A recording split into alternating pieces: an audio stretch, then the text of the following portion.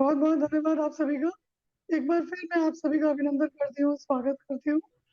आज के हमारे मेहमान हैं डॉक्टर फरीदी आमिन, जिन्होंने BHMS पास किया है, BR अम्बेडकर यूनिवर्सिटी मुजफ्फरपुर जी 2010 में 2010 में, और जिन्होंने MD किया है मेडिसिन में BR Ambedkar university GD memorial medical college Patna से। आपने एडमिशन लिया है, आप PhD स्कॉलर भी हैं तातिया यूनिवर्सिटी राजस्थान। आप एज ए लेक्चरर काम कर चुके हैं Magadh homeopathic medical college FMT department में फॉर 6 years, और आप आज के डेट में एसोसिएट प्रोफेसर हैं GD memorial homeopathic medical college Patna में। आपका बहुत बहुत स्वागत करते हैं फरीदी जी। आज का थैंक आपका यू। टॉपिक है डायरिया से homeopathic management, understanding diarrhoea with homeopathic management. अब आप कमान संभालिए और आपका प्रेजेंटेशन शुरू कर दीजिए। बहुत बहुत धन्यवाद। हमारा इस IFPH के मंच में हमें मौका मिला, इसके लिए मैं बहुत बहुत आपका। और आज का हमारा टॉपिक है understanding diarrhoea with homeopathic management. थोड़ी सी डिस्टरबेंस हो सकती है क्योंकि छठ के मौके से बाहर थोड़ा सा बज रहा है, तो मैंने वैसे क्लिनिक का गेट वेट बंद कर रखा है। थोड़ी सी आवाज कम आ रही है बट ठीक है, हम लोग उस पर चूंकि श्रद्धा का पर्व है तो उसका भी मजा हम लोग ले सकते हैं। नहीं है, सब ठीक है। तो जी जी, थैंक यू।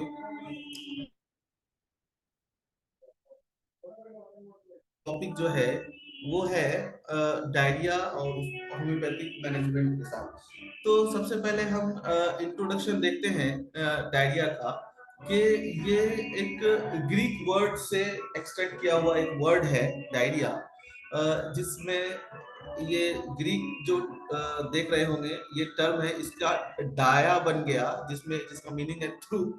एंड ये जो ग्रीक वर्ड है पीयू बोल करके लग रहा है, ये रिया बन गया, जिसका मतलब है फ्लो, फ्लो। और इसको हम थोड़ा सा और क्लियर कर दें कि डायरिया का जो DIARRHEA है, ये अमेरिकन इंग्लिश का स्पेलिंग है, और DIARRHOE है, ये ब्रिटिश इंग्लिश का है। तो हम लोगों को जब मिलता है तो कभी कभी एरर दिखता है, तो वो दोनों ही हम लोग कंसीडर करके चलते हैं।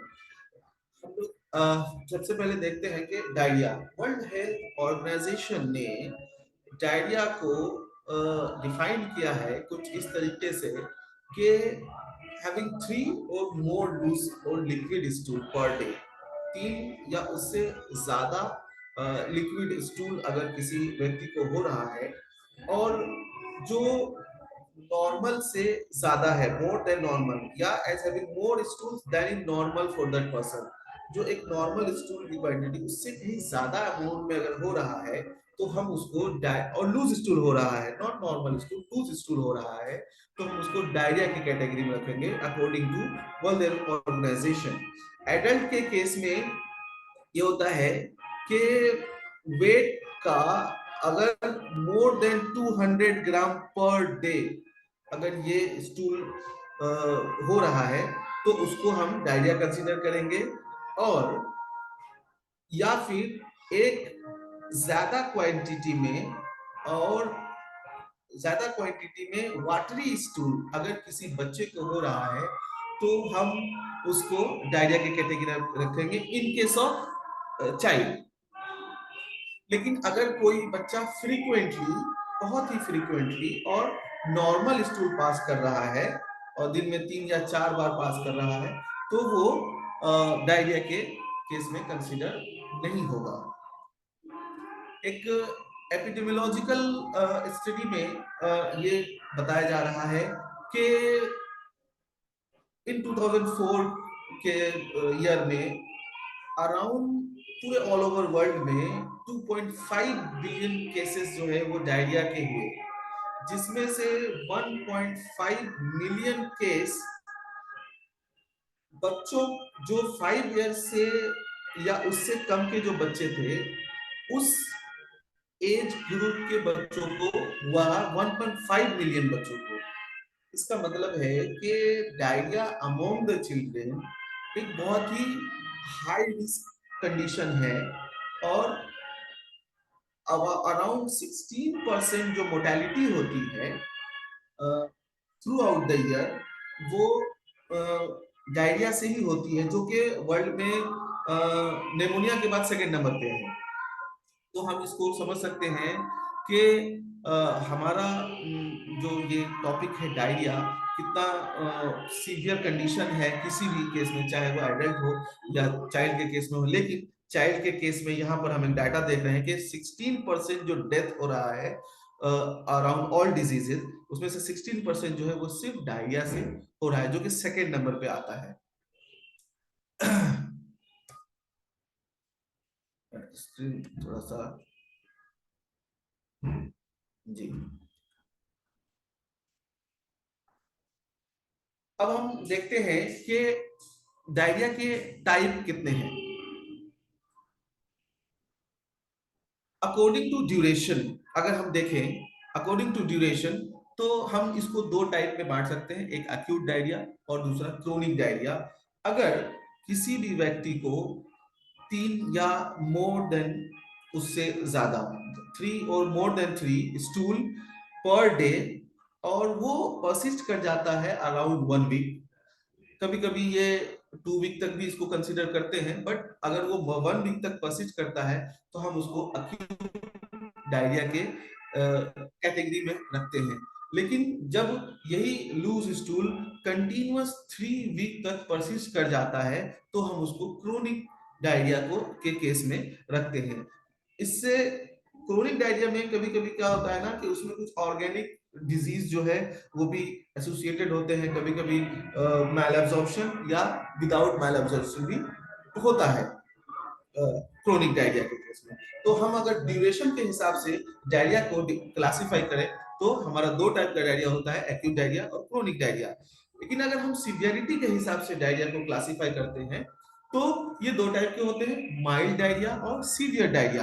अगर किसी व्यक्ति को 3 या मोर देन 3 स्टूल हो रहा है या कुछ लूज स्टूल पास किया, बट उसका जो फीचर है क्लिनिकल साइन या सिम्टम या जो भी हो, तो उसको फीचर जो है बॉडी में ना फ्लूइड लॉस का दिखा रहा है और ना ही इलेक्ट्रोलाइट इम्बैलेंस का दिखा रहा है, जो कि मैंने लेटर इसको थोड़ा सा असेसमेंट के लिए हमने बताया भी है, हम लोग अभी देख सकते हैं, देखेंगे थोड़ी देर के बाद कि कैसे हम एसेस करते हैं। तो फ्लूइड लॉस और इलेक्ट्रोलाइट इम्बैलेंस, ये दोनों फीचर अगर किसी भी व्यक्ति में नहीं नजर आ रहा है, बट हाँ उसको लूज स्टूल हो रहा है बार बार बार बार, तो हम उसको माइल्ड डायरिया के केस में रखेंगे, और बिफोर गोइंग टू सीवियर उसको हम विद द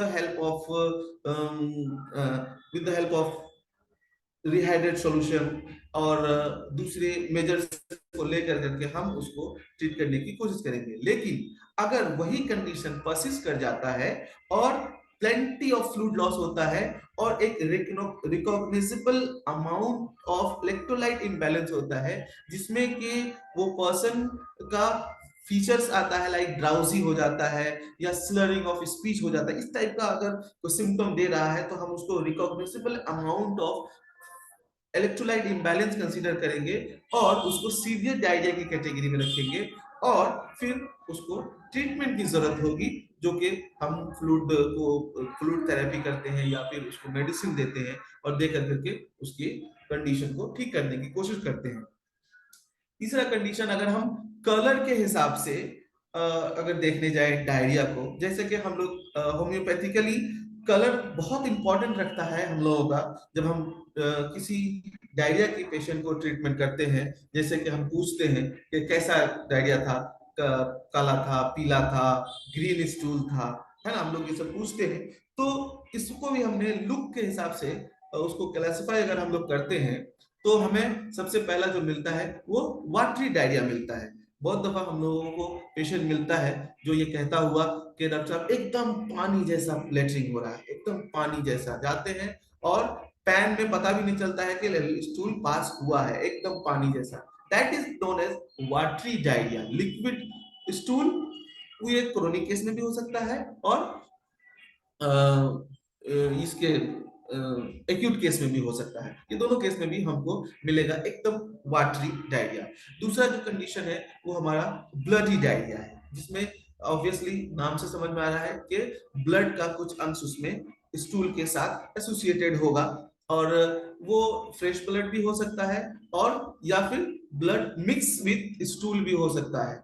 तो इसमें सबसे इंपॉर्टेंट चीज जो है वो हम लोगों को जरूरत है कि हम पहले रूल्ड आउट करें कि ये क्या डायरिया वाला ही ब्लडी स्टूल है या फिर दूसरा जो कोमोर्बिड कंडीशन लाइक हेमरॉइड हो गया, लाइक फीसर हो गया, या दूसरा कोई condition like mass in the rectum है, उसकी वजह से भी कभी कभी ब्लीडिंग होने लगता है ड्यूरिंग स्टूल। तो हम उसको पहले रूल्ड आउट करते हैं कि ये जो ब्लडी स्टूल है या ब्लडी डायरिया है, blood mix with diarrhoea, diarrhoea mix with blood है, तो उसमें हेमरॉइड का कॉज है या फिर दूसरा कोई कॉज है। कोमोर्बिड कंडीशन को रूल आउट करने के बाद फिर हम उसको कैटेगराइज करते हैं कि हाँ ये ब्लडी डायरिया है। इसके बाद आता है हमारा ब्लैक डायरिया। तो ब्लैक स्टूल जैसे ही हम देखते हैं तो हमारे जहन में एक बात आती है कि ये पैथोलॉजी कहीं ना कहीं अपर जीआई ट्रैक्ट में कोई पैथोलॉजी है, उसके वजह से वो ब्लड मिक्स विद स्टूल आने के बाद वो जाकर करके ब्लैक स्टूल, या कभी कभी वो ब्राउनिश स्टूल भी होता है, लेकिन जनरल कंडीशन में उसको हम लोग ब्लैक स्टूल कहते हैं। तो दो, एक बात तो ये हो गई कि किस अपर जीआई ट्रैक्ट में वो कोई पैथोलॉजी है, कोई कोलाइटिस हो सकता है, वेरिसेस हो सकता है, या कोई भी कंडीशन हो जहां का अपर जीआई ट्रैक्ट से ब्लीडिंग हो रही है, और वही ब्लीडिंग स्टूल के साथ मिलने के बाद फिर वो जब वो वापस रेक्टम से पास आउट होता है तो हमें ब्लैक डायरिया मिलता है। एक तो ये कंडीशन होगी। दूसरा कंडीशन है कि कभी कभी आयरन सप्लीमेंट जब हम लेते हैं तो भी स्टूल ब्लैक या ब्राउनिश कलर का होता है। करना पड़ता है पेशेंट से कि भाई आप कोई सप्लीमेंट तो नहीं ले रहे हैं आयरन का या बिस्मथ का, सप्लीमेंट तो नहीं रहे हैं जिसकी वजह से आपका स्टूल ब्राउनिश हो रहा है। अगर ये नहीं है फिर हम वो डायरिया की पैथोलॉजी उसके साथ एसोसिएट करते हैं और हम ये कंसीडर करते हैं कि हाँ डायरिया, जो ब्लैक डायरिया हो रहा है वो डायरिया की पैथोलॉजी की वजह से हो रहा है। चौथा कंडीशन जो है हमारा वो येलो डायरिया है, जो इंडिकेट करता है कि कहीं ना कहीं जो पैथोलॉजी है वो गॉल ब्लैडर या लीवर के अराउंड है, जिसकी वजह से एक येलोइश कलर का डीप येलो कलर का डायरिया हो रहा है। लेकिन यहाँ एक बात और इंपॉर्टेंट है कि इन केस ऑफ चाइल्ड ये नॉर्मल माना जाता है। अगर बच्चे के केस में येलो डायरिया है तो ये नॉर्मल, इन्फेंट के केस में ये नॉर्मल माना जाता है। अब हम आते हैं ग्रीन डायरिया के पे। तो ग्रीन डायरिया जो हमारा टाइप है उसमें है कि उसमें एक लीफी जो है मटेरिया मेडिका में या लेबोरेटरी में देखते हैं कि टाइप ऑफ स्टूल किस टाइप का, तो लाइक है स्पैनिक, ये लाइक है ग्रीन वेजिटेबल, इस टाइप का, ग्रीन लाइक वेजिटेबल इस टाइप का। तो ये जो है ये दो बातों से हो सकती है, या तो किसी ने ग्रीन लीफी वेजिटेबल खाया हो या फिर उस किसी किस्म का बैक्टीरियल इन्फेक्शन हो, उसके वजह से ग्रीन डायरिया प्रोड्यूस होता है। तो हम इस कलर से ब्लड सॉरी इस डायरिया के कलर से डायरिया की पैथोलॉजी को हम डिफाइन कर सकते हैं और करने के बाद उसको हम ट्रीट कर सकते हैं। तो ये हो गई type according to the look और कलर।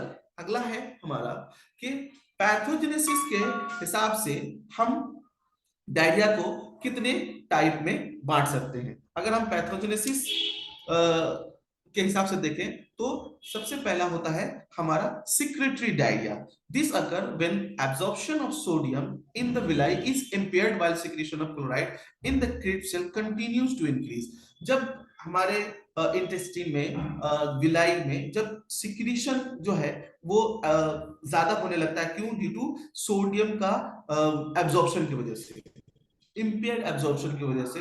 तो उसमें क्या होता है ना कि सिक्रीशन बहुत ज्यादा होने लगता है फ्रॉम दी इंटेस्टाइन, और फिर वो secreted in case of infection with cholera या एंटेरोटॉक्सिजेनिक इकोलाई या फूड पॉइजनिंग, ये सारे केस में ये इरिटेशन कॉज करता है हमारे इंटेस्टाइन में, और फिर वहां से सिक्रीशन बढ़ जाता है, सोडियम का एब्जॉर्प्शन कम होने लगता है, क्लोराइड का जो है एब्जॉर्प्शन कम होने लगता है, और फिर जाकर करके हमको सिक्रेटरी डायरिया होता है। दूसरा है इन्वेसिव डायरिया। ये डायरिया है जब there is a disruption of the intestinal mucosal cell as the result of invasion by bacteria, protozoa या पैरासाइट्स। किसी भी माइक्रो ऑर्गेनिज्म के इन्वेजन के बाद जब किसी भी टाइप का इंटेस्टाइन में डिसरप्शन होता है तो वो हम उसको इन्वेजिव डायरिया कहते हैं। तीसरा है मोटिलिटी डायरिया। इसमें क्या होता है कि जो इंटेस्टाइन की जो मोटेलिटी है किसी कारणवश वो बढ़ जाता है, किसी कारणवश जो जो नॉर्मल जो peristaltic movement of the intestine है वो नॉर्मल से कहीं ज्यादा हो जाता है, और वो जो ट्रांजिट टाइम है फूड का या ड्रिंक का इन द जीआई ट्रैक्ट उसमें कम हो जाता है, जिसके वजह से डायरिया होने लगता है। ये जो ट्रांजिट टाइम कम जाता है that gives less chance for the content to be absorb, उसको एब्जॉर्ब होने में कम समय लगता है। तो इसकी वजह से क्या होता है कि मोटिलिटी बढ़ जाती है, और फिर वो डिस्टिन में वो कंटेंट कम देर के लिए रहता है, जिसकी वजह से लूज स्टूल होने लगता है। यह ऐसा होता है थायरोटॉक्सिकोसिस के केस में, हाइपरकैलेमिया के केस में, या हम किसी को परगेटिव दे देते हैं तो इंटेस्टिनल मोटिलिटी बढ़ जाती है, मोटिलिटी बढ़ जाती है, और वो मोटिलिटी बढ़ जाने की वजह से मोटिलिटी डायरिया होने लगता है, डायरिया होने लगता है पेशेंट को। नेक्स्ट है हमारा osmotic diarrhoea. This occur due to decrease absorption of osmotically active substance which draws fluid in the GI. जो ऑस्मोटिकली एक्टिव सब्सटेंस है वो जीआई ट्रैक से जो फ्लूइड को ड्रॉ करते हैं, और जो ऑस्मोसिस है उस वो कम जाती है, makes the stool to be loose, very loose और वाटरी।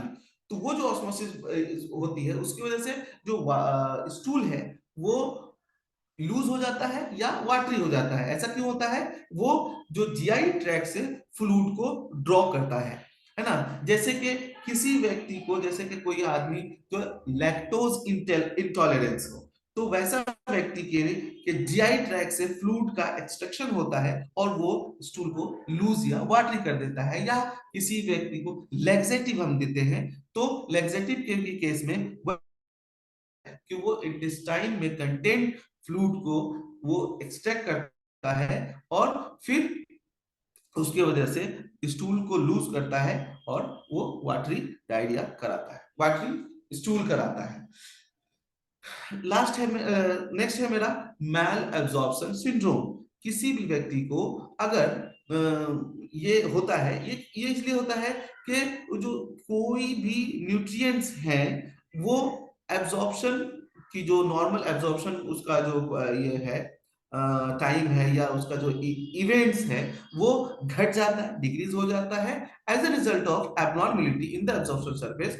जो क्या होता है वो स्टूल जो है लूज स्टूल होने लगता है, जैसे कि इंजाइम के केस में, जैसे कि स्ट्रॉ के केस में, जैसे कि सीटोरिया के केस में। ये सब ये कंडीशन है, डिजीज कंडीशन है, या डेफिशिएंसी के केस में ये सब कंडीशन है जिसमें के पेशेंट का एब्सॉर्प्शन ठीक से नहीं होता है, और फिर वो हाइपर सिक्रेटरी स्टेज पे चला जाता है और सिक्रीशन होने लगता है जीआई ट्रैक से, और फिर वो फ्लूइड जो पेशेंट को जो है वो लूज स्टूल होने लगता है, जिसको हम डायरिया कहते हैं। अगला है हमारा सॉरी, अगर हम क्लासिफाई करें तो जो क्या कहते हैं कॉजेटिव ऑर्गेनिज्म इटियोलॉजी के हिसाब से, तो इटियोलॉजी अगर हम देखते हैं तो हमें ये मिलता है कि डिजीज रिलेटेड डायरिया, मतलब ये हुआ, सॉरी आ रहा है थोड़ा, सॉरी, हाँ,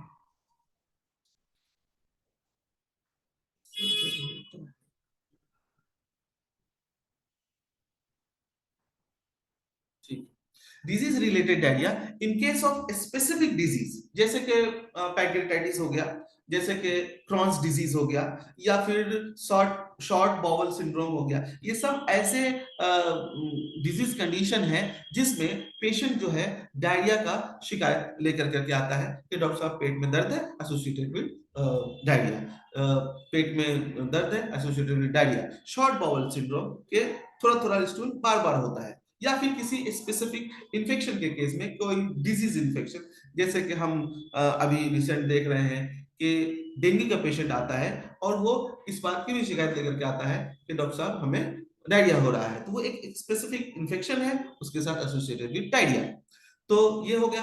और कभी कभी नॉन स्पेसिफिक डिजीज जैसे कि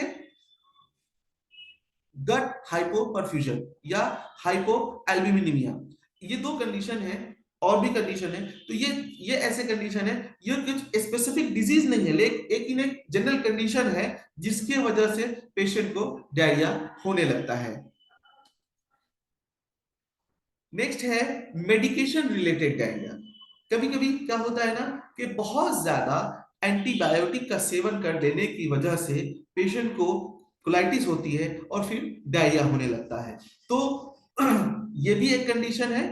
और फिर कभी कभी बिना कोलाइटिस के भी बहुत ज्यादा एंटीबायोटिक का सेवन कर लिया जाता है, तो पेशेंट जो है शिकायत करता है कि डॉक्टर साहब हमें डायरिया होने लगी है। तो क्या करते हैं डॉक्टर, उनको एंटीबायोटिक बंद कर देते हैं और फिर उससे रिलेटेड कुछ दवा दे करके उनके डायरिया को रोका जाता है या उनको ट्रीट किया जाता है। फीडिंग रिलेटेड डायरिया, ये एक ऐसे कंडीशन है जब जो कि हम लोग बहुत ज्यादा देखते हैं कि किसी खास चीज से किसी को इनटॉलरेंस होता है और उसकी वजह से लोग डायरिया से इफेक्टेड हो जाते हैं। जैसे लैक्टोज से इंटॉलरेंस है और वो जैसे ही लेता है पेशेंट को डायरिया होने लगता है। या फिर किसी हम देखते हैं बच्चों में ये खासकर कि बहुत दिनों तक बच्चे का जो फीडिंग बॉटल होता है वो बहुत अच्छे से नहीं धोने की वजह से डायरिया बच्चे को हो जाता है। तो डॉक्टर एडवाइस करते हैं कि उनका बोतल का फीडिंग बंद कीजिए या बोतल को अच्छे से धोइए, गर्म पानी से धोइए और धो करके फीडिंग कराइए, तो फिर देखते हैं कि डायरिया ठीक हो जाता है। तो ये क्या है, फीडिंग रिलेटेड डायरिया है, या तो किसी खास फूड से इंटॉलरेंस है, ये बातें हो गई, या फिर अगर किसी कंटामिनेटेड यूटेंसिल है, या फिर कभी कभी देखा जाता है कि एक टाइम का खाना दूसरे टाइम खाने की वजह से भी डायरिया किसी किसी को हो जाता है, कि सुबह का खाना शाम में खा लिया, दोपहर का खाना शाम में खा लिया। गर्मी के सीजन में जनरली खाने खराब हो जाते हैं, तो उतना ज्यादा ध्यान में नहीं आने की वजह से टेस्ट तो ठीक लगता है लेकिन बाद में वो इन्फेक्शन और फिर डायरिया कराता है। तो ये फूड रिलेटेड डायरिया हो गए। उसके बाद हम आते हैं इन्फेक्शियस डायरिया।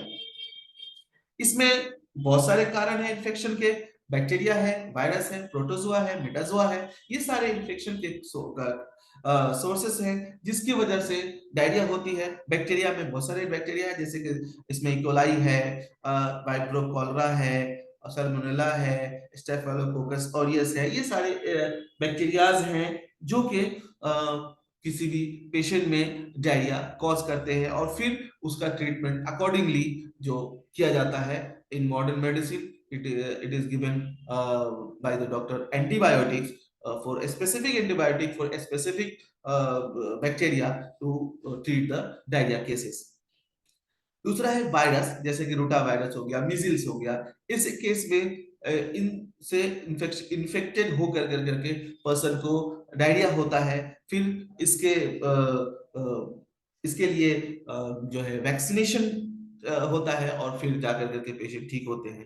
उसके बाद जैसे कि प्रोटोजोआ, ये कॉज है, इन्फेक्शन कॉज करता है और फिर पेशेंट को डायरिया होती है, जैसे जियार्डिया हो गया, फिर इंटरमेवा हिस्टोलाइटिका हो गया वगैरह वगैरह है जो कि पेशेंट को डायरिया कॉज करता है। फिर मेटाजोआ है ना। ये सारे जो माइक्रो ऑर्गेनिज्म जो इन्फेक्शन कॉज करते हैं किसी भी पर्सन में और फिर वो डायरिया कॉज करते हैं। कुछ नॉन इन्फेक्शियस डायरिया है, जैसे कि उसमें कोई इन्फेक्शन कॉज नहीं है बट इनडाइजेशन हो गया, ओवर ईटिंग हो गया, ओवर ईटिंग की वजह से भी कभी कभी डायरिया और वोमिटिंग हो जाता है। तो ये नॉन इन्फेक्शियस डायरिया की कैटेगरी होती है। नेक्स्ट हम देखते हैं के साइन एंड सिम्टम्स। तो सिम्टम्स में obviously passage of loose stool, ये हमें मिलेगा। Increase frequency of stool, stool की जो फ्रीक्वेंसी है, लूज स्टूल की फ्रीक्वेंसी वो बढ़ जाती है। जो वाटरी कंसिस्टेंसी ऑफ स्टूल है वो बढ़ जाती है, वो लूज और वाटरी कंसिस्टेंसी होने लगती है स्टूल की। उसके बाद हमें यूरिन आउटपुट घट जाता है because of continuous and repeated loose stool, body fluid decrease करता है और फिर यूरिन आउटपुट घट जाता है। इंक्रीज वॉल्यूम ऑफ स्टूल, कभी कभी जो है वो जो वाटरी स्टूल जो है बहुत ज्यादा मात्रा में होने लगता है, कभी कभी एसोसिएटेड विद वोमिटिंग भी हमें मिलता है। तो ये सिम्टम्स हैं जो इन केस ऑफ डायरिया हमें मिलता है। कुछ साइन है जो डायरिया के पेशेंट में होते हैं, जो कि संकन आईबॉल, रिपीटेड स्टूल की वजह से डिहाइड्रेशन होता है और वो डिहाइड्रेशन की वजह से संकन आईबॉल मिलता है। ड्राई टंग मिलता है, patient repeatedly rapping of tongue over the lips, ऐसे ऐसे करता है ताकि वो उस जो ड्राइनेस को ओवरकम कर सके, बट ऐसा नहीं होता है बिकॉज बॉडी में फ्लूइड की कमी हो जाती है। ड्राई टंग है। फिर उसके बाद पुअर स्किन चर्गर है, वो हम देखते हैं कि जो स्किन की जो टोनिसिटी है वो घट जाती है। हम जब स्किन को पुल करते हैं तो उसकी टोनिसिटी बहुत आसानी से वो रिसेट बैक नहीं होकर करके धीरे धीरे रिसेट बैक होता है और वहां पर रिंकल मिलता है हमें, तो ये होगा। फिर लो ब्लड प्रेशर, बॉडी में फ्लूइड की कमी होती है, प्रेशर लो हो जाता है। लेथार्जिक, पेशेंट बहुत ही ज्यादा थका थका महसूस करता है। और in case of continuous loose stool या क्रोनिक डायरिया, पेशेंट को वेट लॉस भी होता है और पेशेंट शिकायत करता है कि हमें डॉक्टर साहब वजन भी घट गया है, जैसे कि इंटेस्टिनल टीबी, उससे एसोसिएटेड डायरिया, और फिर वहां पर हमको वेट लॉस मिलता है।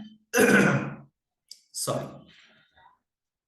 अब आते हैं हम कॉम्प्लिकेशन के। इन केस ऑफ डायरिया कौन कौन से कॉम्प्लिकेशन हमें मिलेगा।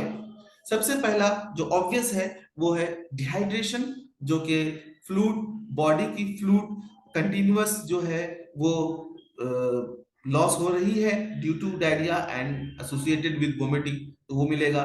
ड्यू टू डिहाइड्रेशन तो वो शॉक हमें मिलेगा, पेशेंट जो है शॉक कंडीशन में चला जाता है। एक्यूट रीनल फेलियर, पेशेंट का सडन से यूरिन आउटपुट घट जाता है। तो हमें बार बार इस बात को पेशेंट को रिमाइंड करना पड़ता है कि भाई आप पूछते हैं, जब पेशेंट आते हैं डायरिया का तो हमको ये बात पूछना चाहिए, और हम पूछते भी हैं कि पेशाब कितनी देर पहले किए हैं आपने, आपका यूरिन कितने देर पहले पास किया है आपने। ये एस्टिमेट करना बहुत जरूरी है, बिकॉज कि कहीं patient due to diarrhoea renal failure में तो नहीं चला गया है। उसके बाद हेमोलाइटिक यूरेमिक सिंड्रोम, पेशेंट जो है उस सिंड्रोम में चला जाता है कि ड्यू टू कंटिन्यूअस डिहाइड्रेशन, और पेशेंट जो है रीनल फेलियर में जा रहा है, कहीं हेमोलाइसिस तो होने नहीं लगा है, इसका भी एस्टिमेशन हमें करना है। Due to continuous diarrhoea patient में गो माल न्यूट्रिशन का से ग्रसित हो सकता है, क्योंकि सही से एब्जॉर्प्शन नहीं हो रहा है फूड का इंटेस्टाइन में, और माल एब्जॉर्प्शन से इफेक्टेड हो जाता है।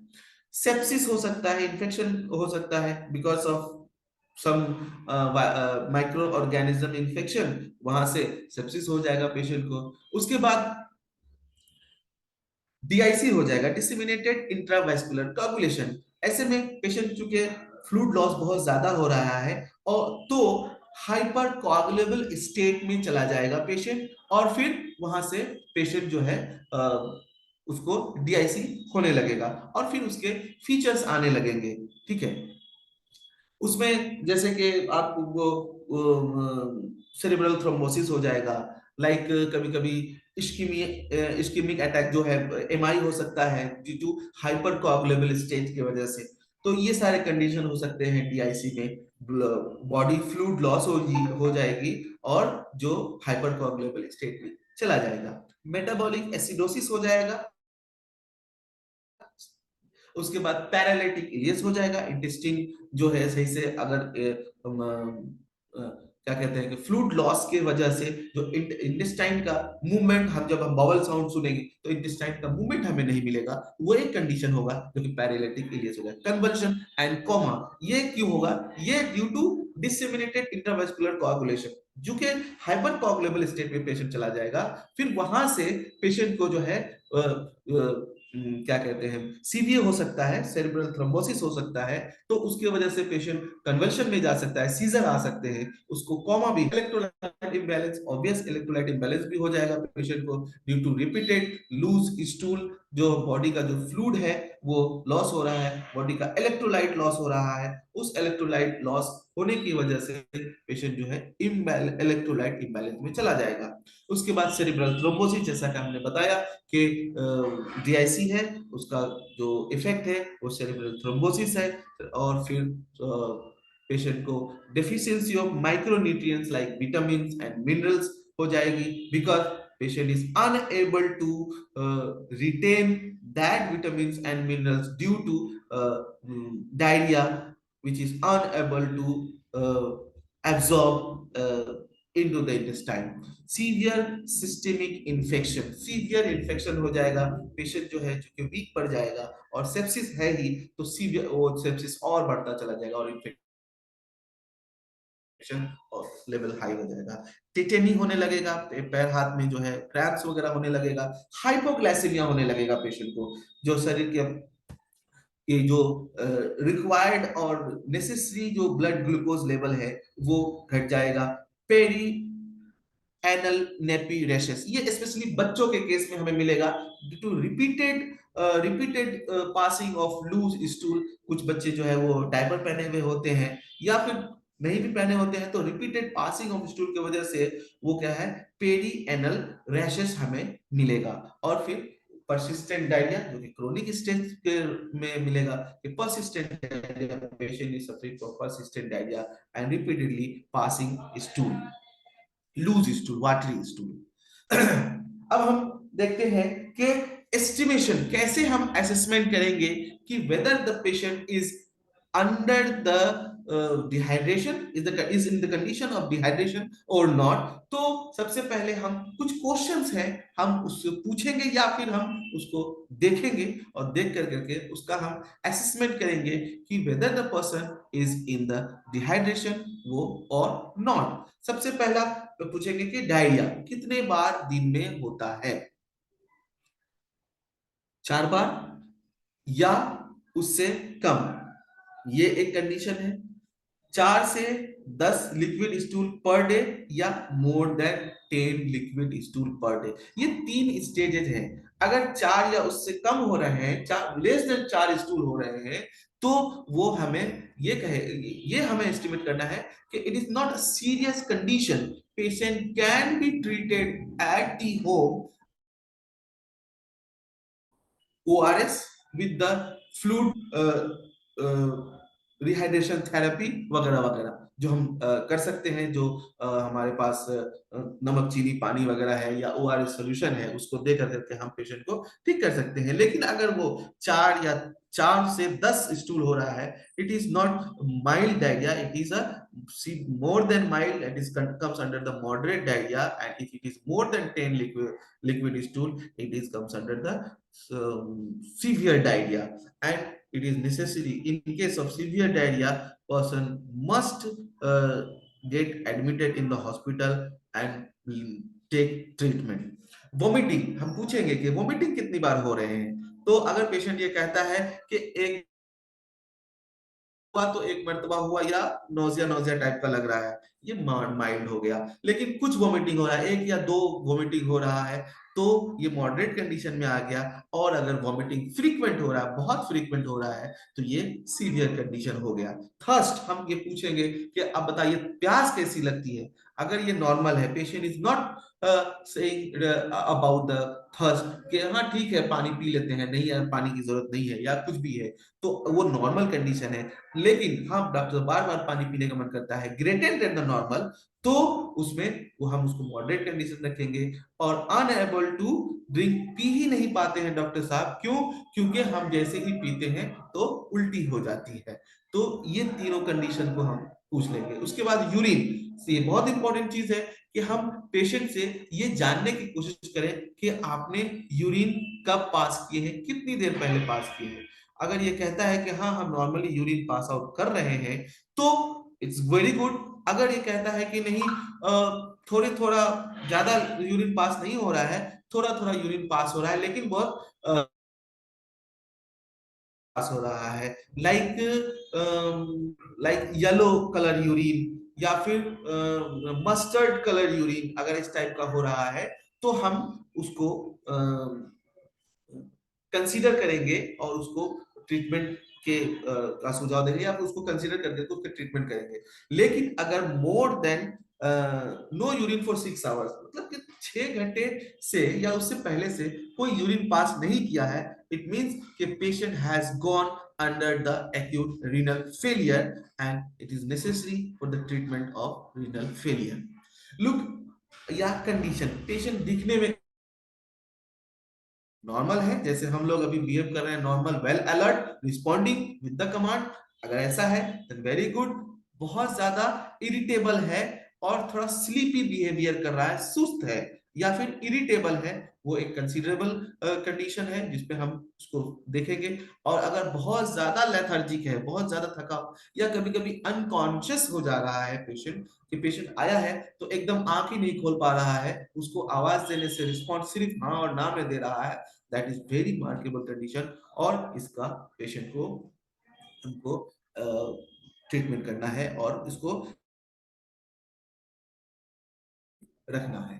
माउथ और टंग देखेंगे, माउथ कैसा है, माउथ में अगर मॉइस्ट है या टंग मॉइस्ट है, वेरी गुड, बहुत अच्छा कंडीशन है। अगर माउथ ड्राई हो गया है और टंग जो है थोड़ा ड्राई है तो ये रिमार्केबल है और इस पर हमको एक्शन लेना चाहिए, और ये मॉडरेट डायरिया के केस में आता है। और अगर बहुत ड्राई इसकी माउथ है, लिप्स ड्राई, टंग ड्राई हो रहा है, that means patient is in the severe condition of diarrhea. Breathing, हमें ये भी देखना है कि हाउ पेशेंट इज ब्रीदिंग, कैसा सांस ले रहा है। अगर वो normal the rate of respiration is in between 16 to 20 या 20 to 24, that means very good. If it is more than 20 या 22 तो हम अप टू 30 या 32 तो हम उसको कंसिडर करेंगे कि पेशेंट इज इन डिस्ट्रेस। और फिर जब वो बहुत मोर देन 36 और ये अराउंड 36 या 40 रेस्पिरेशन पर मिनट ले रहा है तो हम उसको सीवियरली डिस्ट्रेस कहेंगे, सीवियरली डिस्ट्रेस ब्रीदिंग कहेंगे। और फिर वो उस कंडीशन को हम जो है सीवियर डायरिया की कैटेगरी में रखेंगे। फिर ऐसे कर कर करके एब्डोमेन में ऐसे एक छू करके देखना होता है कि रिंकल ऑफ द स्किन है या नहीं है। इफ रिंकल इज प्रेजेंट तो हम ये कहेंगे कि patient is in severe dehydration. Patient अगर वो स्किन बहुत तेजी से पुल बैक हो जा रहा है, दैट मीन्स जी अच्छा सर। दो मिनट से बोल रहे तो इधर से भी उधर से भी। आप कंटिन्यू करें फरीदी जी। जी जी जी ठीक। That means patient is very good, and if the pinch of skin goes very slowly to the back, that means patient is in severe diarrhea condition. Pulse हम चेक करेंगे, अगर नॉर्मल पल्स है it is in between 60 to 80 तो ठीक है, normal है। अगर fast pulse है, मोर देन 100 पल्स है तो मॉडरेट, और या 120 मोर देन 120 पल्स है, और बट पल्स का जो बीट है, जो वॉल्यूम ऑफ द पल्स है वो बहुत ही वीक वॉल्यूम है, पल्स मिल रहा है बट बहुत वीक वॉल्यूम मिल रहा है, तो हम उसको सीवियर डायरिया कंसीडर करेंगे, मान लेंगे और फिर उसको ट्रीटमेंट के लिए समझाएंगे या फिर खुद ट्रीटमेंट करेंगे या फिर उसको हम कहेंगे कि आप ट्रीटमेंट लीजिए। कुछ इन्वेस्टिगेशंस हैं which is not much relevant with the homeopathy, but it should be done that is patient is whether in anemic condition or leukocytosis condition, कैसा है उसका एनीमिक है या फिर टोटल ल्यूकोसाइटिक काउंट बढ़ा हुआ है, क्या है। स्टूल का एग्जामिनेशन करेंगे कि whether the stool is mixed with blood और नॉट, बैक्टीरियल कल्चर करते हैं। उसके बाद क्लोनोस्कोपी करते हैं to ruled out the condition of bloody stool, whether the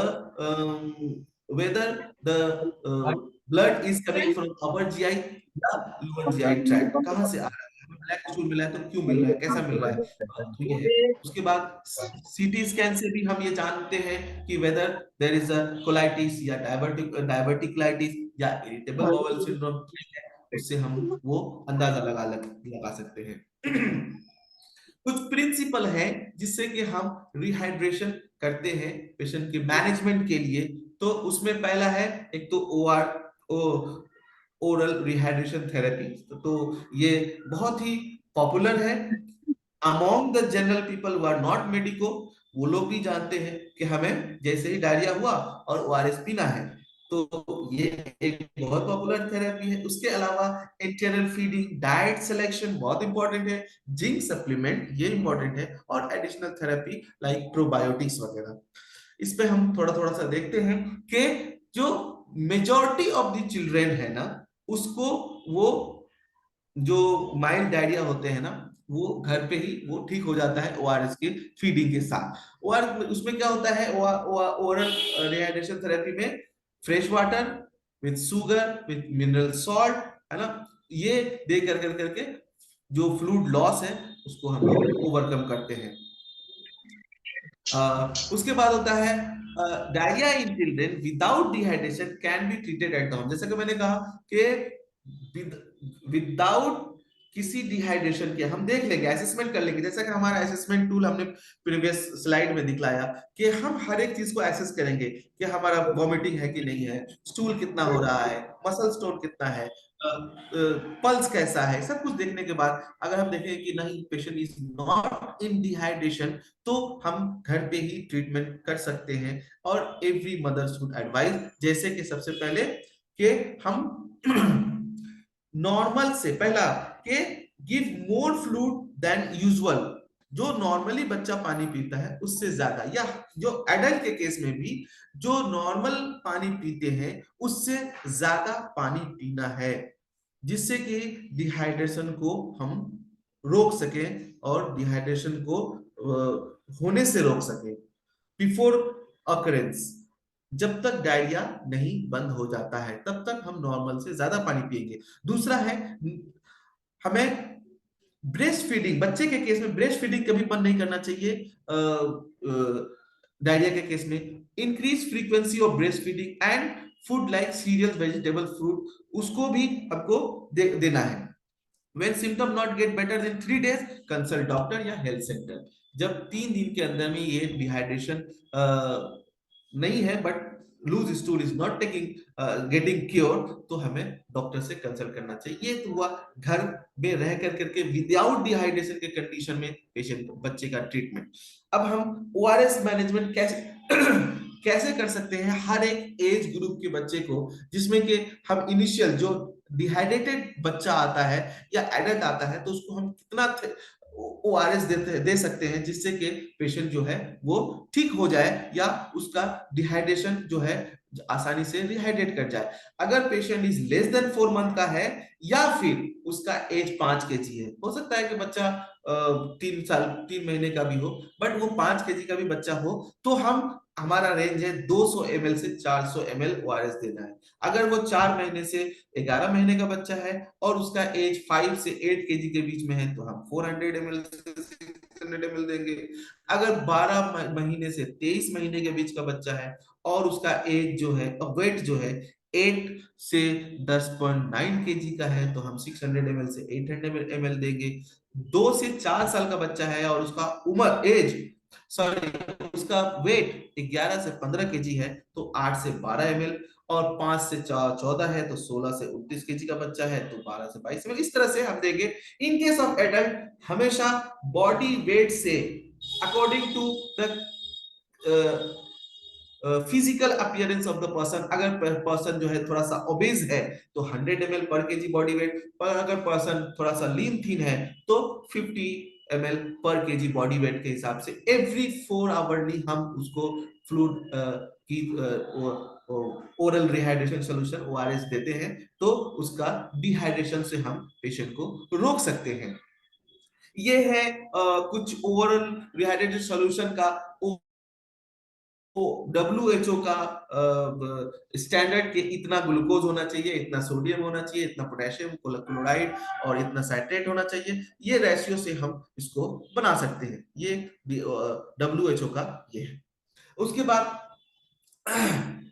ये है कि हमें उसके बाद का क्या मैनेजमेंट करना चाहिए। तो उसके बाद का मैनेजमेंट है कि आफ्टर रिहाइड्रेशन कंप्लीट जब हो जाता है तो हमें जो कंप्लीट फूड जो है ना वो देना है।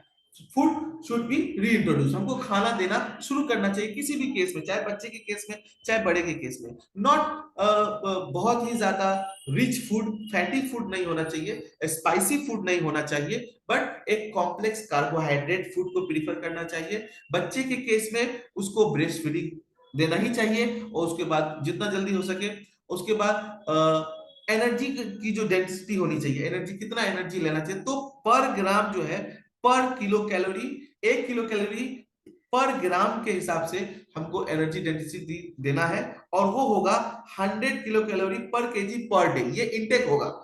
किसी भी पर्सन को अगर हम वो डायरिया से उठा है, डायरिया से क्योर होकर के आया है, तो इतना एनर्जी उसको देंगे तो वो वापस से उसका हेल्थ जो है ठीक हो जाएगा। इसके बाद हम कुछ हाई डेंसिटी एनर्जी फूड देते हैं, जैसे कि खिचड़ी हो गया, राइस विद कर्ड हो गया एंड शुगर हो गया, मेश्ड बनाना देते हैं, और फिर मेश्ड पोटैटो देते हैं। ये सब है कि पेरेंटल न्यूट्रिशन आफ्टर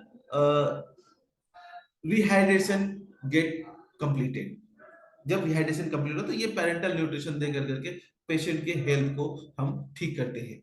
उसके बाद आता है जिंक सप्लीमेंट। जिंक सप्लीमेंट में बच्चे के केस में 10 mg पर केजी बॉडी वेट के हिसाब से, अगर बच्चा 6 मंथ से कम एज का है, उसके बाद मोर देन 6 मंथ और किसी भी एज ग्रुप में है तो वो 20 mg पर केजी बॉडी वेट से हिसाब से हम जिंक का सप्लीमेंट देते हैं, ताकि बॉडी जो है वो सीवियरिटी जो डायरिया की वजह से, जो डायरिया की जो सीवियरिटी है, फरीदी जी थोड़ा जल्दी डायरिया वाइंड अप करना का होगा। जो ड्यूरेशन है उसको कम कर सके। और इस जिंक के सप्लीमेंट से हम पेशेंट को रिकर होने से बचाते हैं, डायरिया के रिकर होने से बचाते हैं। अब हमारा फरीदी जो जी मेन ये है वो है डायरिया। तो फरीदी जी थोड़ा जल्दी आपको करना पड़ेगा वाइंड अप। जी होम्योपैथिक होम्योपैथिक यस बस मैनेजमेंट बस बस हम कंक्लूड ही कर रहे हैं, हो गया है। होम्योपैथिक मैनेजमेंट में हमारे पास डायरिया के, हाँ डायरिया के केस में हमारे पास बेल्स डायरिया की रिपर्टरी है, वहां से हम सारी चीजों को एक रेफरेंस के तौर पर यूज कर सकते हैं। बहुत अच्छे से बेल्स डायरिया में ये लिखा गया है कि टाइप्स ऑफ डायरिया कैसे कैसे हैं, और उसके बाद फिर एसोसिएटेड कंप्लेंट्स हैं, और उसमें हम अगर मटेरिया मेडिका के पोर्शन में देखेंगे तो during stool, before stool, after stool कर करके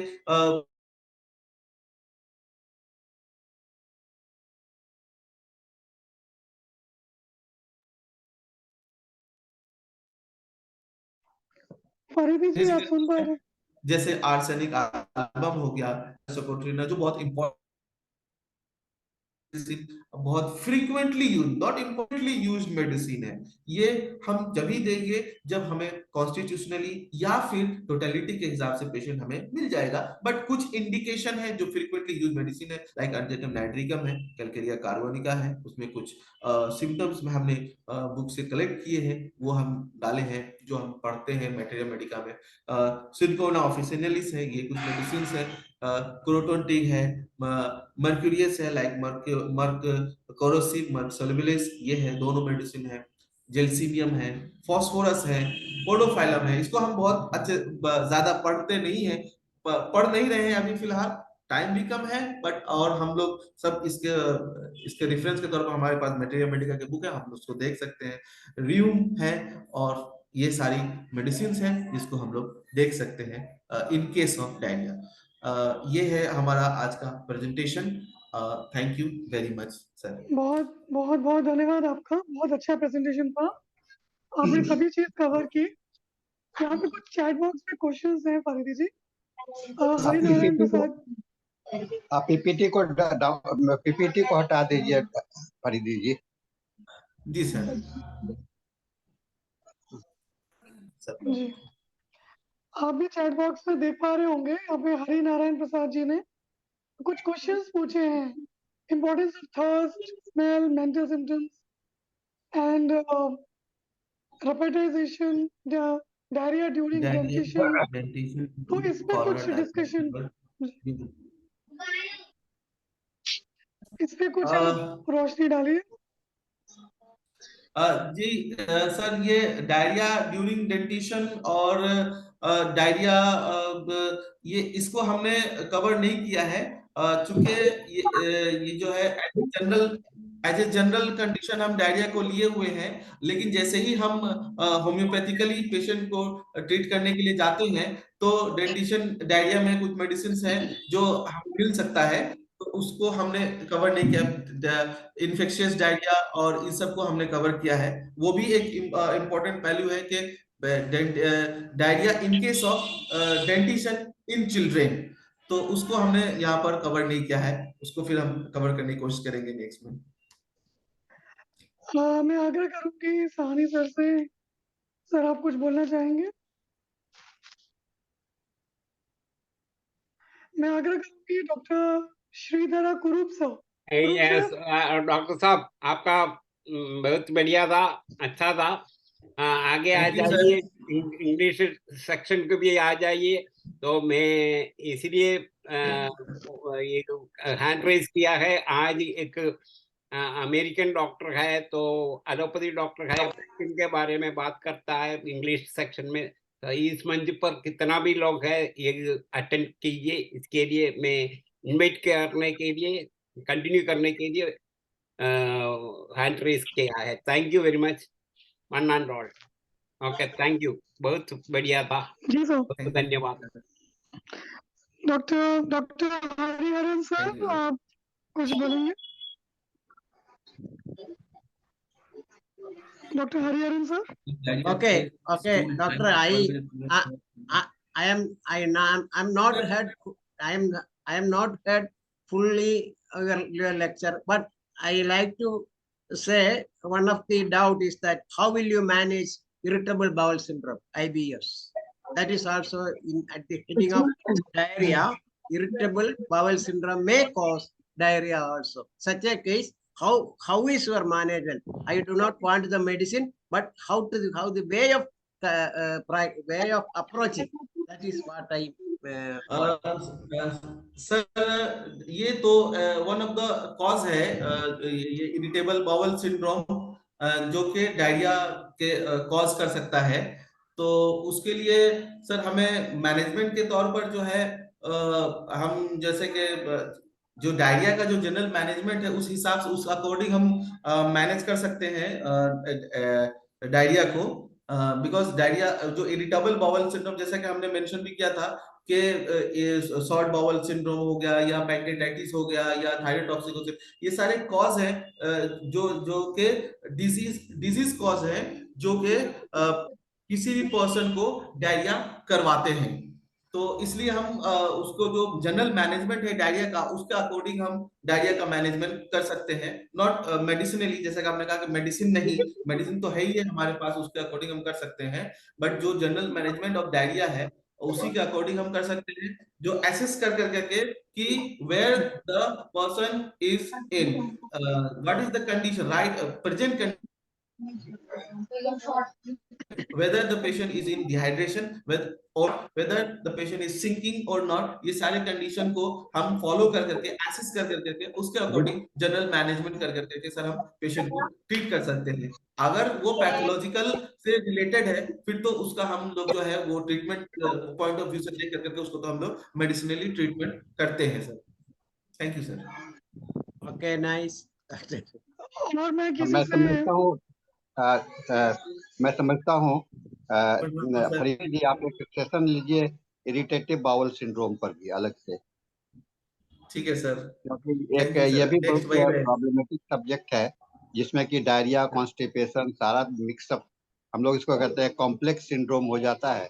तो इसको थोड़ा सा ध्यान में रख करके सेशन आप नेक्स्ट क्योंकि इस पर टॉपिक वही काम कर रहेगा चुके सर। हैं, हाँ आप काम कर चुके हैं, डायरिया एक बार जी सर। कॉन्स्टिपेशन भी आपने प्रेजेंट किया है, तो आपके लिए बेटर जी होगा सर। कि एक इरिटेटिव बाउल सिंड्रोम पर भी सेशन लीजिए। जी सर, अब नेक्स्ट मेरा टॉपिक वही रहेगा sir. Okay, sir. Okay, sir. अभी Shiny, sir. अभी हमारे पास 2 मिनट है, Correct. कोई थैंक यू सर। कोई और कुछ पूछना चाहे तो पूछ सकता है।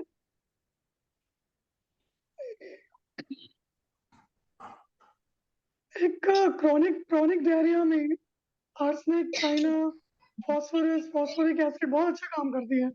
अगर नर्वस स्टेबिलिटी होती है तो फॉस्फोरस की तरफ हम जा सकते हैं। एक आपने जी सर ने जी पूछा इरिटेबल बाउल सिंड्रोम, गंबोजिया, बहुत अच्छी मेडिसिन है, कुछ मेडिसिन बहुत अच्छी हैं।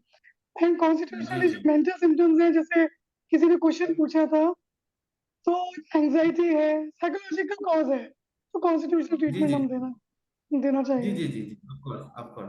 वो मेडिसिन में हमने उसको मेंशन किया है, बट चूंकि समय कम था तो उसको हमने यूं ही जस्ट सिर्फ स्लाइड को फॉरवर्ड करते करते लगाया, वो सारी चीजों को हमने जी दिखाया है। अब जी। वो पढ़े नहीं हमने, तो ये है। आज आज छठ है और छठ के उपलक्ष्य में छठ का पर्व शुरू हो गया है, और इसी उपलक्ष्य में हम जी जी सभी को शुभकामनाएं देते हैं।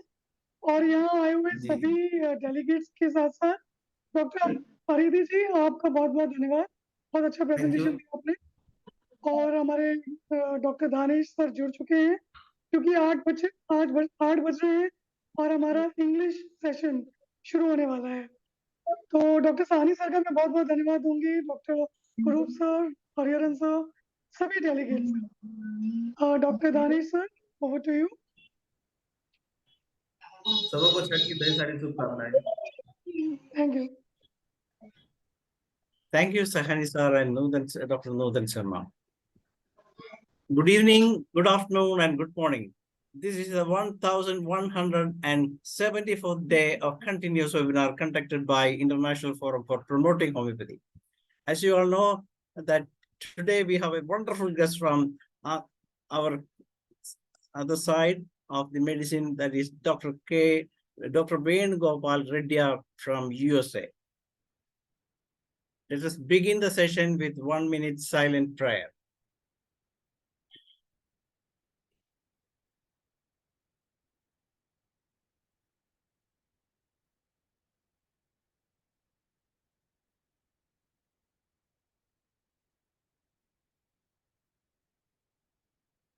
Thank you all.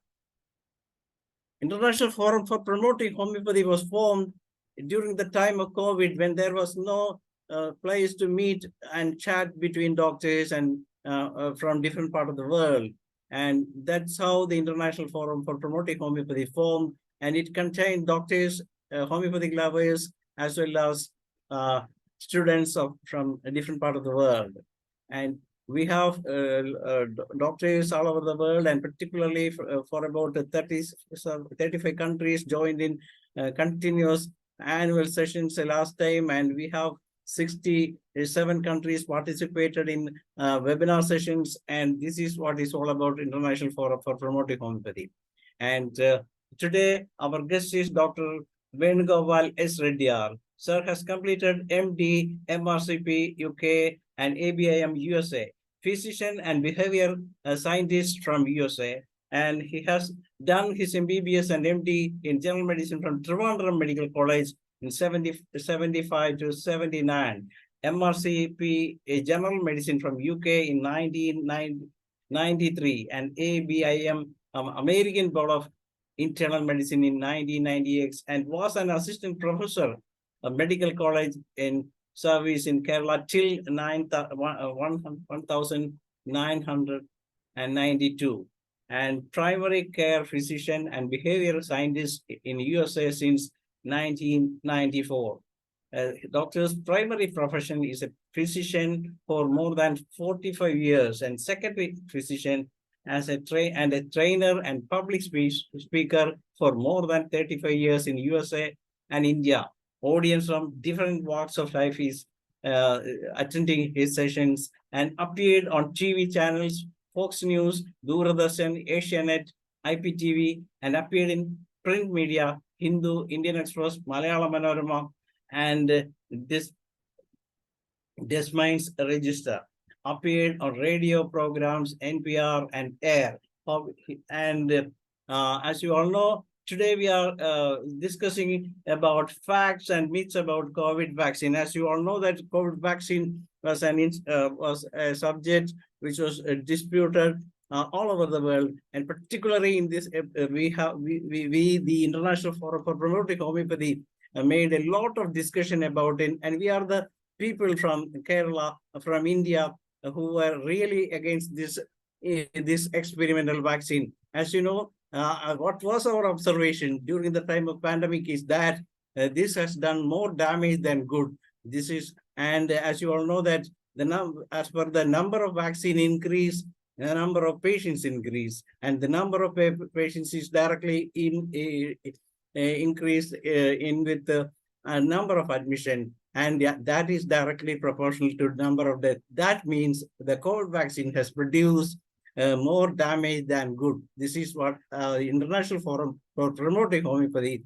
said as an observation from this. And let us see what Dr. VENUGOPAL S. REDDIAR sir has to say. We are waiting for this proud moment to begin and to hear from you, sir. You are proudly welcome, sir.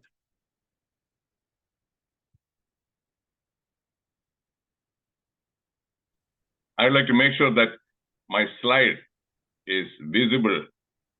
Sir, yes. Okay, yes. good. Yes, everything good, sir. Okay, now, friends, if you like this session, the whole credit goes to Dr. Sridhara Group. It was he who took the initiative to schedule this meeting. I am a modern medicine physician. I always practice evidence-based medicine. Not every physician practices evidence-based medicine. And I'm proud about that fact. Today, whatever I'm going to share with you, the information the information you need to know. I use the word you need to know, not you want to know. It is need-based. We don't have a lot of time. Within 45 minutes, I will share the essential information to give you a crystal clear understanding. During the presentation, are we recording? Yes, sir. Yes, sir. We are recording, sir. Your slide is not visible now. Please once again share the screen now. Am I not visible? You are visible, sir, but your screen has disappeared. Slide, I'll come to that one. I'll come to that one later. Yes. Now, dear friends, during this presentation, we'll have interaction, but only through the chat box. I'll be posing questions which require an answer like yes or no, or agree or disagree. And if you yes or no, put Y or N. If it is agree or disagree, A or D. Please don't pose any questions during my presentation. After the presentation, during the discussion, that is when I'll be glad to entertain your questions. Am I clear? If I am clear, in the chat box, put Y. I just want to make sure that is I have made myself clear. And keep your mic muted during my presentation. I don't see any response in the chat box. So do you want me to repeat what I said? Yes, Vajrakumari, yes. Yes, So sir. only, Yes, sir. People are joining. That's why nobody is no, responding. those who are already here, I find some 32 people. So my dear friends, unless you interact with me, this session will be a big failure, guaranteed. No doubt about it. Please. Okay, first slide. COVID vaccine, facts and myths. Purpose of this talk, educate.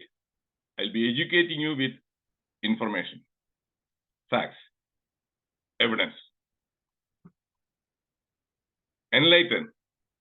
I'll be posing some questions that'll be thought-provoking.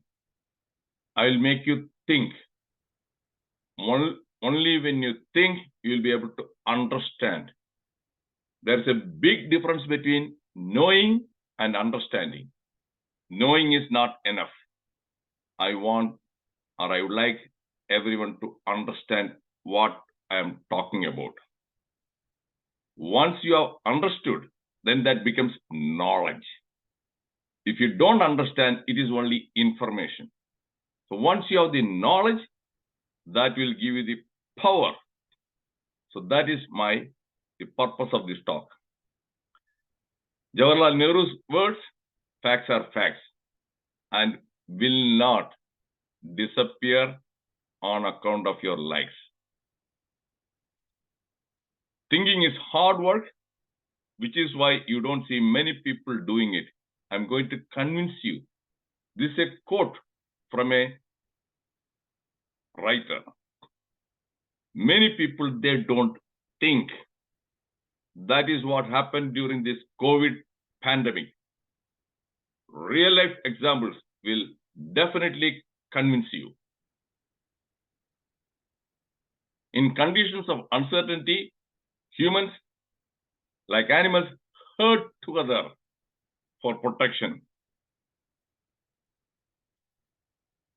Think for yourself. Get rid of herd mentality. Here, all this herd, they follow blindly another sheep which is leading them. That sheep may be misleading them. It may be misleading them, but they all follow. That is the herd mentality. Is this clear? If it is clear, my dear friends, in the chat box, put why.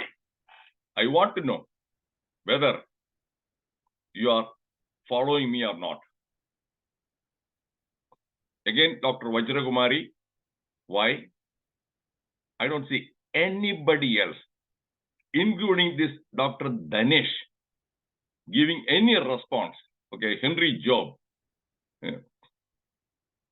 Yes, thank you, Chandrika Morgan. I'm not asking you to bring moon. It is very simple.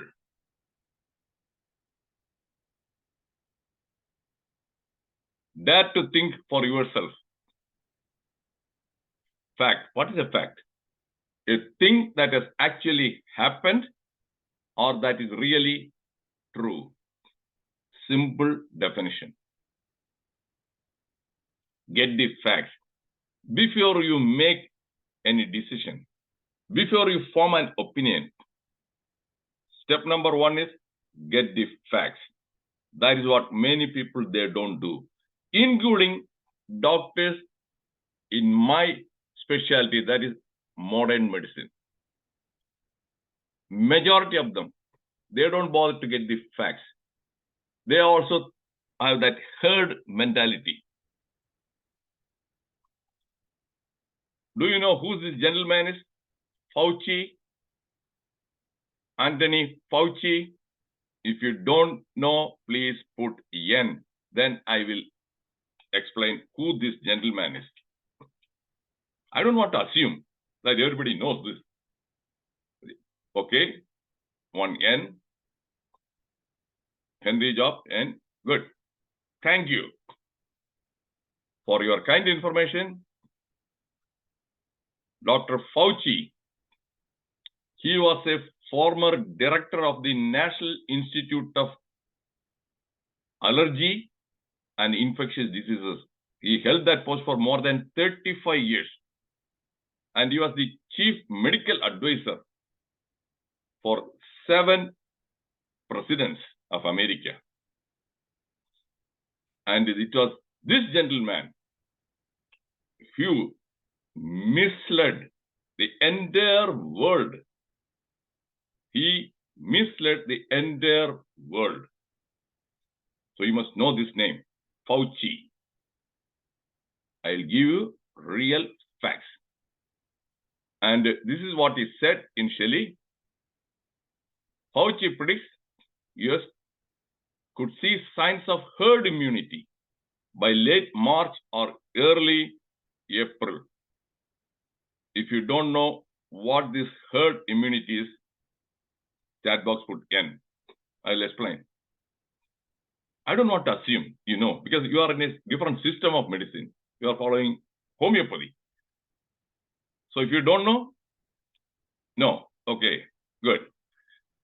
According to this one, herd immunity is if you vaccinate a particular number of this one population, percentage-wise, suppose 70% of the population, if they take a particular vaccine, then even if the 30% they don't take the vaccine, they will get that immunity.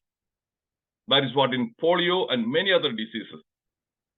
So he predicted that if 70% of the population, initially he said 70%, they take the 2 doses of that COVID vaccine, herd immunity. Others don't have to take. Now, is it clear? This is what he predicted. The expert, and what happened subsequently. The very same guy, now, 1 year later, he says, herd immunity is unattainable. So now he is flip-flop, not consistent. Okay, it's not one incident. I'm going to share more. This gentleman, he actually, through his misinformation, he, what you call, he deceived the world.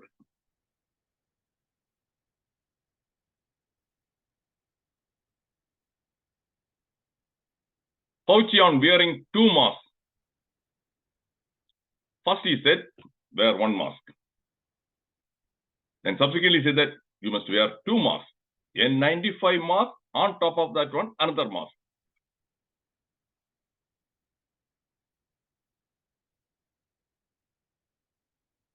See, first mask, second mask.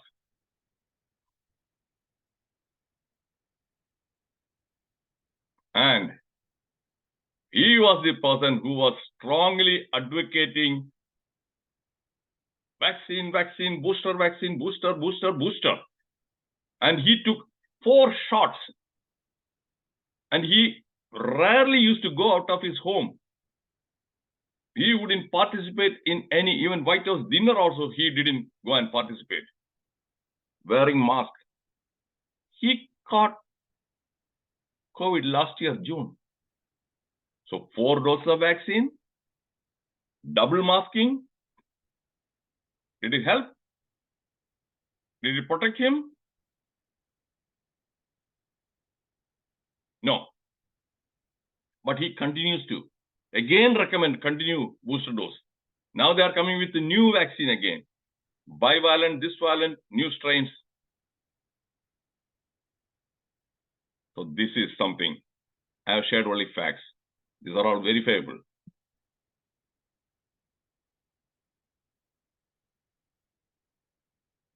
The Pfizer CEO, that guy, he got a positive for 2nd time. Did you know this information, what I am sharing? If you didn't know before, say no. I want to know whether I'm sharing something new information for the audience. If you haven't heard about this one, if you are not aware, please, my dear friends, put alphabet N. I hope that you don't have any paralysis of your hands. Your hands are not paralyzed. Okay, Annie John is responding N. Okay, Danesh, he knew, yes. What about others? Come on, fast time. I need to. If I don't get at least a few responses, then I will stop my presentation here. Because I want this an interactive session. So do you want me to stop? I have no problem in stopping this presentation. I want it to respond. I give you 30 seconds. If I don't, I'm going to stop.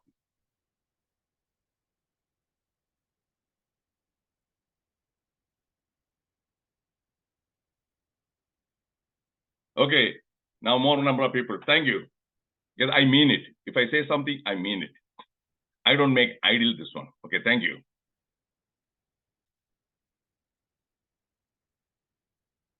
Canadian Prime Minister, Justin Trudeau, he received 3 doses of vaccine and he got COVID twice. These are all facts. And this is a fact. Country, fully vaccinated who took 2 doses. Population and COVID deaths. USA, there are plenty of countries. I told you, you need to know information. 68% fully vaccinated. Population is 339.9. That is almost 340 million. In Indian, this one is 34 crore. And the death, 1.18 million. That means that 11 lakhs. Nigeria, population is almost 2/3. That is 223.8 million. Vaccination was fully vaccinated, only 33%. And the death was 3,155.31%. My dear friends, were you aware of this fact? If you are not aware, in the chat box put N, because I want to make sure whatever I am sharing is something new information. If you already knew, then I don't have to waste your time and energy by telling something which I already know. Chat box. Let me see. If you didn't know, put N.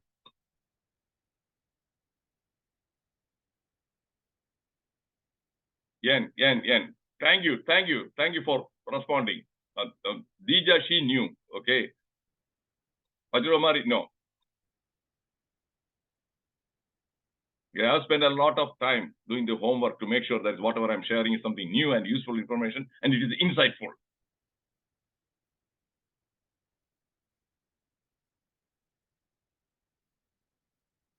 A myth, definition is an unfounded or false notion or belief. Myths, the claims about COVID vaccination. Made by who? Anthony Fauci, CDC, FDA, WHO. What are those claims? It is safe. But now there is more and more evidence coming out. It is not safe. It can cause heart attack, and especially young people, then blood clot, and a host of other problems. So it is not 100% safe. So that claim is a myth. It will give herd immunity. That also what Fauci said. No, there's no herd immunity with this vaccine. It will prevent the spread of COVID. Did it prevent? No. Many people who had the vaccination, 2 or 3 doses, especially you guys, you know, some of you might have taken the vaccination, and some of you know that is your own friends. Even after taking the vaccination, they contracted COVID. Am I right? If I am right, say yes.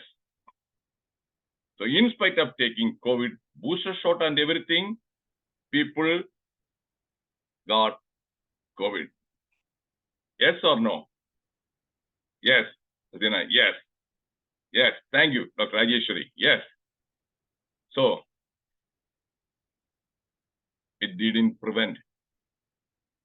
So, that was also a false claim.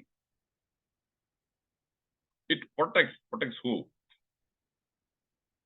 They initially said that, okay, even if you get that COVID after the vaccination, it will be very mild, you won't die, you won't be hospitalized.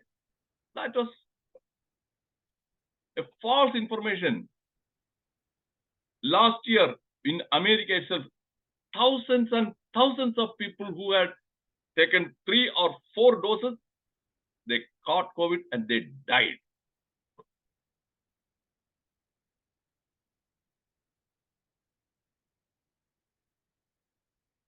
This is the Surgeon General in Florida. New COVID vaccine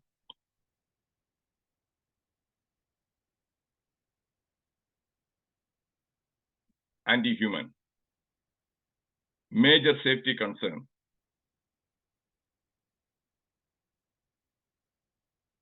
Mary Janet, please lower your hand. You can ask questions during discussion. I will entertain questions during discussion. Please lower your hand. The risks are very real, which adds to the madness of the way that the CDC and FDA are making decisions right now. And this doctor, he graduated from Harvard University. And he's a professor.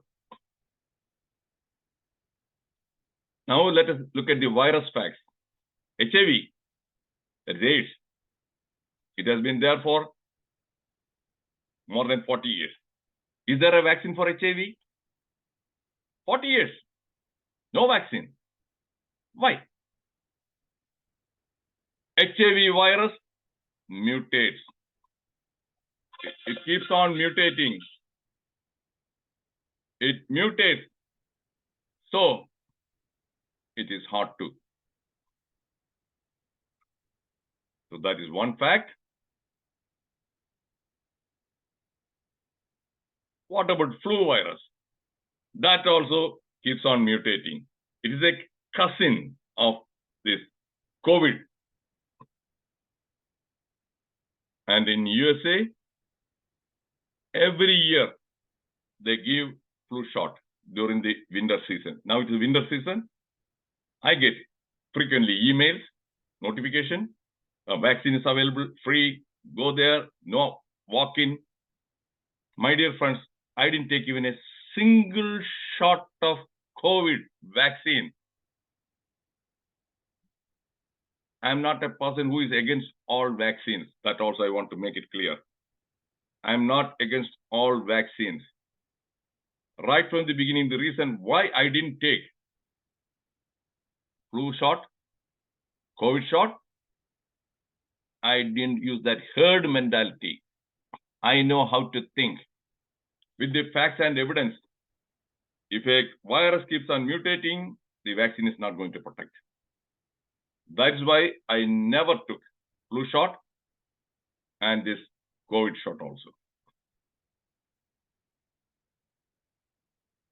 Now, USA is the country in the world which is the highest number of deaths. No other country was scared. And here the government was offering $100 if you go and take the vaccination. $100. Actually, it is something like a bribing. Did I go and take the vaccination in spite of that $100 offer? No. Because I knew this vaccine is not going to be useful. But my friends, some of these people, my friends, initially they said, you are stupid. You are taking unnecessary risk. Take the vaccination. My friends mean even medical doctors. You are arrogant. I said, no. It is not going to help you. And now, after 2 years later, those who took some 2 or 3 shots and when they caught the COVID again, now they say, yeah, you are right. Yeah, you are right. Okay, yeah. We thought that you are stupid. No. We were stupid to take the vaccination. And now some of them are worried about the side effects of the vaccine.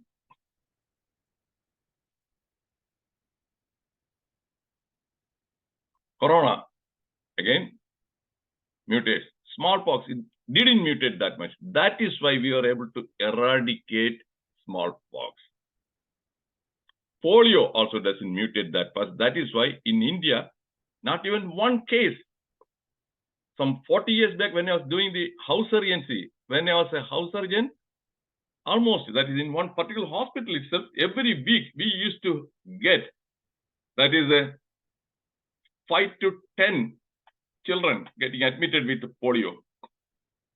In one hospital in Trivandrum, entire India, thousands and thousands of, now not even one. So that is where I tell people, you must take polio vaccine. So I'm not a pakka anti-vaccine guy.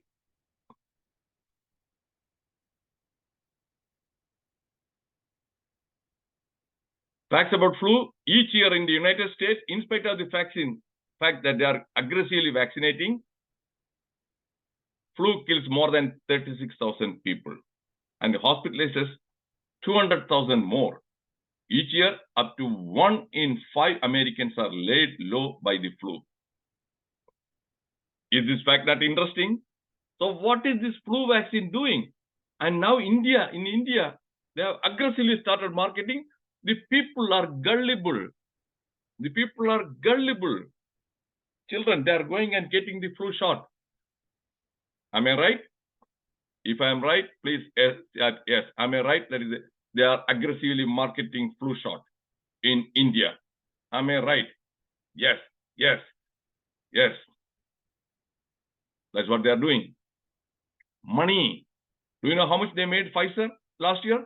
$100 billion from vaccine, and they came up with an antiviral drug, Paxlovid. $100 billion. That Paxlovid also? No.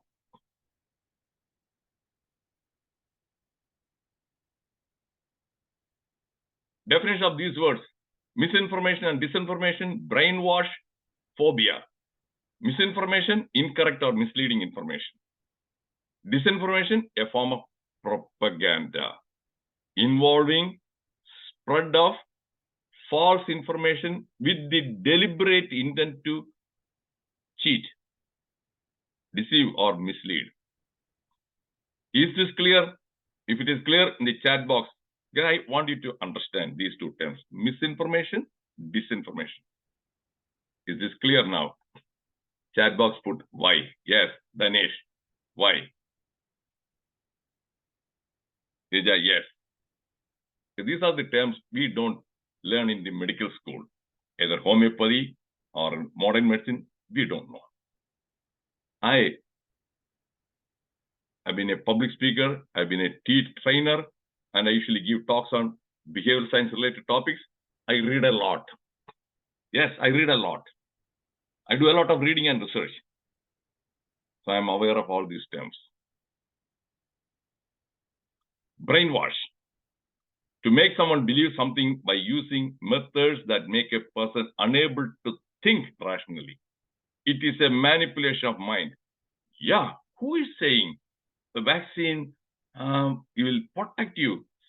Dr. Fauci, he's an authority. He, director of National Institute of Allergy and Infectious Diseases, White House. People will blindly believe. Very easy to brainwash. It is very easy to brainwash. Is this clear? If it is clear, put why. What happened? Then only you'll be able to understand why this happened. How did they succeed? And the pharma, who is Pfizer? Okay. And they, so Pfizer, Fauci, CDC, FDA, WHO, enough. Completely brainwashed. Completely brainwashed.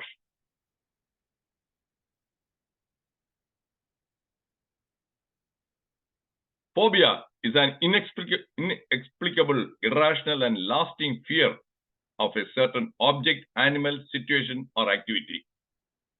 Lasted 2 years, for nearly 2 years in India. in the world also, especially in India, millions of people suffered from COVID phobia. I know one real example, one of my relatives, he has not come out of his house since 2020. 3 years, he is afraid of COVID. His son was around 50 years old. He died of heart attack. He was in another city, which was some 4 hours away. He didn't go for the funeral. Phobia. His granddaughter got married. That marriage took place just hardly some 5 kilometers from his home. He didn't attend. And a couple in Alleppey, that is in Kerala, Dr. Dinesh is in Kerala. Always inside the home also, they were wearing the mask. COVID phobia. Have you come across people with COVID phobia? Then put why. I want to know whether you also came across people with the severe COVID phobia. Dr. Rajeshwari, yes. Only Dr. Rajeshwari, nobody else. I'm surprised. Okay, Dr. Abraham Matthew, Satishilan. Okay.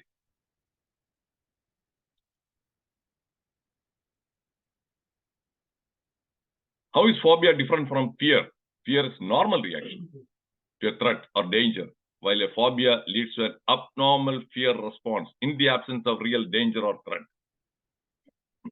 COVID phobia, psychologically, it can lead to feelings of chronic fear, insecurity, anxiety, and worry. Impact of COVID phobia on physical well-being. Plenty of people, they stop going for a walk. No exercise. Weight gain. And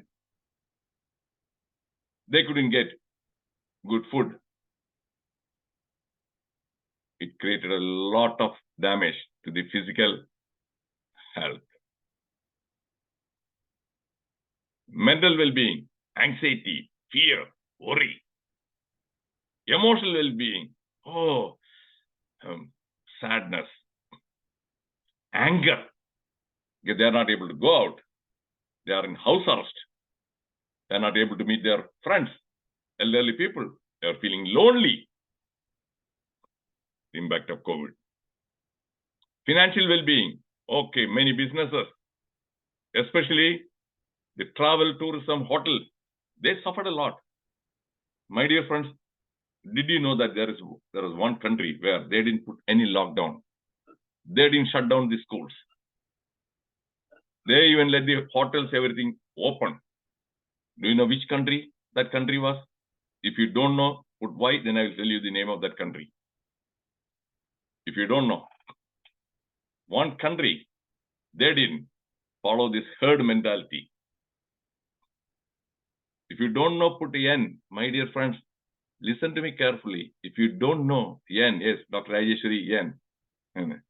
So does it mean that, okay, Dr. Vajramari, okay, why are you ashamed? Why are you ashamed to admit ignorance? If I am ignorant about something, I will say, I don't know.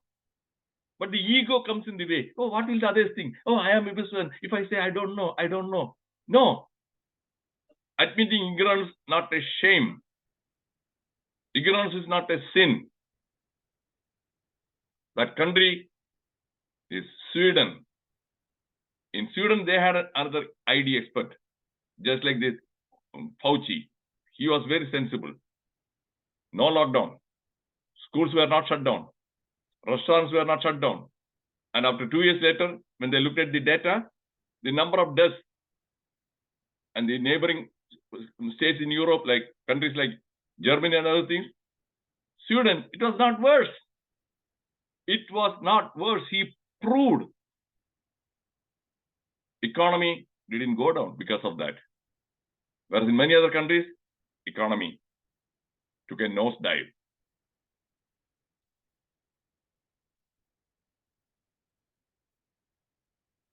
Okay, now I almost come to the end of my presentation. And then subsequently, I'm open to questions and discussion. Upcoming talks. My dear friends, I give webinars every Thursday from 8 to 9 p.m. IST. I must have given more than 100 talks. Most of them are on behavior related, and some are specifically on the medical, like the COVID or junk food, like that. This Thursday, next Thursday, how to manage enemies. After that, how to cure disease phobia. So, before I conclude, I have shared facts, solid facts that would substantiate my claim that this COVID vaccine, all the claims about the COVID vaccine were wrong and are wrong. USA population 340 million. Nigeria 230 million. The living standard is very low in Nigeria. Education, literacy, everything low. USA, everything high. Vaccination rate, almost 70%. What about the number of deaths? What about Nigeria, the number? So think. That itself is enough to prove this vaccine is not. Natural immunity. And in India also, luckily, we didn't use the mRNA vaccine. Pfizer, Moderna vaccines were mRNA vaccine, lot of side effects. And still we need to know the long-term side effects, what are they going to be. In India, Covishield and Covaxin. Covaxin, better than Covishield.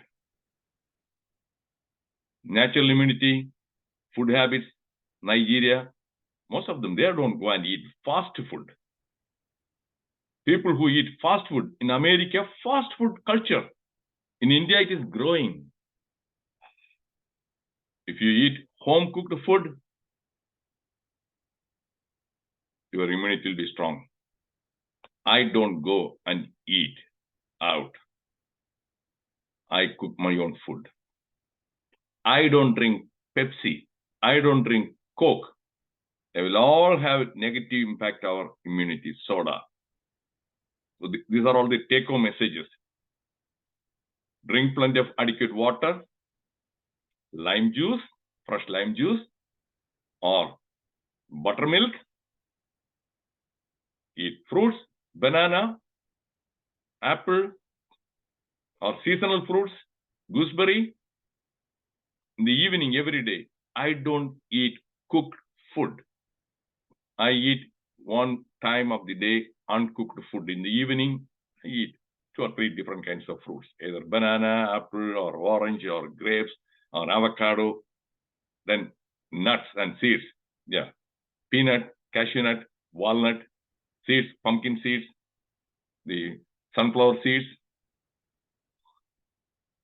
My health is pretty good. I'm 71 years old. So this is the take-home message.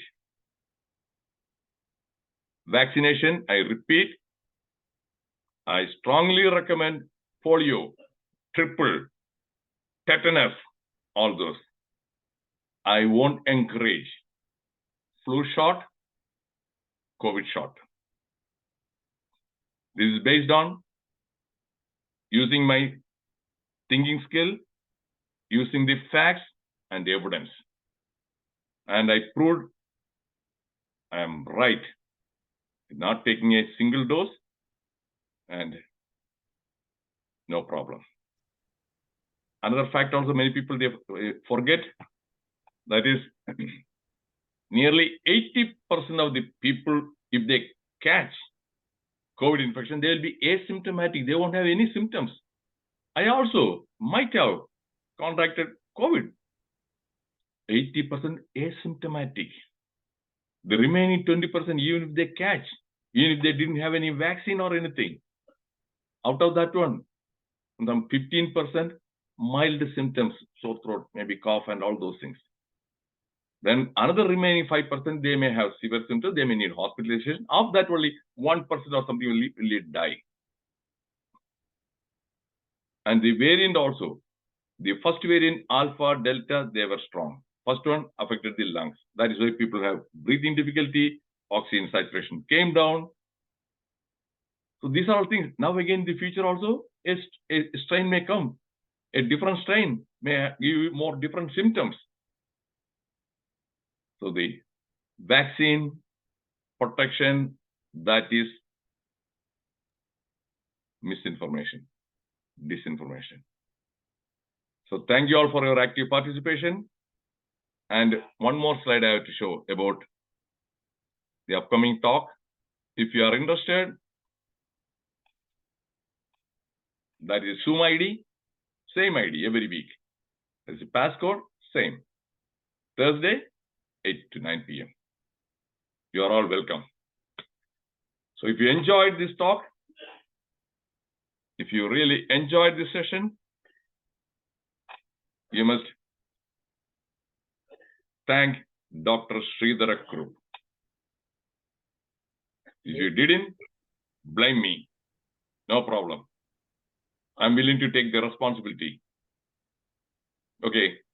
Now, Yes. questions, when you ask questions, make sure that it is something that is connected with what I shared with you. I have shared the essential information.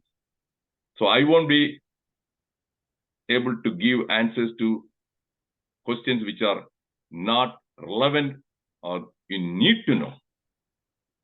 Only need to know, yes. Go ahead, and the forum is open. Yes, sir. I welcome you. Yes, sir. It's really a wonderful session from you. But of course, all those things were being discussed in this forum in the last 2 years since the inception of COVID. And we were the first person from India who were against this vaccination, and we never took vaccination. Most of the members in this forum never took vaccination, and we practiced with the patients, even without some of our doctors, we practice even without a mask, and we never try to wash our hands with the so-called washing soap supplied by the so-and-so people. But instead, we told them that it's a viral disease and it won't spread just like by handling them. But we have to prove the world that it is a different, it is not, there is no difference between a viral disease and this so-called this COVID disease. So there is no need of this vaccination. As you know, there is a statistics in front of us there, because from the first time when there was a COVID was in full swing, people from Kerala, from India used to give our arsenic amalgam 30 as a preventive in those times, and it really works. We have the evidences with us. But thereafter, once the COVID vaccination came out into the picture, what happened was people just like went behind this, and most of them people after taking this vaccination got COVID, and that was the first wave of COVID. And then the second vaccination came, and then arises the second wave of COVID. And that itself indicates that the vaccine were producing this disease rather than the disease itself.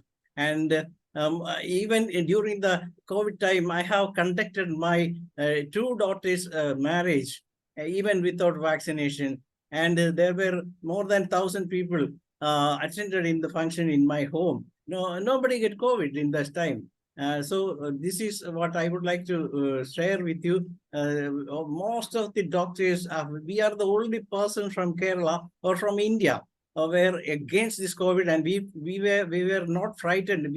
Some of us were even rejected by the Facebook people for sending such messages and videos about this kind of thoughts that arise in our mind. As you rightly pointed out, the phobias.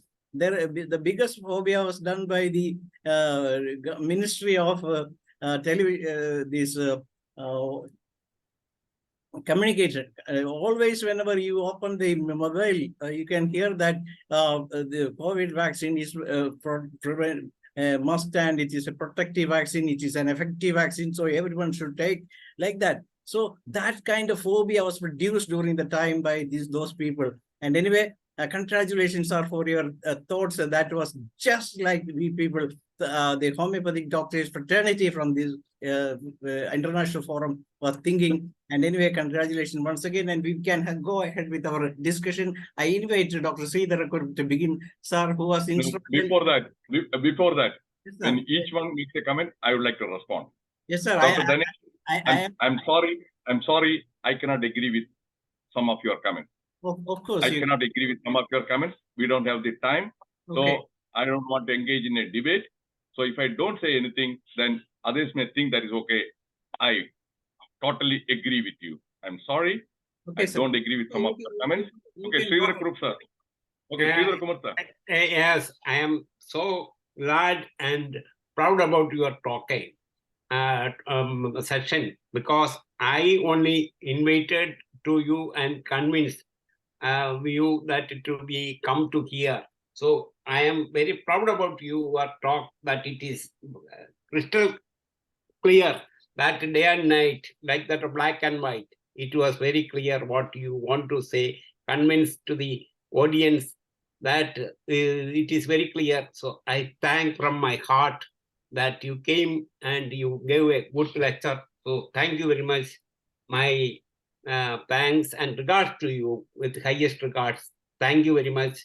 And I also to thanks all the listeners up to the 61 people were there, first beginning only to 20 or 25. Now it came to 61. I congratulate to our forum that Ifph you gave me, and they believed me, and they gave to the chances for you. And I congratulate them also. Thank you, one and all. There are so many people started raising the hand. Let them to speak with you, and you may give proper answer. Thank you very much. A big salute for Okay, since Dr. Kurup, he didn't raise any objection or any questions, I have nothing to add to that one. Dr. Sridhar Kurup, only one thing I wanted to tell you, and he is a man, even at the age of 71. He is a Talib. Have you heard the word Taliban? Taliban is a plural for the word Talib. Taliban is students. He is an eternal student. He is very active. He is a learner. Every day, he invests his time in learning something new by attending 3 or 4 webinars. Okay, now, Dr. De Silva. Thank you, Doctor. Very nice presentation, and you engage us most beautiful way. So I want to ask you, there are so many complications after the COVID vaccine and COVID. So what we can do in future, because each and every day, so many patients are coming with new symptoms, but I don't think that it may be an end. So what is your proposal for the world for the next time? What to do? Okay. I know one thing. I won't be able to change the world. I won't be able to do a lot of things. All I can do is, I won't take the vaccine. And I won't, if somebody consults me, should I take the vaccine? I tell them, no. As I told you, vaccines, flu shot, and this one. And they have introduced one Paxlovid, that also is not. This COVID vaccine, it is known. There's no way. Who will get? They will say, yeah, low incidence, rare. If that happens to you, it is not rare. Suppose you get, Dr. De Silva, if you get the heart attack after taking a vaccine, yeah, we gave it to 100,000 people, only one person. That one person, it matters. So like that, the side effects again, clots, stroke, and in Kerala, because I've been in contact with my own friends, doctor friends. I have plenty of some 20 to 30 doctors, my medical friends in Kerala. And one senior friend, after taking the third dose, he developed Bell's palsy. That is a paralysis of the nerve in the face. He developed. And he had to take treatment, support, everything for 1 month. Luckily, almost 99% recovered. So he told me, out of curiosity, he asked some of his patients and relatives whether anybody had experienced that sort of a Bell's palsy. And he came to know, yes.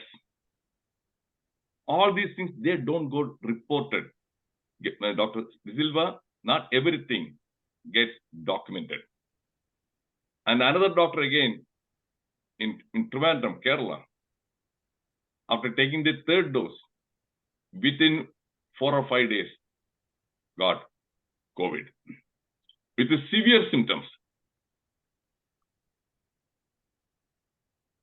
Another doctor, he developed paralysis from waist down. He was in the hospital for 1 month. I think they don't get reported. And the lobby, vaccine lobby, they have a lot of money. They can manipulate, control media. If at all somebody reports, that may come small, just like an obituary note. Obituary note, anything negative about the COVID vaccine, it won't reach. You get my point? Yeah. That is what is happening. Suppression of information. And you know, always the media people, our minister, VN Singh, I think, he called them, they are prostitutes. The media people are prostitutes. They will do anything for money, just like a prostitute. So they are very good at suppressing the facts and the truth. All this data, I did a lot of reading research. I collected the data from the Worldometer about the incidence of that one, population, everything. So when I present this one, it is very obvious. Do you agree, Dr. De Silva? Do you agree? Yes, When I yeah. present everything, Yeah. everything. How often do you come across somebody giving that data in an easily understandable way? No. I've been a teacher. I started my career as a teacher in the medical college in Trivandrum. Teaching is my passion. I know how to make things very easy to understand. I use it. That is how it is. So tell your friends, family, anybody else, they have questions about the vaccine. Yes, sir. Tell them this vaccine is not going to, because mutates. That is it. Okay. Thank you very much, sir. Thank you. Dr. Hariharan, sir, is about to talk to you, sir. Okay, Dr. Hariharan. Okay, sir. I'm fully agreeing with you. Thank you very much for your lecturing. But see, I have also evidence with me that after second shot, a lady has been completely paralyzed and admitted in Alleppey Medical College. Still, the treatment is going on. I know. See, one of my doubt is that you said in COVID vaccine, COVID virus is mutating every time. Flu virus is mutating every time. So, but you are not against polio vaccine and the opening of vaccine and another such vaccines you are not against. Why it is so? That is my question. Dr. Hariharan, maybe your mind was wandering somewhere else, or you are not listening to me. Those viruses, they don't mutate like these viruses. So when they mutate, it's something like, suppose you have a lock. Hariharan ji, you have put a lock in your house. And if I have a key to that lock, I can easily open and I can enter. I have that key, but you have changed the lock. Then if I come and try to open that one with this key, I won't be able to open. So that is why when the virus mutates, when you come with a new vaccine, this virus is something with a different lock. This vaccine is not going to help you. So anything that mutates, and that also slow mutation is something, rapid mutation. HIV virus, it mutates very rapidly. Inside, once it enters, it keeps on mutating. That's why they are not able to come with a vaccine. Flu also mutates very fast. And every year in USA, data from the Center for Disease Control and Prevention, the top 10 leading causes of death. Number one, heart diseases. Second, I think cancer and all those things. Flu and flu-related illnesses, number 8. So what is happening? In spite of the fact, every year they give the vaccine. That is why I am not against polio eradicated, virtually eradicated in India. Not even one case was reported. Whereas it is still reported in Pakistan, Afghanistan, where there is vaccine hesitancy. And tetanus. When I was doing the house RNC, from your look, I think that you are also around 70 years old. So when I was doing house RNC, almost there was a tetanus patient room, dark room. Every week there will be 1 or 2 patients. Now, no. Pregnancy, newborn babies, there's a neonatal. No. How can you say, blindly oppose the vaccine is useless? No. That is bias. The word bias, that is what it is. So, I am not totally against vaccines, period. And now These 2 vaccines are failed. I have provided ample evidence. Whether you believe, you don't believe, I have no control over what you believe, whether you will accept what I want to say. I have no control and I don't care. Now I invite Dr. Shaji Kudian, the Vice President of International Forum for Promoting Homeopathy, to say a few words to Dr. VENUGOPAL Reddy sir. Thank you, Dr. Dinesh, and it is nice meeting and talking to you and listening to you, Dr. VENUGOPAL REDDIAR. And you said exactly what we were promoting. This organization was formed at the time of pandemic to bring out the truth about the pandemic and its possibilities through homeopathic system of medicine. And we were succeeding in our more than 1,172nd, as I understand.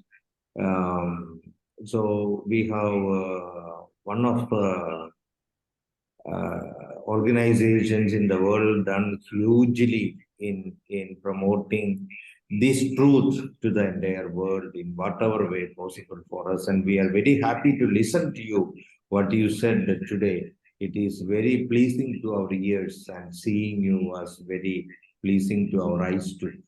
And then one question I wish to ask you is, when we observe the history of viral infections, we can see there are many viruses. These people who control the world, in my opinion, are introducing a last decades, maybe last 20 years. We are seeing so many kind of viruses coming, bird flu, SARS, MERS, so many viruses they brought. None of them came back in the second year without any vaccination. So it is self-limiting and self-eradicating when we look into history. So this kind of panic these people are bringing is pure nonsense. It is time for collectively genuine people to get together, irrespective of whatever system of medicine you taught or whether you are a doctor or not. But it is time to save humanity from the wickedness and crookedness of few people who controlled and damaged humanity in a very heavy manner. It is time for us to all come together and get united internationally so that our collective force can do something to save humanity. This is a comment I made regarding the previous year's observation. So I wish to know your opinion about it. Okay, for that one. Medicine, especially virus and everything, what we know is only a tiny piece. Ignorance is vast. So many things we don't know. Why this one has come back next year? To be frank, we don't know. We simply don't know. So that being so, if I try to give an answer, explain the reason, that means I'm arrogant. I'm stupid. Only if I'm arrogant and stupid, then I will try to give a explanation. There are many things which are unknown, unknowable. Take a look at the world. How did the world come into existence? Who created? When was it created? Big Bang theory is there. Lord, God is there. Three gods. Then humanity, everything. 7th day, according to Bible. 7th day. Is there any proof or evidence? Will you or I be able to ever know the actual, this one? Never. Unknown, unknowable, the same thing applicable to the viruses also. What we know, certain things, even this COVID virus, this one, the Wuhan, then they said, oh, it was created in a lab. Is there any convincing evidence? No. So that is the answer to your question, sir. That is a good question, thought-provoking, but you won't get an answer to many questions. Why do the men have nipple? You have a nipple, right, Shajiji? Yes, sir. Ladies, they have nipple and breast. We can understand. Why do you have a nipple? Why did God create a nipple? Answer? No. That is it. I think that Dr. Manoj liked this answer. He is smiling. Dr. D'Souza also smiling. So I'm a person, my favorite hobby is thinking. I think a lot. So these are all not just like that. I asked this question to myself several times. Why the men have the nipples? I couldn't find that answer. Okay. For the aesthetic sense. Aesthetic. Who is the aesthetic? I said, okay. We try to some other invent an answer. It is an invented answer. Maybe aesthetic and all those things. So, okay, if there are no further questions and comments, I thank you all for the Sir. active participation. And Sir. to be frank, if you didn't answer that one, I would have stopped and I would have left. Because I'm a person. I say what I mean. And I mean what I say. Dr. Sridhar Group knows. I'm not afraid of being firm. That is what it is. Sir, Okay? Thank you. Sir, please wait. We have to complete our formalities here. I invite Dr. Bob Lim to say a vote of thanks to this session. Bob Lim is from Malaysia. Dr. Bob Lim? Give 1 second. Give 1 second to me, and I wish to remind Dr. VENUGOPAL REDDIAR to keep in touch with us. We need your support. I understand you are talking to us from United States. We are trying to gather and unite those who wish to help humanity globally. We need your support. We need to form a unity, and your support and joining us force to prevent and protect human interests in future also. So please keep in touch with us and be one with us. Thank you. Dr. Shajiji, I request you to join my webinars. I give it on every Thursday. Don't give an excuse. Busy. Don't give an excuse every Thursday. 2 days back, I gave a talk on how to get peace of mind. I uploaded that video, peace of mind. And I already received a lot of positive feedback from people who watched that video and people who attended my seminar. And I'm again going to give different talks on emotional buttons next month. Then after that, how to break mental prisons. Like that, talks. Only thing is, if you are interested, I'll be glad to share my thoughts. I have no problem. Okay. I'm doing this as a charity work. I'm not doing this for making any money. I'm donating my time, energy, knowledge for the welfare of the public. That is it. Thank you. Now I invite Dr. Manoj to say what of thanks, sir. Since we have the same session, English session every day at 8 to 9, that's the reason why most of us may not be able to attend the session. That is the reason, because we have to be here to control the session and everything. Anyway, congratulations and thank you for your session. I invite Dr. Manoj to say what of thanks to the session.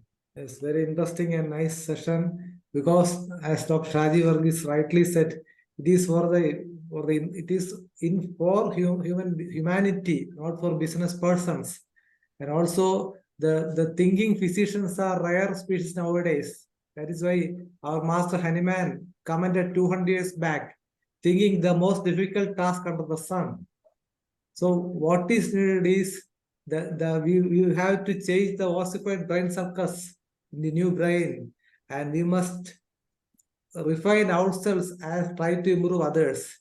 A nice presentation on behalf of IFPH. I am expressing sincere thanks to Dr. VENUGOPAL REDDIAR and all those who are participating in the program. Thank you. Okay, Dr. Danish, you said that every day, 8 to 9 you are having, that's why you are not able to. I accept that one, but you won't have any excuse in not watching my YouTube, that one. That you can do on your own free time. So Yes, no excuse for that one. If you watch that one, send me WhatsApp, your feedback. It should be specific. I don't want a thumbs up sign. Many people without watching a YouTube recording, they put a thumbs up sign. When I contact them, hey, what did you like about that one? No, I didn't get the time to watch. I know you always give very good talk. That's why thumbs up sign. That is bullshit. I don't want that kind of a flattery. Okay? Thank you. thank you, sir. Good night.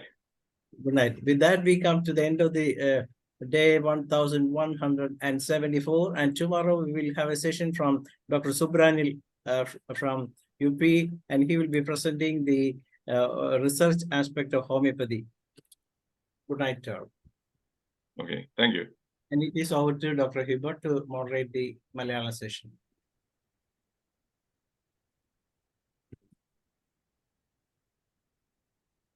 Dr. പ്രിയപ്പെട്ടവരെ, നമ്മുടെ 1174 ദിവസമാണ് ഇന്ന്. നമ്മളൊരു meeting നമ്മൾ arrange ചെയ്തിട്ടുണ്ട്. ഇന്നൊരു general body meeting ആണ്. നമുക്ക് എന്തായിരുന്നാലും നമ്മൾ ഇത്രയും ദിവസം ദൈവം ഇവിടെ വരെ എത്തിച്ചു. നമുക്കൊരു നിമിഷം നന്ദിയോടുകൂടി തന്നെ ഈ ദിവസത്തിൽ ഒരു നിമിഷം പ്രാർത്ഥനയിലേക്ക് കടന്നു പോകാം, നിശബ്ദ പ്രാർത്ഥനയിലേക്ക്.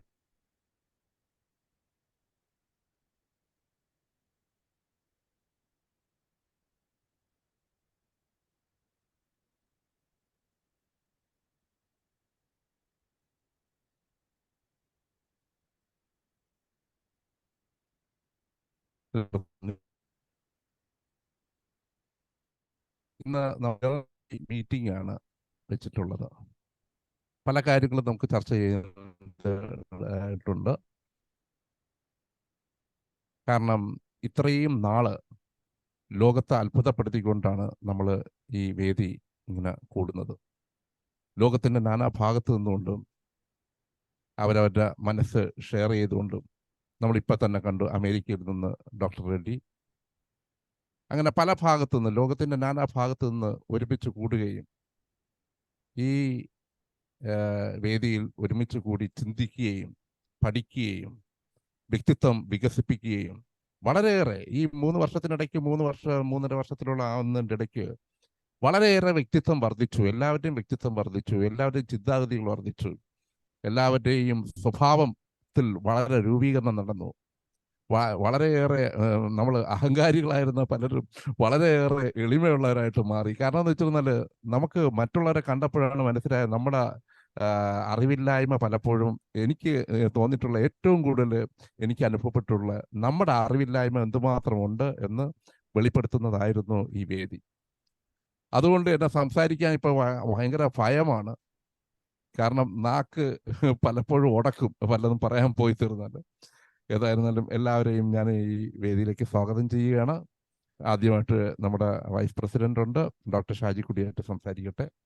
ഡോക്ടറെ, ഒരു പ്രോഗ്രാം ഷെഡ്യൂൾ വെച്ചിട്ടുണ്ട്. അതായത് സ്വാഗതം ബാബുരാജ് ഡോക്ടർ, പിന്നെ ഉദ്ഘാടനം സൈഡ് സാറ്, അത് കഴിഞ്ഞ് വിഷയാവതരണം ഡോക്ടർ ഷാജി കുടിയത്ത്. ഇങ്ങനെയാണ്. ആ ഡോക്ടർ അത് ശ്രദ്ധിച്ചിട്ടില്ലെന്ന് തോന്നുന്നു. ഇല്ല ഞാൻ ശ്രദ്ധിച്ചില്ല. പെട്ടെന്ന് ഞാൻ വിചാരിച്ചില്ല ഞാനാണ് മോഡറേറ്റ് ചെയ്യുന്നത്. അല്ല, അത് കമ്മ്യൂണിക്കേറ്റ് ചെയ്യാൻ പറ്റിയില്ല. കാരണം ശൈല ഡോക്ടർ ഉണ്ടാവോ ഇല്ലെന്നൊരു കൺഫ്യൂഷൻ ഉണ്ടായിരുന്നു. ബാബുരാജ് ഡോക്ടറെ വിളിക്കുക. സ്വാഗതം. ബാബുരാജ് ഡോക്ടർ, ഞാൻ ബാബുരാജ് ഡോക്ടർ സംസാരിച്ചോളൂ.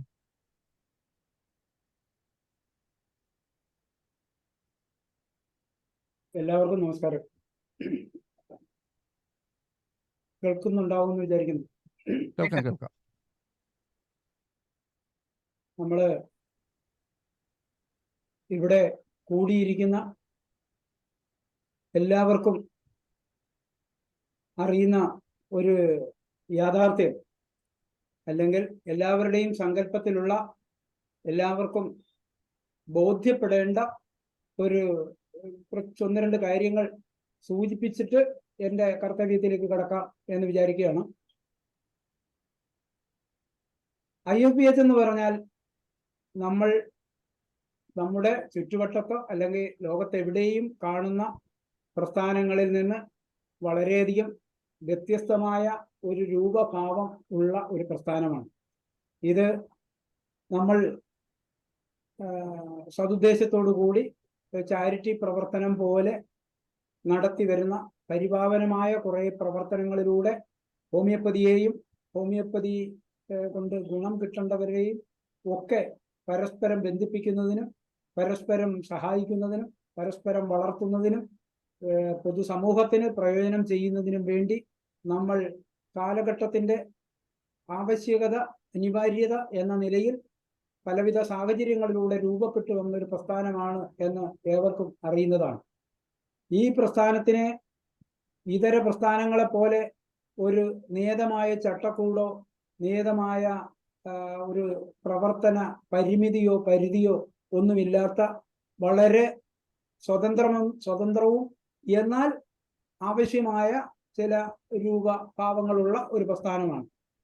ഈ പ്രസ്ഥാനത്തിന്റെ പ്രവർത്തനങ്ങളെ കുറിച്ച് ഞാനിപ്പോൾ സൂചിപ്പിക്കാൻ കാരണം, മറ്റ് ഏതൊരു പ്രസ്ഥാനത്തിനും ഇല്ലാത്ത അഭിമാനകരമായ ഒരു കാര്യം ചൂണ്ടിക്കാണിക്കാനുള്ളത്, നമ്മുടെ പ്രവർത്തനങ്ങളിൽ നേരിട്ട് ശാരീരികമായും മാനസികമായും സഹകരിക്കുന്നവരും ബന്ധപ്പെടുന്നവരും നമ്മുടെ സൂമിലൊക്കെ വന്നു പോകുന്നവരും എല്ലാം IFPHകാരാണ്, IFPHന്റെ ഭാഗമാണ് എന്നുള്ളതാണ് IFPHന്റെ ഏറ്റവും ശ്രദ്ധേയമായതും അല്ലെങ്കിൽ പരിപാവനവുമായ ഒരു സങ്കല്പവും ഒരു രൂപവും. അതുകൊണ്ട് തന്നെ ഇവിടെ ഏറ്റക്കുറച്ചിലുകളോ അല്ലെങ്കിൽ പ്രവർത്തനങ്ങളുടെ തൂക്കങ്ങളിൽ അല്ലെ പങ്കാളിത്തത്തിന്റെ ഏറ്റക്കുറച്ചിലുകളോ ഒന്നും ഇതിന്റെ പ്രവർത്തനത്തെ കാര്യമായി ബാധിക്കുകയോ അല്ലെങ്കിൽ കണക്കാക്കപ്പെടുകയോ ചെയ്യുന്നതല്ല. എല്ലാവരും അവരവരാൽ കഴിയുന്ന പ്രവർത്തനങ്ങൾ കൂട്ടിയോജിപ്പിച്ച് കൊണ്ടുപോകുന്ന ഒരു പ്രസ്ഥാനമാണ്. ആ കൂട്ടായ്മ കൊണ്ടാണ് പ്രസ്ഥാനത്തിന് ഇത്ര 1124 എന്ന ദിവസം, അതിനു മുമ്പും അതിനൊരു വർഷം മുമ്പത്തോളം മുമ്പ് തുടങ്ങിയതാണ് നമ്മളുടെ പ്രവർത്തനങ്ങൾ. ആ പ്രവർത്തനം ഒരു ഔപചാരികമായ രൂപം കൈവരുത്തി ഒരു 1124 വരെ സൂം നടത്താൻ കഴിയുന്ന ഒരു തലത്തിലേക്ക് എത്തിക്കാൻ കഴിഞ്ഞത് ഈ ഒരു പങ്കാളിത്തവും ഈ ഒരു കൂട്ടായ്മയും ഒക്കെ ഒത്തുചേർന്നിട്ടാണ്. അതാണ് ഇതിന്റെ കരുത്തും ശക്തിയും ഇതിന്റെ ഒരു മഹിമയും എന്നുള്ളത് ഇവിടെ ഇരിക്കുന്ന എല്ലാവർക്കും ബോധ്യമുള്ളതാണെങ്കിലും ഒരു വ്യക്തതയ്ക്ക് വേണ്ടിയിട്ട് പറഞ്ഞു എന്നേ ഉള്ളൂ. അതുപോലെ തന്നെ ഈ ഒരു പ്രസ്ഥാനമാകുമ്പോൾ അതിന് പലവിധ നിയമപരമായ കാര്യങ്ങളും ഫോമലായിട്ടുള്ള ചില നടപടികളും ഒക്കെ വേണ്ടിവരും എന്നുള്ളത് കൊണ്ട് അത്തരം ഫോർമലായിട്ടുള്ള കാര്യങ്ങൾ ചെയ്യുന്നതിന് വേണ്ടിയിട്ടും അല്ലെങ്കിൽ നിയമപരമായ കാര്യങ്ങൾ ചെയ്യുന്നതിന് വേണ്ടിയിട്ടും ഇതിനൊരു ഒരു ഒരു ഒരു ട്രസ്റ്റിന്റെ രൂപമോ ഒരു എക്സിക്യൂട്ടീവ് കമ്മിറ്റിയുടെ ഒരു ചട്ടക്കൂടോ ഇതിനുണ്ടാക്കി വെച്ചിട്ടുണ്ട് എന്നുള്ളതേ ഉള്ളൂ. ആ കമ്മിറ്റി ഇതിന്റെ ചില നിർണായക ഘട്ടങ്ങളിൽ ലിറ്റിഗേഷനോ അല്ലെങ്കിൽ എഴുത്തുകുത്തുകൾക്കോ ഒക്കെ വേണ്ടിയിട്ടുള്ളൊരു ഫോർമൽ സെറ്റപ്പ് എന്നല്ലാതെ ഈ സമിതിക്ക് ഇവിടെയുള്ള IFPHന്റെ പ്രവർത്തനങ്ങളുമായി സഹകരിക്കുന്ന ആരെങ്കിലുമായിട്ട് ഒരേറ്റക്കുറച്ചിലോ അല്ലെങ്കിൽ ഒരു വ്യത്യാസമോ ഒന്നും ഇല്ല. ആധികാരികത ഇല്ലായ്മയോ ഇല്ല. ഇതുപോലെ തന്നെയാണ് ഈ IFPHന്റെ ഒരു സ്റ്റിയറിംഗ് കമ്മിറ്റി എന്ന് പറഞ്ഞുകൊണ്ട് 45 പേരുള്ള ഒരു കമ്മിറ്റിയുണ്ട്. ആ കമ്മിറ്റിയുടെ രൂപവും നമ്മുടെ IFPHന്റെ പ്രവർത്തനങ്ങളിൽ താല്പര്യമുള്ള, പ്രവർത്തിക്കാൻ സന്നദ്ധരായിട്ടുള്ള, പ്രവർത്തന മികവുള്ളവരെ കൂട്ടിയോജിപ്പിച്ചുകൊണ്ട് അഭിപ്രായങ്ങൾ സ്വരൂപിക്കുന്നതിന് വേണ്ടിയിട്ടും പ്രവർത്തനങ്ങൾക്ക് നേതൃത്വം കൊടുക്കാനും വേണ്ടിയുള്ളൊരു സമിതി എന്ന നിലയിലല്ലാതെ അതിനും ഈ IFPHന്റെ പ്രവർത്തനങ്ങളുമായിട്ട് സഹകരിക്കുന്നവരുമായിട്ട് ആ സമിതിയിലെ അംഗങ്ങൾക്കോ സമിതിക്കോ പ്രത്യേകിച്ച് വ്യത്യാസങ്ങളോ അല്ലെങ്കിൽ അധികാരഭാവങ്ങളോ അങ്ങനെയൊന്നുമില്ല. ഇങ്ങനെയുള്ളൊരു കാഴ്ചപ്പാടോടുകൂടി രൂപപ്പെടുത്തിയിരിക്കുന്ന ഒരു പ്രസ്ഥാനം ലോകത്തൊരു പക്ഷേ മറ്റേതെങ്കിലും ഉണ്ടോ എന്ന് എനിക്ക് അറിഞ്ഞുകൂടാ. ഏതായാലും IFPHന്റെ രീതി അത് തന്നെയാണ്. അതുകൊണ്ട് തന്നെ ഇതിലെ സ്ഥാനമാനങ്ങൾക്കോ അല്ലെങ്കിൽ ഇതിലെ സ്ഥാനികൾക്കോ പ്രത്യേകിച്ച് ഒരു മഹിമയോ അല്ലെങ്കിൽ മഹിമയില്ലായ്മയോ ഇല്ല എന്നുള്ളത് ചൂണ്ടിക്കാണിക്കുവാൻ വേണ്ടിയിട്ടാണ് ഞാൻ ഇത്രയും ആമുഖമായി പറഞ്ഞത്. ഇതാണ് നമ്മളുടെ ഒരു പ്രവർത്തന രീതിയും ചട്ടക്കൂടും എന്ന് ദയവായി എല്ലാവരും മനസ്സിലാക്കണം. അതുപോലെ തന്നെ ഇവിടെ കൂടുന്ന നമ്മുടെ സൂമിലായാലും നമ്മുടെ ഇത്തരം യോഗങ്ങളിലായാലും പങ്കെടുക്കുന്ന എല്ലാവർക്കും അഭിപ്രായങ്ങളും നിർദ്ദേശങ്ങളും മുന്നോട്ട് വയ്ക്കാനും എന്ത് തിരുത്തലുകൾ പറയാനും നിർദ്ദേശിക്കാനും ഏത് തരത്തിൽ നമ്മളുടെ പ്രവർത്തനങ്ങൾ കൊണ്ടുപോകണമെന്ന് ആധികാരികമായിട്ട് പറയാനുള്ള അധികാരവും അവകാശവും ഉള്ളവരാണ് നമ്മൾ എല്ലാവരും. ആ ഒരു പരിഗണന എല്ലാവർക്കും ഉണ്ട്. അതിൽ സ്ഥാനവും സ്ഥാനമില്ലായ്മയും ഒന്നും പ്രസക്തമല്ല എന്നാണ് ഞാൻ ആവർത്തിച്ച് പറഞ്ഞതിലെ കാതൽ. ഇനി നമ്മുടെ IFPHന്റെ കഴിഞ്ഞ നാളുകളിൽ രൂപപ്പെടുത്തിയ കുറേ കാര്യങ്ങൾ അല്ലെങ്കിൽ നമ്മൾ പ്ലാൻ ചെയ്ത കുറേയധികം കാര്യങ്ങൾ നമുക്ക് ചെയ്യാൻ കഴിഞ്ഞിട്ടുണ്ട്. കുറേയധികം കാര്യങ്ങൾ ചെയ്യാൻ കഴിയാതെ പോയിട്ടുണ്ട്. എങ്കിലും നമുക്ക് വീഴ്ച അത് കാര്യമായി സംഭവിച്ചിട്ടില്ല എന്ന് പറയാവുന്ന വിധത്തിൽ നിത്യേന നടന്നു പോകുന്നത് നമ്മളുടെ സൂമിന്റെ പ്രവർത്തനങ്ങളാണ്. അത് പരമാവധി ക്ഷീണം തട്ടാതെ അതുമായി ബന്ധപ്പെട്ട എല്ലാവർക്കും, അത് പ്രത്യേകിച്ചും ധനേഷ് ഡോക്ടറും മനോജ് ഡോക്ടറും ഹ്യൂബർട്ട് ഡോക്ടറും ഒക്കെയുള്ള അത് അവരൊരു ടീമായിട്ട് അത് പരമാവധി വീഴ്ച വരുത്താതെ മുന്നോട്ട് കൊണ്ടുപോകാൻ കഴിയുന്നുണ്ട്. പക്ഷെ മറ്റു പ്രവർത്തനങ്ങൾ പലതും അത്രമാത്രം നൈതികത വേണ്ടതോ അല്ലെങ്കിൽ നിരന്തരം വേണ്ടതോ അല്ലാത്തത് കൊണ്ട് ചില പ്രവർത്തനങ്ങൾ കാലവിളംബം വരുന്നുണ്ട്. ചില പ്രവർത്തനങ്ങളിൽ പോരായ്മകൾ സംഭവിക്കുന്നുണ്ട്. അതൊക്കെ നമുക്ക് കറക്റ്റ് ചെയ്യേണ്ടതുണ്ട്. അത് തീർച്ചയായും നമ്മൾ കറക്റ്റ് ചെയ്ത് മുന്നോട്ട് പോകുന്നതായിരിക്കും.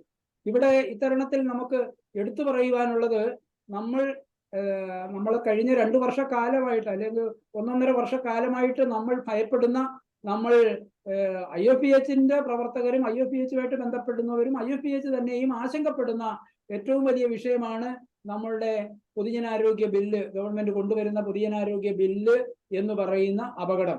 അത് നമ്മൾ പല വിധത്തിൽ അതിനെ എങ്ങനെയെങ്കിലും കറക്റ്റ് ചെയ്യാൻ പല തരത്തിൽ ശ്രമിച്ചിട്ടും അത് നമ്മളുടെയൊക്കെ കൈവിട്ടു പോകുന്ന തരത്തിലേക്ക് വീണ്ടും അത് ഇംപ്ലിമെന്റ് ചെയ്യപ്പെടും എന്ന അവസ്ഥയാണ് ഇപ്പൊ സംജാതമായിരിക്കുന്നത്. അതുകൊണ്ട് തന്നെ അതിനെ നമുക്ക് നിയമപരമായി നേരിടേണ്ട ഒരു സാഹചര്യമൊക്കെ വരികയാണ്. ആ സാഹചര്യം നമ്മൾ മുൻകൂട്ടി കണ്ടുകൊണ്ട് അതിന്റെ നിയമപരമായ നടപടികൾക്ക് വേണ്ടി വരുന്ന ചെലവിന് വേണ്ടിയിട്ട് നമ്മൾ IFPHന്റെ പ്രവർത്തനങ്ങളുമായിട്ടും അല്ലെങ്കിൽ ഹോമിയോപ്പതിയോട് ബന്ധപ്പെട്ട താല്പര്യമുള്ളവരിൽ നിന്നുമൊക്കെ ഒരു ഫണ്ട് സ്വരൂപിച്ച് അതിന്റെ നിയമ നടപടികളിലേക്ക് പോകണമെന്ന് ഒരു അറിയിപ്പ് നൽകുകയും നമ്മൾ അങ്ങനെ തീരുമാനിച്ചതിന്റെ അടിസ്ഥാനത്തിൽ ഒരു അറിയിപ്പ് സർക്കുലേറ്റ് ചെയ്യുകയൊക്കെ ചെയ്തിട്ടുണ്ട്. പക്ഷെ അത് വേണ്ടത്ര ശ്രദ്ധിക്കപ്പെടുകയോ അതിൽ കാര്യമായിട്ട് കോൺട്രിബ്യൂഷൻസ് വരികയോ ചെയ്തിട്ട് നമുക്ക് പറ്റുന്ന വിധത്തിൽ കേസ് നടത്താൻ വേണ്ട ഫണ്ട് ഇതുവരെയും ആയിട്ടില്ല എന്നൊരവസ്ഥയുണ്ട്. ആ ഗൗരവം തിരിച്ചറിഞ്ഞ് അത് എല്ലാവരും അത് മനസ്സിലാക്കി ആ ഫണ്ട് വർദ്ധിപ്പിക്കാനും കേസിന് പോകാൻ കഴിയുന്ന ഒരു അവസ്ഥ ഉണ്ടാക്കി തരണമെന്ന് അഭ്യർത്ഥിക്കുകയാണ്. അതുപോലെ തന്നെ IFPHന്റെ ദൈനംദിന പ്രവർത്തനങ്ങൾ മെച്ചപ്പെടുത്തുന്നതിന് വേണ്ടിയിട്ടും അത് വലിയ ഭാരമില്ലാത്ത തരത്തിൽ കൊണ്ടുപോകുന്നതിനും വേണ്ടിയിട്ട് ഈ സൂം പോലെയുള്ള പരിപാടികൾ നടന്നു പോകുന്നതിന് വേണ്ടിയിട്ട് IFPH-യുമായിട്ട് ബന്ധപ്പെടുന്ന IFPH-ന്റെ പ്രധാന പ്രവർത്തകരും അല്ലാത്തവരുമായിട്ടുള്ള എല്ലാവരും പ്രതിമാസം ഒരു 500 രൂപ വീതം IFPH-ന്റെ പ്രവർത്തന ഫണ്ടിലേക്ക് നൽകണം എന്ന രീതിയിലും കഴിഞ്ഞ സ്റ്റിയറിംഗ് കമ്മിറ്റിയുടെ തീരുമാനപ്രകാരം ഒരു സർക്കുലർ അയച്ചിരുന്നു. അതിനോടും കാര്യമായ പ്രതികരണം പല ഭാഗത്തു നിന്നും വന്നു കാണുന്നില്ല. അതുകൂടി എല്ലാവരും ശ്രദ്ധിക്കുകയും IFPH-ന്റെ പ്രവർത്തനങ്ങളിൽ പോരായ്മ വന്നിട്ടുള്ള കാര്യങ്ങളൊക്കെ ഒന്ന് ചൂണ്ടിക്കാണിച്ചിട്ട്, അല്ലെങ്കിൽ ഏതൊക്കെ കാര്യങ്ങൾ ഇനിയും നമ്മൾ ശ്രദ്ധിക്കണം എന്ന കാര്യങ്ങൾ ചൂണ്ടിക്കാണിക്കുന്നതിന് എല്ലാവരും മുന്നോട്ട് വരികയും എല്ലാവരും ഇടപെട്ട് നിർദ്ദേശങ്ങളും അഭിപ്രായങ്ങളും വിമർശനങ്ങളും ഒക്കെ മുന്നോട്ട് വയ്ക്കണമെന്ന് അഭ്യർത്ഥിച്ചുകൊണ്ട് ഞാൻ എൻ്റെ കർത്തവ്യത്തിലേക്ക് കടക്കുന്നു. കർത്തവ്യത്തിലേക്കെന്ന് പറഞ്ഞാൽ ഇന്ന് നമ്മളുടെ ഒരു പൊതുയോഗം എന്ന നിലയിലാണ് വെച്ചിരിക്കുന്നത്. ആ പൊതുയോഗത്തിലെ ഏറ്റവും ശ്രദ്ധേയരായിട്ടുള്ള അല്ലെങ്കിൽ ഏറ്റവും പ്രധാനപ്പെട്ട ഭാഗമെന്ന് പറയുന്നത് IFPH-ന്റെ എല്ലാ തരത്തിലും IFPH ഇവിടെ സഹകരിക്കുന്ന IFPH-ന്റെ പ്രവർത്തകരാണ്.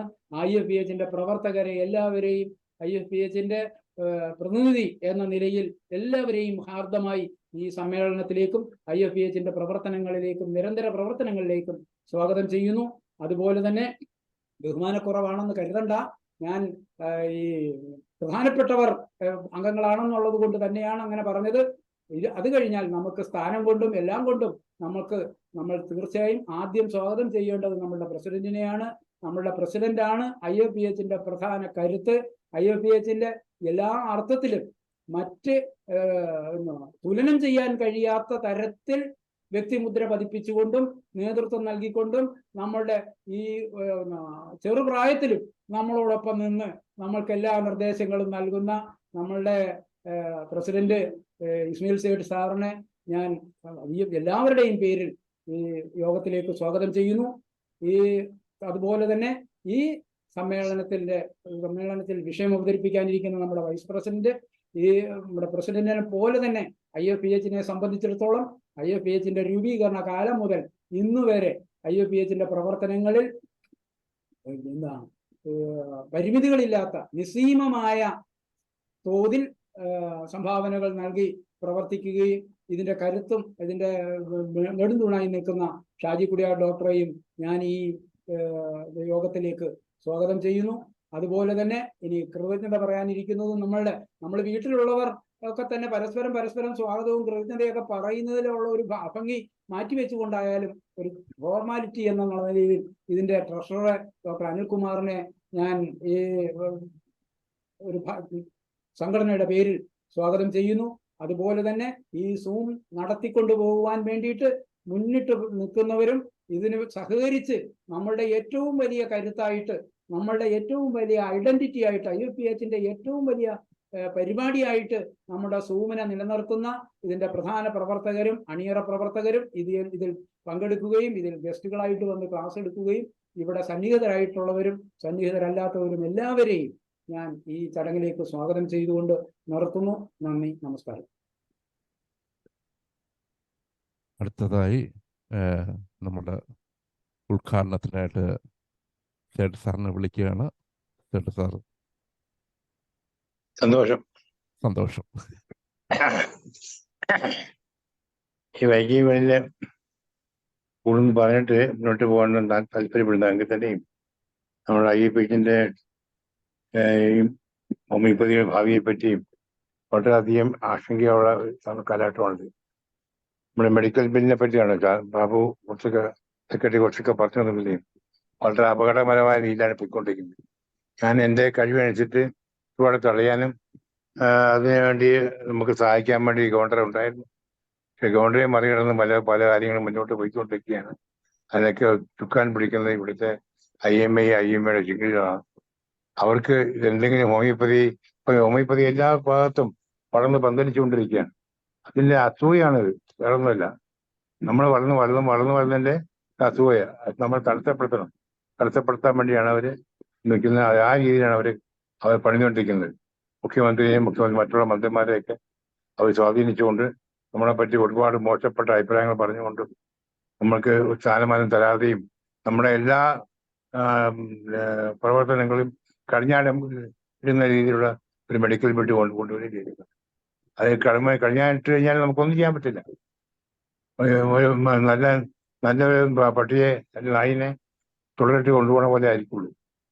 നമുക്ക് സ്വാതന്ത്ര്യമില്ല. പുലിയാണെങ്കിലും നായിയാണെങ്കിലും തുടരിട്ട് കഴിഞ്ഞാൽ സ്വാതന്ത്ര്യം ഉണ്ടാവില്ല. അവന് സ്വന്തമായിട്ട് കുരയ്ക്കാനോ സ്വന്തമായിട്ട് പെരുമാറാനോ ഇലപിടിക്കാനോ പറ്റില്ലാത്ത സ്ഥിതി വിശേഷം ഉണ്ടാവും. അതിലേക്കാണ് നമ്മൾ നീങ്ങിക്കൊണ്ടിരിക്കുന്നത്. അതുകൊണ്ട് നമ്മളെല്ലാവരും കരുതിയിരിക്കണം. ഇവിടെ അല്ലെങ്കിൽ നമുക്ക് ജയം സുപ്രീം കോടതി കിട്ടും എന്നുള്ള ശുഭാപ്തിവിശ്വാസം എനിക്കുണ്ട്. പല അഡ്വക്കേറ്റുമാർ സംസാരിച്ചതിൽ മനസ്സിലാവുന്നുണ്ട്. നിയമപരമായിട്ട് പോവുകയാണെങ്കിൽ തീർച്ചയായിട്ടും ഉണ്ട്. കാരണം നമുക്ക് മുൻകാലത്ത് ഇങ്ങനെ ഉണ്ടായിട്ടില്ല. പിൻകാലമായി ഇത്രയും വളർന്നതിലേക്ക് ഇനി നമ്മൾ പൂച്ചിടാൻ വേണ്ടി വന്നാൽ സമ്മതിച്ചു കൊടുക്കാൻ പറ്റില്ല. മുമ്പുണ്ടായിട്ടില്ല. ഇപ്പോഴെങ്ങനെ ഉണ്ടാകുക? ഇപ്പോഴും ഉണ്ടാകാതിരിക്കാൻ വേണ്ടി നമ്മൾ ശ്രമിക്കണം. അതിനുവേണ്ടി നമ്മൾ കോടതിയിൽ പോകണം. കോടതി വഴി എത്ര പണം മുടക്കിയാണെങ്കിലും വിജയിക്കാൻ തന്നെ ചെയ്യണം. അത് എന്നെ കൊണ്ട് കഴിയുന്ന ഞാൻ ചെയ്യുന്നുണ്ട്. ചെയ്യാൻ പറ്റുമെന്ന് ഞാൻ നിങ്ങളോട് ആഹ്വാനം തരികയാണ്, വിശ്വാസം തരികയാണ്. ഓരോരുത്തരും ബാബു പറഞ്ഞ പോലെ ഓരോരുത്തരും ശ്രമിച്ചാൽ മാത്രമേ നടക്കുകയുള്ളൂ. വലിയ ഈ എക്സ്പെൻസിന് വേണ്ടി വരില്ല. നമുക്ക് നമ്മുടെ 45 പേരോളം സ്ട്രീമിംഗ് കമ്മിറ്റി മെമ്പറുണ്ട്.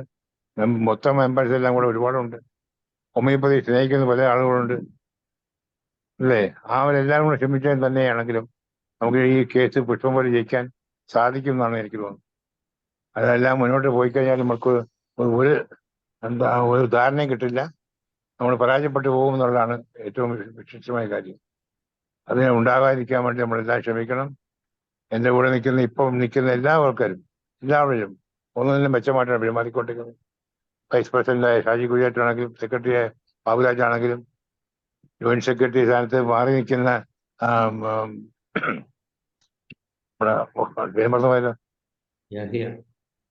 ആണെങ്കിലും എല്ലാ ആൾക്കാരും ഇതിനുവേണ്ടി മുൻപന്തി നിൽക്കുന്ന ആൾക്കാരാണ്. അതുപോലെ തന്നെ നമ്മുടെ ട്രഷറർ വളരെ ഊർജ്ജസ്വലത കൊണ്ടുപോയിട്ട് പോയിക്കൊണ്ടിരിക്കുകയാണ്. അങ്ങനെ എല്ലാവരും ഒത്തുവെച്ച് പോകുന്ന ഘട്ടത്തിൽ സ്റ്റേഡിയം മെമ്പേഴ്സ് എല്ലാ ആൾക്കാരും ഒരുമിപ്പിക്കുകയും മറ്റുള്ള അണികളെ നിർത്തുകയും ചെയ്യുകയാണെങ്കിൽ തീർച്ചയായിട്ടും നമുക്ക് കേസ് ജയിക്കാൻ പറ്റും. നമുക്ക് സർക്കാരിൽ നിന്ന് ഒരു ആഹ്വാനം കിട്ടുന്നോ സഹായം കിട്ടുന്നോ പ്രതീക്ഷിക്കാൻ പറ്റില്ല. അത് ഞാൻ വിട്ടുകഴിഞ്ഞു. കാരണം ഞാൻ ഒരുപാട് ശ്രമിച്ചു. ആശയ്ക്ക് വകയുണ്ടായിരുന്നു. അതൊക്കെ തകർന്ന് തരിപ്പണമായിരിക്കുകയാണ്. നിരാശയുടെ പടുകുഴിയിൽ നൽകുന്നു ഇപ്പോൾ. അതുകൊണ്ട് നമുക്ക് ഇനി ഒറ്റ കോപ്പുള്ളത് കോടതി വഴി മാത്രമേ ഉള്ളൂ. അത് നമ്മൾ ജയിക്കാൻ വേണ്ടിയുള്ള എല്ലാ നീക്കങ്ങളും ചെയ്യണം. ആത്മാർത്ഥമായിട്ട് നിങ്ങൾ ആഹ്വാനം ചെയ്തുകൊണ്ട് ഞാൻ നിർത്തിയാണ്. കൂടുതൽ സംസാരിക്കുന്നില്ല. ഇനി വഴിയെ ഡിസ്കഷൻ വരുമ്പോൾ വഴിയെ പറയേണ്ട കാര്യങ്ങൾ പറഞ്ഞുകൊള്ളാം എന്നുള്ള തീരുമാനം ഞാൻ നിർത്തുന്നു. നമസ്കാരം എല്ലാവർക്കും. Thank you sir. Thank you. അടുത്തായിട്ട് നമ്മുടെ ഷാജി സാറ് സംസാരിച്ചുള്ള സാറ് വിഷയാവതരണം നമ്മുടെ വൈസ് പ്രസിഡന്റും ആയ ഡോക്ടർ ഷാജി കുടിയാർ സംസാരിക്കും. എല്ലാവർക്കും സ്നേഹത്തിന്റെ ഭാഷയിൽ ഈ മീറ്റിംഗിലോട്ട് സ്വാഗതം പറയുകയാണ്. നമ്മുടെ IUPHന്റെ സാരഥികൾ കൂടാതെ തന്നെ നമ്മളോട് സഹകരിക്കാൻ സെഗ്മെന്റ്സ് കാണിച്ചിട്ടുള്ള എല്ലാവരെയും നമ്മളിപ്പോൾ ഈ മീറ്റിങ്ങിലോട്ട് ഞാനൊന്ന് വരാൻ പറഞ്ഞിട്ടുണ്ട്. നമ്മുടെ രാമാനുജൻ ഡോക്ടറുണ്ട്, അതുപോലെ തന്നെ ഇന്ത്യൻ ആയുർവേദ മെഡിക്കൽ അസോസിയേഷൻ IAMAയുടെ സാരഥികൾ വന്നിട്ടുണ്ട്, അവരോട് വരാൻ പറഞ്ഞിട്ടുണ്ടായിരുന്നു. അതുപോലെ തന്നെ ജേക്കബ് വടക്കാഞ്ചി സാറുണ്ട്, അദ്ദേഹത്തോട് ജോയിൻ ചെയ്യാൻ, അദ്ദേഹം ഇപ്പൊ ജോയിൻ ചെയ്തിട്ടുണ്ട്.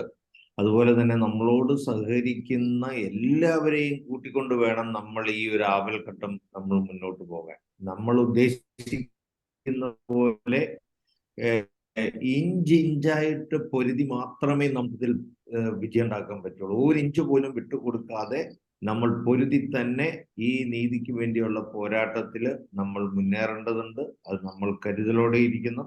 നമ്മുടെ കൂടെയുള്ള പലരും ഇത് വളരെ നിസ്സാരവൽക്കരിച്ച് തള്ളിക്കളഞ്ഞിരിക്കുന്ന ദയനീയാവസ്ഥയുണ്ട്. അവിടെയാണ് നമ്മൾ കൂടുതൽ ജാഗ്രത പാലിക്കേണ്ടത്. നമ്മുടെ കൂടെയുള്ള പല ഡോക്ടേഴ്സും ഇതൊക്കെ ഒരു കുഴപ്പമില്ല, ഇതിൻ്റെ അകത്ത് കഴിഞ്ഞ ദിവസം ഒരു ഡോക്ടറെ വിളിച്ചപ്പോൾ ചോദിക്കുകയാണ്, ഈ ബില്ലിൽ എവിടെയാണ് കുഴപ്പമെന്നൊന്ന് കാണിച്ചു തരാമോ? ഞാൻ ചോദിച്ചു, ഡോക്ടർ ഒന്ന് വായിച്ചിട്ടുണ്ടോ ഈ ബില്ല്? ഇതുവരെ വായിച്ചിട്ടില്ല. ഇതുവരെ വായിക്കാത്ത ആൾ ഇതിന് ഒരു കുഴപ്പമില്ല എന്നും പറഞ്ഞ് ഫ്രീ ആയിട്ടങ്ങ് ഇരിക്കുകയാണ്. എന്ത് പറയാൻ പറ്റും അങ്ങനെ പറയുന്നവരോട്? അപ്പൊ നമ്മള് ഈ ബില്ല് വായിക്കണം. ബില്ല് വായിക്കാനായിട്ട് നിയമസഭ പാസ്സാക്കിയ ബില്ല് കയ്യിലില്ലാത്തവരൊന്ന് പറഞ്ഞാൽ ഞാൻ ഇട്ടുതരാം. ഞാനൊന്ന് ഷെയർ ചെയ്തിരുന്നു, വീണ്ടും ഷെയർ ചെയ്യാം. നിങ്ങൾ നേരിട്ട് പഠിക്കണം. നമ്മൾ പറയുന്ന കാര്യത്തിൽ ഞാനൊക്കെ വായിച്ചതാണ്, പക്ഷെ എന്തെങ്കിലും കാര്യത്തിൽ പെശകുണ്ടെങ്കിൽ നിങ്ങൾ ചൂണ്ടിക്കാണിച്ചു തരണം. കാരണം നമ്മളിത് പൊതുവായിട്ട് പറയുകയാണ്, ഉത്തമ വിശ്വാസത്തിലാണ് പറയുന്നത്. എന്തെങ്കിലും അപാകത നമ്മൾ പറയുന്നതിൽ ഉണ്ടെങ്കിൽ നിങ്ങൾ ചൂണ്ടിക്കാണിച്ചു തരണം. ഒന്നും കൂടി വിനീതമായിട്ട് പറയുകയാണ്. ഒരൊറ്റ സെക്കൻഡ്.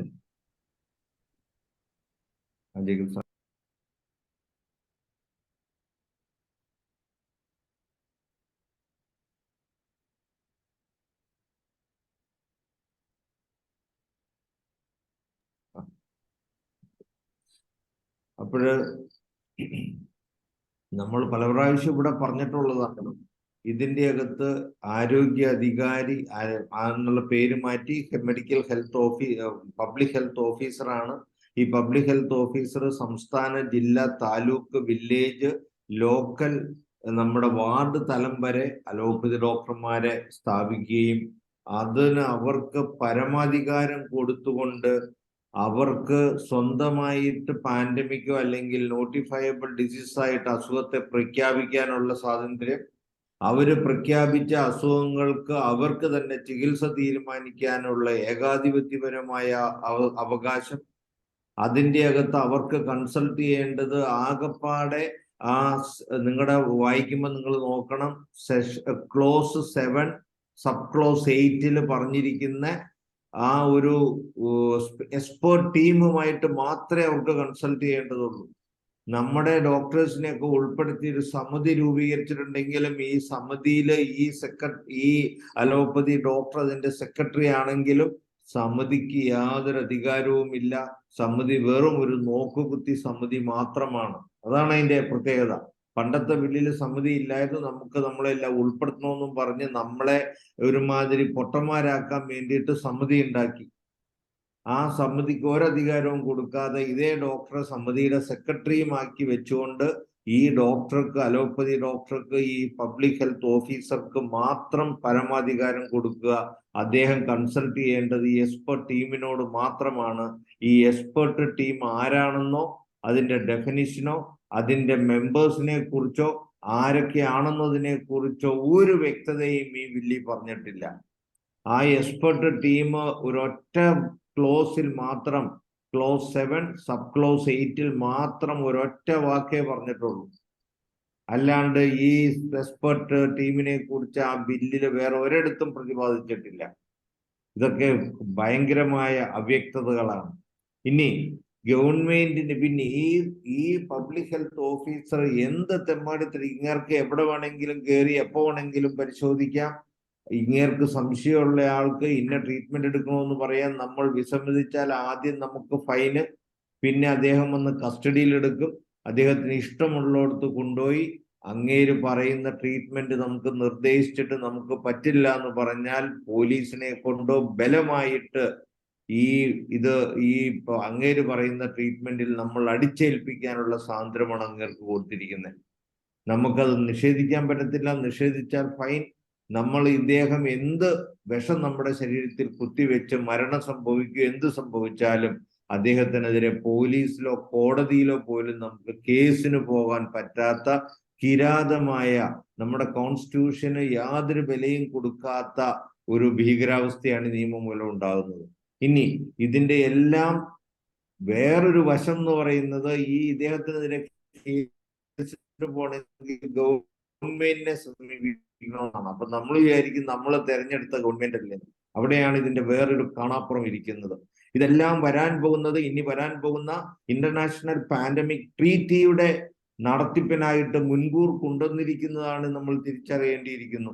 ഇപ്പൊ ഇന്റർനാഷണൽ പാൻഡമിക് ട്രീറ്റി WHO എന്ന ഒരു രാജ്യങ്ങൾക്ക് നിയന്ത്രണമില്ലാത്ത കോർപ്പറേറ്റുകളാൽ മാത്രം നിയന്ത്രിക്കപ്പെടുന്ന ഒരു സംഘടനയാണ് വേൾഡ് ഹെൽത്ത് ഓർഗനൈസേഷൻ. റോക്ക്ഫില്ലർ തുടങ്ങി ഇന്നും റോക്ക്ഫില്ലറിന്റെ നിയന്ത്രണത്തിൽ മാത്രം കൊണ്ടുപോകുന്നതാണ്. അപ്പൊ ആ റോക്ക്ഫില്ലറാൽ നിയന്ത്രിക്കപ്പെടുന്ന സംഘടന ലോകത്തിന്റെ ആ ഒരു കൂട്ടം elites, rich people in the world going to take control of the entire humanity of the entire world. ലോകം മൊത്തത്തിന്റെയും അധിപന്മാരാകാനുള്ള വ്യഗ്രത കൊണ്ട് എന്ത് തെമ്മാടിത്തരവും കാണിക്കാൻ മടിയില്ലാതെ ലോകം മൊത്തം കൈപ്പിടിയിൽ ഒതുക്കി ലോക ജനതയെ മൊത്തം അടിമകളാക്കാൻ വേണ്ടിയാണ് ഈ പണി കളിക്കുന്നതെന്ന് നമുക്കൊക്കെ ചിന്തിക്കാൻ ബുദ്ധിമുട്ടുണ്ടാകും. ആ ചിന്തിക്കേണ്ട സമയമാണ്, അതിലൂടെയാണ് നമ്മൾ കടന്നു പോകുന്നത്. അതുകൊണ്ട് നമ്മൾ ഇതുവരെ നിസ്സാരമായി കാണുന്ന രീതിയിലല്ല കാര്യങ്ങളെന്നുള്ള യാഥാർത്ഥ്യം മനസ്സിലാക്കണം. ഒരു മീഡിയയും ഇത് ചർച്ച ചെയ്യത്തില്ല. ഹലോ,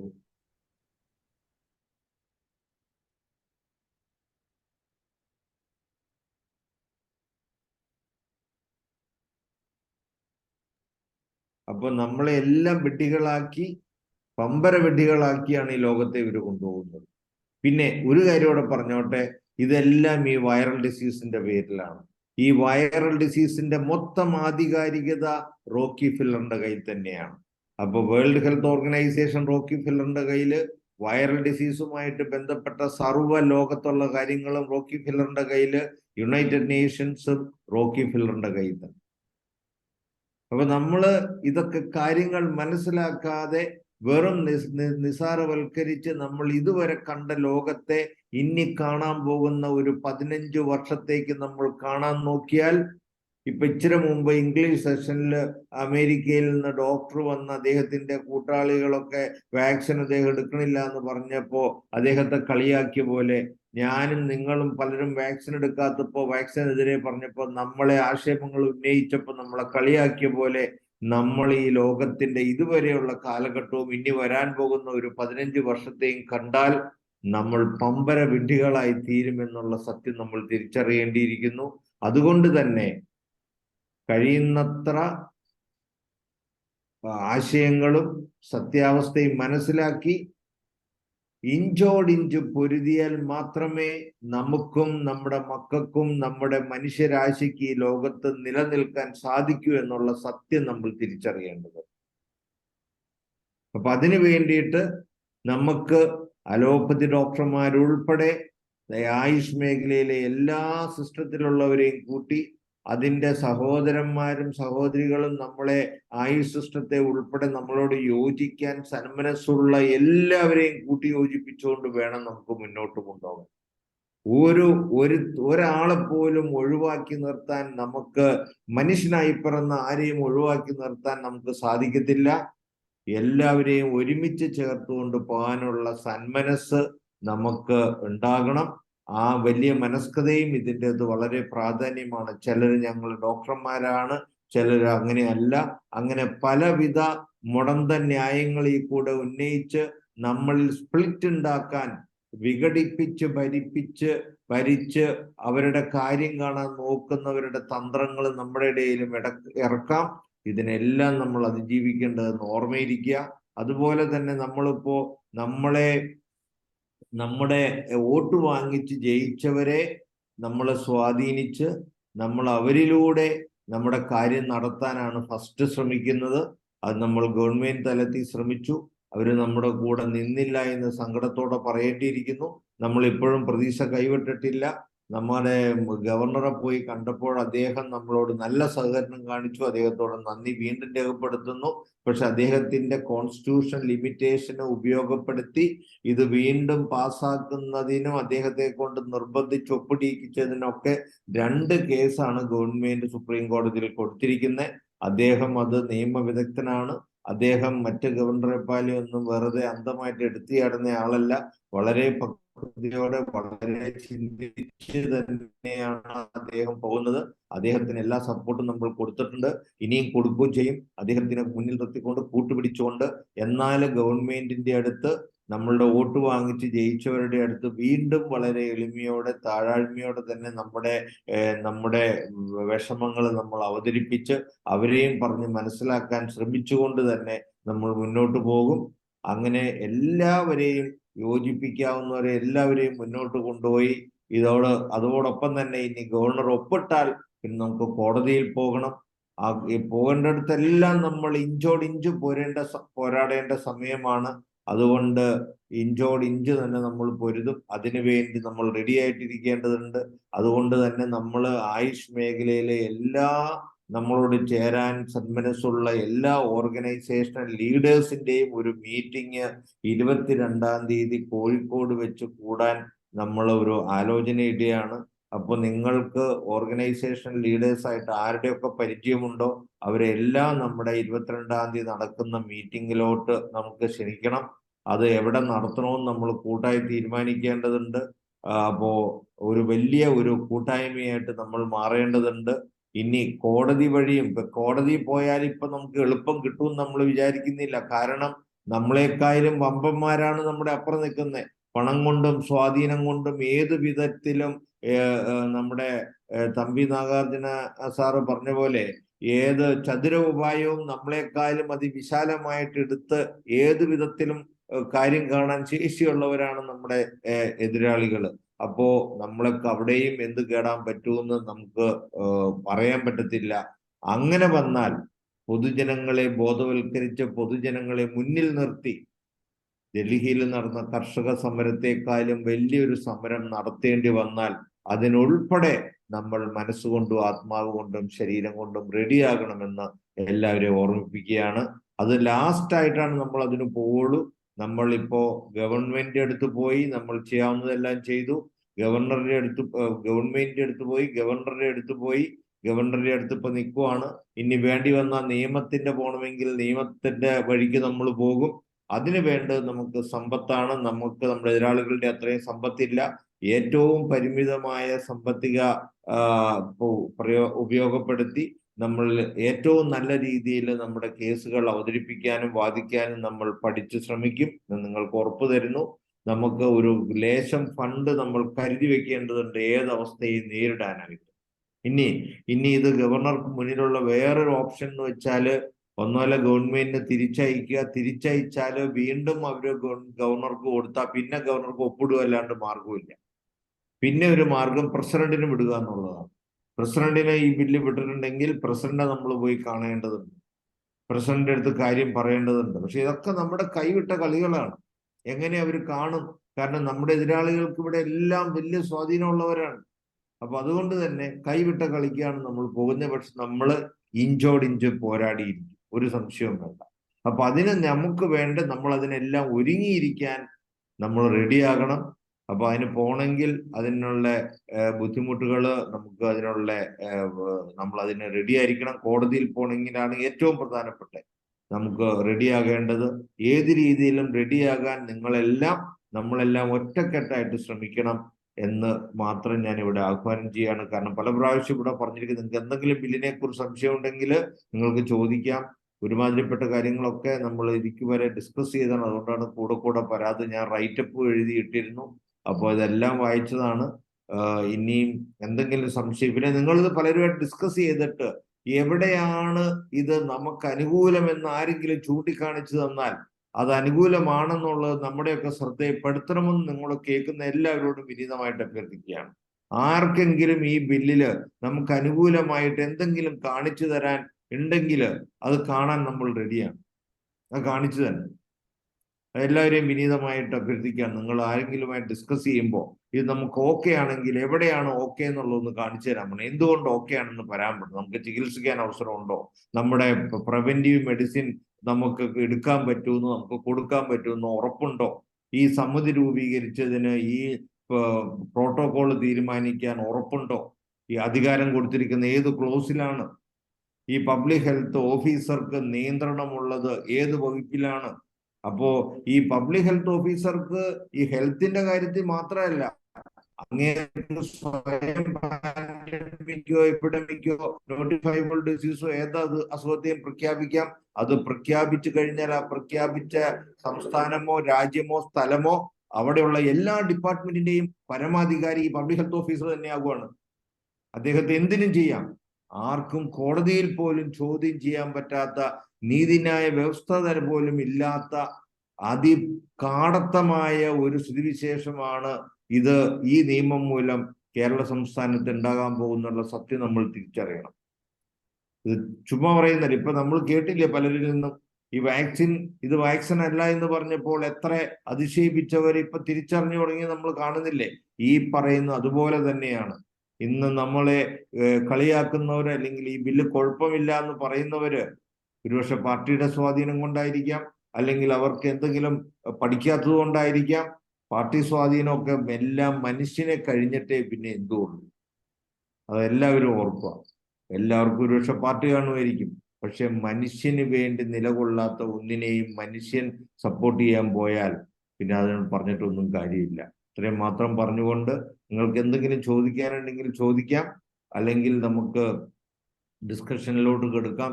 ജേക്കബ് വടക്കാഞ്ചേരി വന്നിട്ടുണ്ട്, തമ്പി നാഗാർജുനയുണ്ട്, അതുപോലെ തന്നെ രാമാനുജൻ ഡോക്ടർ അവിടെ ഉണ്ട്, പിന്നെ അതുപോലെ തന്നെ ഇന്ത്യൻ ആയുർവേദ മെഡിക്കൽ അസോസിയേഷന്റെ ഒരു ഡോക്ടറോട് വരാൻ പറഞ്ഞിട്ടുണ്ടായിരുന്നു. നിങ്ങൾ വീഡിയോ ഓൺ ആക്കിയില്ലെങ്കിൽ നമുക്ക് തിരിച്ചറിയാൻ പറ്റത്തില്ല. അതുകൊണ്ട് നിങ്ങൾ ഹാൻഡ് റൈസ് ചെയ്യണം. നിങ്ങളുടെ സാന്നിധ്യം വീഡിയോ ഓൺ ചെയ്ത് നമ്മളെ അറിയിക്കണം. എന്നിട്ട് നിങ്ങൾ ചർച്ചയിൽ പങ്കെടുക്കണം എന്ന് വിനീതമായിട്ട് അഭ്യർത്ഥിക്കുകയാണ്. നന്ദി, നമസ്കാരം. അടുത്തായി തമ്പി നാഗാർജുന സാറ് സംസാരിച്ചോളൂ. ജാക്കബ് വടക്കാഞ്ചേരി വിളിച്ചോട്ടോ. സാറേ ജാക്കബ് വടക്കാഞ്ചേരിനെ വിളിക്കാം, അദ്ദേഹം ഉണ്ട്.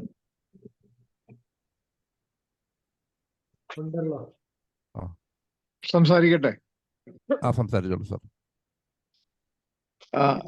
നമ്മൾ തുടങ്ങിയിടത്ത് തന്നെ ഊർജം കൈവിട്ടു പോകാതെ ഇത്രയും നേരം നമുക്ക് നമ്മുടെ ഡോക്ടർ ഷാജി കൂടിയത്ത് പറഞ്ഞു. പക്ഷേ ഇന്ന് വരെ ഇതിന്റെ യഥാർത്ഥ വ്യക്തിമായ ജനങ്ങളിലേക്ക് ഇത് എത്തിക്കാൻ നമ്മളെ കൊണ്ട് സാധിച്ചിട്ടില്ല എന്നുള്ളത് സത്യസന്ധമായ ഒരു പരമാർത്ഥമായ പരാജയമായിട്ട് തന്നെ നമ്മൾ അതിനെ കാണണം. നമ്മൾ ചെയ്ത ഒരെഫർട്ടും മോശമല്ല എങ്കിൽ പോലും ആ ചെയ്തതിനൊന്നും ഒരു ഫലം ഉണ്ടാവുന്ന രീതിയിൽ കൂടെ ഒരു രാഷ്ട്രീയക്കാർക്ക് ആരും സമയമാണ്, അല്ലെങ്കിൽ ഒരു ആറ്റിറ്റ്യൂഡിലാണ് ഇപ്പൊ നിൽക്കുന്നത്.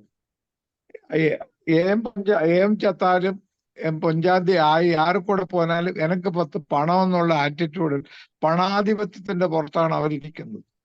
ഏറ്റവും കുറഞ്ഞത് നമുക്ക് 2000-ൽ പരം മെമ്പേഴ്സ് ഉണ്ടെന്ന് തോന്നുന്നു കേരളത്തിൽ തന്നെ. ഓരോ ആളുകളും ഒരു 5000 നോട്ടീസെങ്കിലും അടിച്ച് പൊതുജനങ്ങളിലേക്ക് ഇതൊന്ന് എത്തിക്കുക എന്നുള്ളതാണ് ആദ്യത്തെ ഒരു പടി എന്നുള്ള ഇതിൽ കൂടെ നമ്മൾ ചെയ്യേണ്ടത്. ബാക്കി മേജർ കാര്യങ്ങൾ നമുക്ക് ചെയ്യാം. അതായത് ജനങ്ങൾ അറിയണം അവരുടെ മൂക്ക് വരെ മുങ്ങിയിരിക്കുകയാണ്. ഈ വളരെ ലളിതമായിട്ടൊരു A4 സൈസ് പേപ്പറിൽ ഇതൊന്ന് പ്രിന്റ് ചെയ്ത് മിനിമം ഒരു 5000-ഓ 10,000-ഓ നോട്ടീസ് വെച്ച് ഓരോ ഡോക്ടേഴ്സും അവരുടെ അടുത്ത് വരുന്നവർക്ക് കൊടുക്കാനും, പിന്നെ പെയ്ഡായിട്ട് ഒരു കമ്മിറ്റി ഉണ്ടാക്കുക. പെയ്ഡ് എന്ന് പറഞ്ഞാൽ എക്സ്പെൻസസ് മീറ്റ് ചെയ്യാൻ പറ്റും.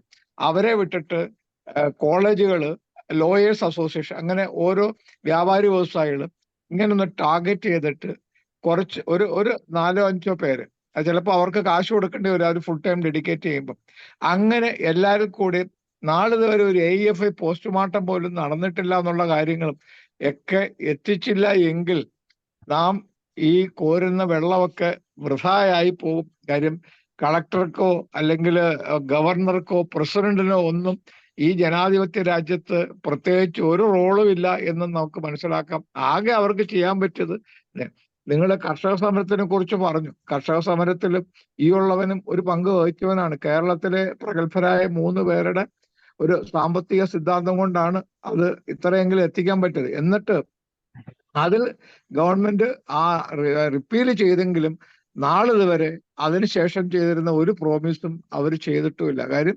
അവരുടെ കയ്യിൽ ധനമുണ്ട്, നുണ പറയാൻ അറിയാം. ആ നുണ ഏറ്റവും നല്ല രീതിയിൽ കൂടെ സാധാരണക്കാരിലേക്ക് എത്തിച്ച് ഒരു ഫ്രീ കിറ്റോ എന്തെങ്കിലുമൊക്കെ കൊടുത്ത് അവര് പൊതുജനങ്ങൾ, അതായത് 3 മണിക്കൂറിൽ കൂടുതൽ വിശന്നിരിക്കാൻ പറ്റാത്ത പൊതുജനമാണിത്. നിങ്ങളത് മനസ്സിലാക്കുക.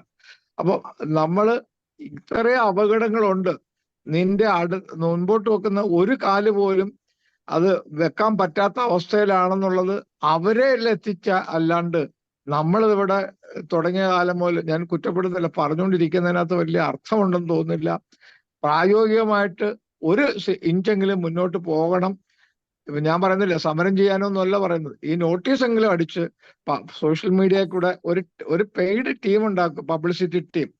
അവര് ഇരുന്ന് ചർച്ച ചെയ്ത് എല്ലാ സോഷ്യൽ മീഡിയകളെയും ഉൾക്കൊണ്ടുകൊണ്ട് അത് മുന്നോട്ട് പോയാൽ നമുക്ക് എന്തെങ്കിലുമൊക്കെ പ്രതീക്ഷിക്കാൻ പറ്റുമെന്നുള്ളതാണ് ഈ എളിയവൻ പറയുന്നത്. നന്ദി, നമസ്കാരം. അടുത്ത വടക്കാഞ്ചേരി ജേക്കബ് വടക്കാഞ്ചേരി സാർ. കണ്ടായിരുന്നു. സാറ് സംസാരിച്ചു സാർ. അൺമ്യൂട്ട് ചെയ്തിട്ട് സാർ അൺമ്യൂട്ട് ചെയ്തിട്ട് സംസാരിച്ചു. Please unmute. ഗവർണർ ഒപ്പിട്ടിട്ടില്ല, നിയമമായിട്ടില്ല എന്ന് നമ്മൾ പറയുന്നുണ്ട്. പക്ഷെ അവര് പണി തുടങ്ങി കഴിഞ്ഞു. ആലപ്പുഴയിലെ നേച്ചർ ലൈഫ് ഹോസ്പിറ്റലില് കഴിഞ്ഞ ആഴ്ച അവിടുത്തെ പൊതുജനാരോഗ്യ അധികാരി, അലോപ്പതി ഡോക്ടർ സഹിതമുള്ളൊരു ടീം കയറി അവിടുത്തെ ഫ്രിഡ്ജില് അല്പം ഇൻസുലിൻ ഇരിക്കുന്നത് കണ്ടുപിടിച്ചു. പ്രകൃതി ചികിത്സ നടത്തുന്നിടത്ത് ഇൻസുലിൻ വന്നിരിക്കുന്നു. അലോപ്പതി മരുന്ന് നമ്മൾ വിൽപ്പന നടത്തുന്നു അല്ലെങ്കിൽ ഉപയോഗിക്കുന്നു എന്ന് പറഞ്ഞ് ചാർജ് ഷീറ്റ് വന്നു. അതവിടെ ഒരു പേഷ്യന്റ് നിർത്തി കഴിഞ്ഞിട്ട് അവർ പോയപ്പോൾ കൊണ്ടുപോയില്ല. അവർക്ക് അതിൻ്റെ ആവശ്യമില്ല. അവരുടെ അടുത്ത് നിന്ന് നമ്മളൊരു കത്തൊക്കെ വാങ്ങിച്ചങ്ങ് ഇട്ട് കൊടുത്തു. ഇപ്പോഴത്തെ ഒരു അവസ്ഥയിൽ അവർക്ക് അതിനപ്പുറം പോകാൻ പറ്റില്ല. പക്ഷേ അതൊരു സ്റ്റോപ്പ് മെമ്മോ തന്നിട്ടാണ് പോയിരുന്നതെങ്കിൽ സ്റ്റോപ്പ് ചെയ്തിട്ട് പിന്നെ അതിന്റെ പുറകെ കേസിന് നടക്കണം. ഇപ്പോൾ എൻ്റെ കൺസൾട്ടേഷന് വരുന്നവരിൽ നല്ലൊരു ശതമാനം പറയുന്നത് അവരുടെ ഡോക്ടർ പറഞ്ഞിരിക്കുന്നത് ആയുർവേദം, ഹോമിയോ അതൊന്നും പോവരുത്, പോയാൽ ഭയങ്കര കുഴപ്പമുണ്ട്, പേടിപ്പിച്ചു വിടുകയാണ് ആളുകളെ. വേറൊരു ഡോക്ടർ പറഞ്ഞത് തുരിതുരാ പരാതി അയക്കുകയാണ്. അടുത്തുള്ള അലോപ്പതി ഡോക്ടറാണ് ചുറ്റുപാടും പ്രാക്ടീസ് നടത്തുന്നവർക്കെല്ലാം എതിരായിട്ട് ഓരോരോ പരാതികൾ അയക്കുന്നത്. അതിപ്പോഴേ അവർ വളരെ ശക്തമായിട്ട് നിൽക്കുന്നുണ്ട്. അതുപോലെ ഹോമിയോപ്പതി നിരോധിക്കണമെന്ന ആവശ്യം ഞാനിപ്പോൾ അതിനെക്കുറിച്ച് പറയേണ്ട ആവശ്യമില്ല. 1000 കോടി രൂപയാണ് വെറും പാരാസെറ്റമോളിലെ ഒരു കമ്പനിയുടെ ഡോളോ പ്രൊമോട്ട് ചെയ്യാൻ അവർ കൈക്കൂലി കൊടുത്തത് 1000 കോടി. അപ്പൊ പിന്നെ ബാക്കി പറയണ്ടല്ലോ.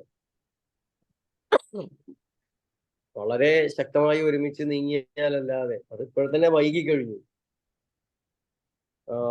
നമുക്കിതിനെ മറികടക്കാൻ സാധിക്കില്ല.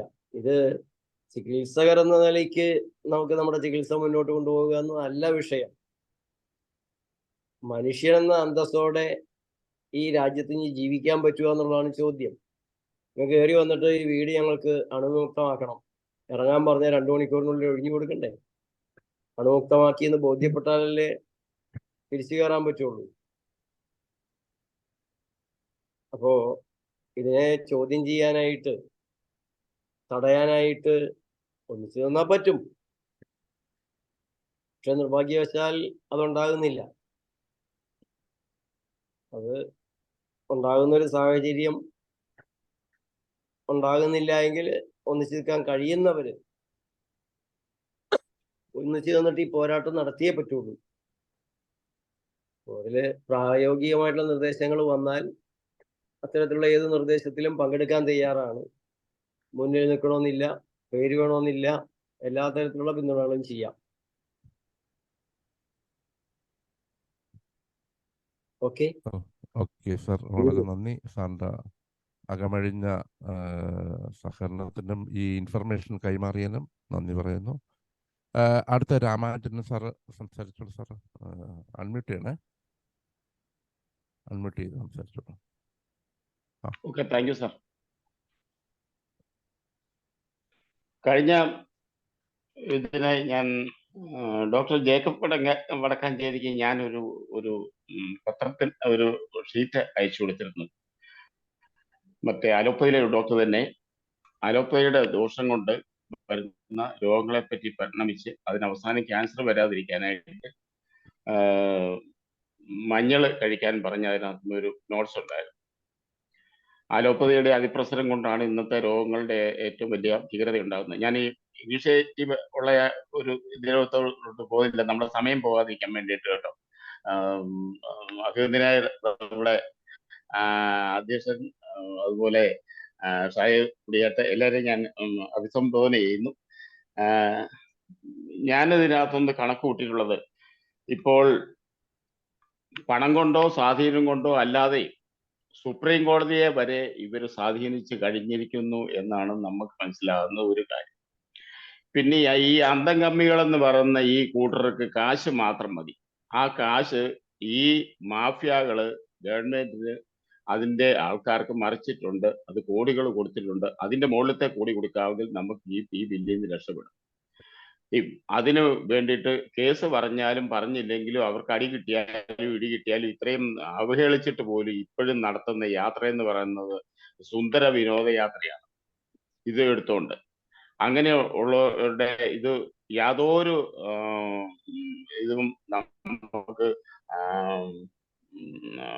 സൗകര്യമോ നമ്മുടെ കാര്യത്തിന് പുരോഗതിയോ നമ്മൾ ചെയ്യുന്നതിന് നമ്മളോട് ഒരു അനുഭാവമോ ഉണ്ടാവുമെന്ന് നമ്മൾ വിചാരിക്കേണ്ട ഒരിക്കലും. ഇതിലേ പോയാലും വിചാരിക്കേണ്ട. അതിൻ്റെ മുകളിൽ അത് നമ്മുടെ കാശ് തന്നെ എടുത്ത് നമുക്കെതിരായിട്ട് അവര് സ്വാധീനിക്കുകയാണ് ചെയ്യുന്നത്. ഇവിടെയാണ് അതിനകത്ത് ഉള്ള ഏറ്റവും വലിയ ഭീകരത. പിന്നെ സൗമ്യതയോടെ നമ്മളൊക്കെ സംസാരിക്കുന്നുണ്ട്. കാരണം നമ്മൾ സൗമ്യതയോടെ സംസാരിച്ചു കഴിഞ്ഞിട്ട് നാളുകളേറെയായി.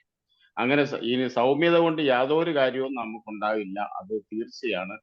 അതിനകത്തുനിന്ന് പിന്നെ ഈ അലോപ്പതിയിലെ ഡോക്ടേഴ്സും ഹോമിയോപ്പതിയിലെ ഡോക്ടേഴ്സും ആയുർവേദത്തിലെ ഡോക്ടേഴ്സും തന്നിൽ ഭിന്നിക്കണം എന്നുള്ള ഒരു അടിസ്ഥാന തത്വം ഇവരിറക്കിയിട്ടുണ്ട് ഇതിനകത്ത്. അതുകൊണ്ടാണ് അലോപ്പതി ഡോക്ടേഴ്സ് കൊണ്ട് ഹോമിയോ ഒന്നും ഇല്ലെന്ന് പറയിപ്പിക്കുന്നത്, മറ്റുള്ള ഇവരെ കൊണ്ട് ആയുർവേദം എന്ന് പറഞ്ഞു കഴിഞ്ഞാൽ അശാസ്ത്രീയമാണെന്ന് പറയിപ്പിക്കുന്നത്. ഇതെല്ലാം പറഞ്ഞ് പ്രചരിപ്പിക്കുന്നതിന്റെ ഏറ്റവും വലിയ കാര്യം, കഴിഞ്ഞ ദിവസം ഈ എൻ്റെ അടുത്ത് വന്ന പല കേസും, ഒരാൾക്ക് ഞാൻ BP മരുന്ന് കൊടുത്തു.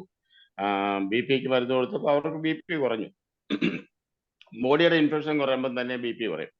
ഇയാൾ അലോപ്പതിയുടെ ഡോക്ടർക്ക് എന്ന് കഴിഞ്ഞപ്പോൾ ആയുർവേദം കഴിച്ചാൽ BP എല്ലാം കുറഞ്ഞു, അതുകൊണ്ടാണ് കുറഞ്ഞെന്ന് പറയും. ഈ ഡോക്ടറിനെ മനസ്സിലായോ BP നമ്മൾ മരുന്ന് കൊടുത്തിട്ടാണെന്ന്? അലോപ്പതിയുടെ അല്ല, BP മരുന്നില്ലെന്നാണ് ഇവർ പറഞ്ഞ് മനസ്സിലാക്കിയത്. ആ പേഷ്യന്റ് ഇപ്പൊ എൻ്റെ അടുത്ത് വരുന്നില്ല. ആളിന് ഒത്തിരി കുറഞ്ഞു, കണ്ണ് കാണാൻ മേലൊക്കെ പോയതാണ്, ഇപ്പൊ കണ്ണ് കാണാറായി. അങ്ങനെ കുറെ കേസുകൾ നമ്മൾ ചെയ്യുന്നുണ്ട്. ഇതിനുമെല്ലാം പരിണത ഫലമായിട്ട് വരുന്നത് നമ്മളെ ഈ ലോകത്ത് രോഗമില്ലാഴിക എന്നൊരു അവസ്ഥ ഉണ്ടായി കഴിഞ്ഞു കഴിഞ്ഞാൽ ഈ അലോപ്പതി ഡോക്ടർമാരുടെ ഈ പ്രസ്ഥാനങ്ങൾക്കൊന്നും നിലനിൽപ്പുണ്ടാകുകയില്ല. അതാണ് ഏറ്റവും വലിയ കുഴപ്പം. സൗമ്യമായ ചികിത്സ കൊണ്ട് സൗമ്യമായ അനുഭവം ഉണ്ടാവും, പക്ഷെ സൗമ്യമായ ചികിത്സ അല്ല ഇത് കൊടുക്കുന്നതും പണം പിടിക്കുന്ന ഇതാ കൊടുക്കുന്നത്. അത് ജനങ്ങളെ നമ്മൾ മനസ്സിലാക്കിയെങ്കിൽ മാത്രമേ ഇതുകൊണ്ട് കാര്യമുള്ളൂ. അത് അല്ലാതെ നമ്മൾ തമ്മിൽ എപ്പോഴും സംസാരിച്ചുകൊണ്ടൊന്നും കാര്യമില്ല. പൊതുജനങ്ങളെ മനസ്സിലാക്കുക. ഇപ്പൊ കഴിഞ്ഞ ദിവസങ്ങളിലൊക്കെ ഞാൻ പല പല ക്ലാസ്സുകളിൽ പോകുന്നുണ്ട്, വയോജന കേന്ദ്രത്തിലും മറ്റുള്ള ക്യാമ്പിലും ഒക്കെ പോകുന്നുണ്ട്. അവിടെയെല്ലാം ഞാൻ സംസാരിക്കുന്നതിനകത്ത് നമ്മൾ വയസ്സായി അകാലത്ത് വയസ്സായി പോകാതിരിക്കാനും അലോപ്പതി ഉപയോഗിക്കാനാണ് പറഞ്ഞത്. അങ്ങനെ ശരിക്കും ഞാൻ കുറെ ക്ലാസ്സുകൾ ഞാൻ നയിക്കുന്നുണ്ട്, ക്ലാസ്സുകളിലൂടെ ഇത് പോകുന്നുണ്ട്. കഴിഞ്ഞ ദിവസമൊക്കെ എനിക്ക് നല്ല പ്രതികരണം അതിനകത്ത് നിന്ന് കിട്ടിയിട്ടുണ്ട്.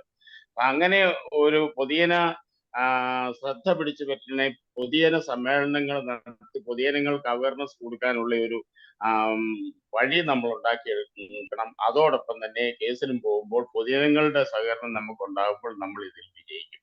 അങ്ങനെ വിജയിക്കുവാനുള്ള എല്ലാ സപ്പോർട്ടുകളും പമ്പയുടെ ഭാഗത്തു നിന്നല്ല, ഞങ്ങളുടെ എല്ലാവരുടെയും ഭാഗത്ത്, ഞങ്ങളുടെ ഡോക്ടർ ഗോപാലകൃഷ്ണന്, ഡോക്ടർ സുരേഷും ഒക്കെ ഇതിനകത്ത് കയറിയിട്ടുണ്ട്. അപ്പം അങ്ങനെയുള്ള ഞങ്ങളും ചർച്ച ചെയ്യുന്നുണ്ട്. അതിനകത്ത് എല്ലാ സഹകരണങ്ങളും ചെയ്യാൻ നമ്മൾ തയ്യാറാണ്. അതിനകത്ത് കേസിന് പോവുകയാണെങ്കിൽ ഒന്നിച്ച് തന്നെ കേസിന് പോകണം, പലരായിട്ട് കേസിന് പോകരുത്. ഞാൻ AMAയുടെ ആൾക്കാരോട് സംസാരിച്ചിട്ടു അതിനകത്ത് മെഡിക്കൽ ഓഫീസേഴ്സ് ആണ് ഏറെ. ഗവൺമെന്റ് ശമ്പളം വാങ്ങിച്ചുകൊണ്ടിരിക്കുന്നത്, മെഡിക്കൽ ഓഫീസേഴ്സ് എന്തെങ്കിലും പ്രതികരിച്ചു കഴിഞ്ഞാൽ ഉടനെ അവരുടെ ശമ്പളം തടയും. അതാണ് ഔഷധിയോട് ഞാൻ സംസാരിച്ചു കഴിഞ്ഞപ്പോൾ ഔഷധി ഗവൺമെന്റ് ആയതുകൊണ്ട് അവർക്ക് നേരിട്ട് പ്രതികരിക്കാൻ മേല. കഴിഞ്ഞ ഒരു മീറ്റിംഗിൽ ഞാൻ സംസാരിച്ചിരുന്നു അതിനെപ്പറ്റി. അപ്പൊ അങ്ങനെയൊക്കെ ആയിട്ട് ഓരോന്നിന്റെ അടിയിൽ നിൽക്കുകയാണ് പേടിച്ച്. അതിനകത്തൊന്നും ഒരു മാറ്റം വരുത്തണമെങ്കിൽ നമ്മൾ ഇനീഷ്യേറ്റീവ് ചെയ്ത് കിടക്കണം. AMAയുടെ ആൾക്കാരെ കൂടുതൽ ബോധവൽക്കരിക്കാൻ നമുക്കൂടെ കഴിയണം. അവരോട് ഞാൻ സംസാരിച്ചു വെച്ചിട്ടുണ്ട്, അവരെല്ലാവരും വന്നിട്ടില്ല. പിന്നെ നേരത്തെ ഉണ്ടായിരുന്ന ആ CCIMന്റെ ഇപ്പൊ അത് പിരിച്ചുവിട്ടു. അതല്ല, CCIMന്റെ അറിവുള്ള ആൾക്കാര് ഡോക്ടർ രാമനാഥനും അങ്ങനെയൊക്കെ ഉള്ളവരുമായിട്ട് നമുക്ക് ഡൽഹിയിൽ എന്ത് ചെയ്യാൻ പറ്റും, അത് നേരത്തെ ബ്ലോക്ക് ചെയ്യാനായിട്ട് സൂപ്പർ അഡ്വൈസിന് വിട്ടിരിക്കുന്നതിനെ നമ്മളൊരു ബ്ലോക്ക് ചെയ്ത് വെക്കാനായിട്ട് നമുക്ക് എന്ത് ചെയ്യാൻ പറ്റും, അതിനെപ്പറ്റി ആലോചിച്ച് നമുക്ക് വേണ്ടത് അത് ചെയ്യണം. അങ്ങനെ ആയിക്കഴിഞ്ഞു കഴിഞ്ഞാൽ കോടതിയിൽ ഇത് എത്തിയാലും കോടതിയിൽ അതിനകത്ത് അഡ്വക്കേഷനും കോടതിയെയും ബോധവൽക്കരിക്കാനും അങ്ങനെ ഒരു വഴി കൊണ്ട് നമുക്ക് സാധിക്കും എന്നാണ് എൻ്റെ ഒരു അഭിപ്രായം. അതിനെല്ലാ പിന്തുണയും പ്രഖ്യാപിക്കുന്നു. ജയിക്കണം.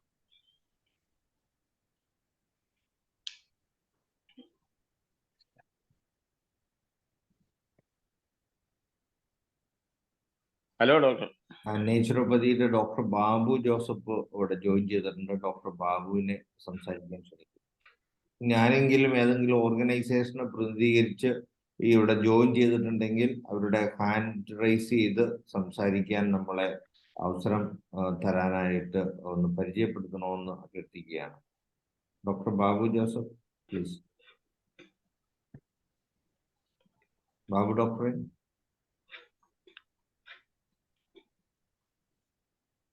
ഏത് പേരിലാ ജോയിൻ ചെയ്തിരിക്കുന്നത്? പുള്ളി ജോയിൻ ചെയ്തിട്ടുണ്ടെന്നാ പറഞ്ഞു. ഏത് പേരിൽ നിന്ന് ഞാൻ ചോദിച്ചില്ല.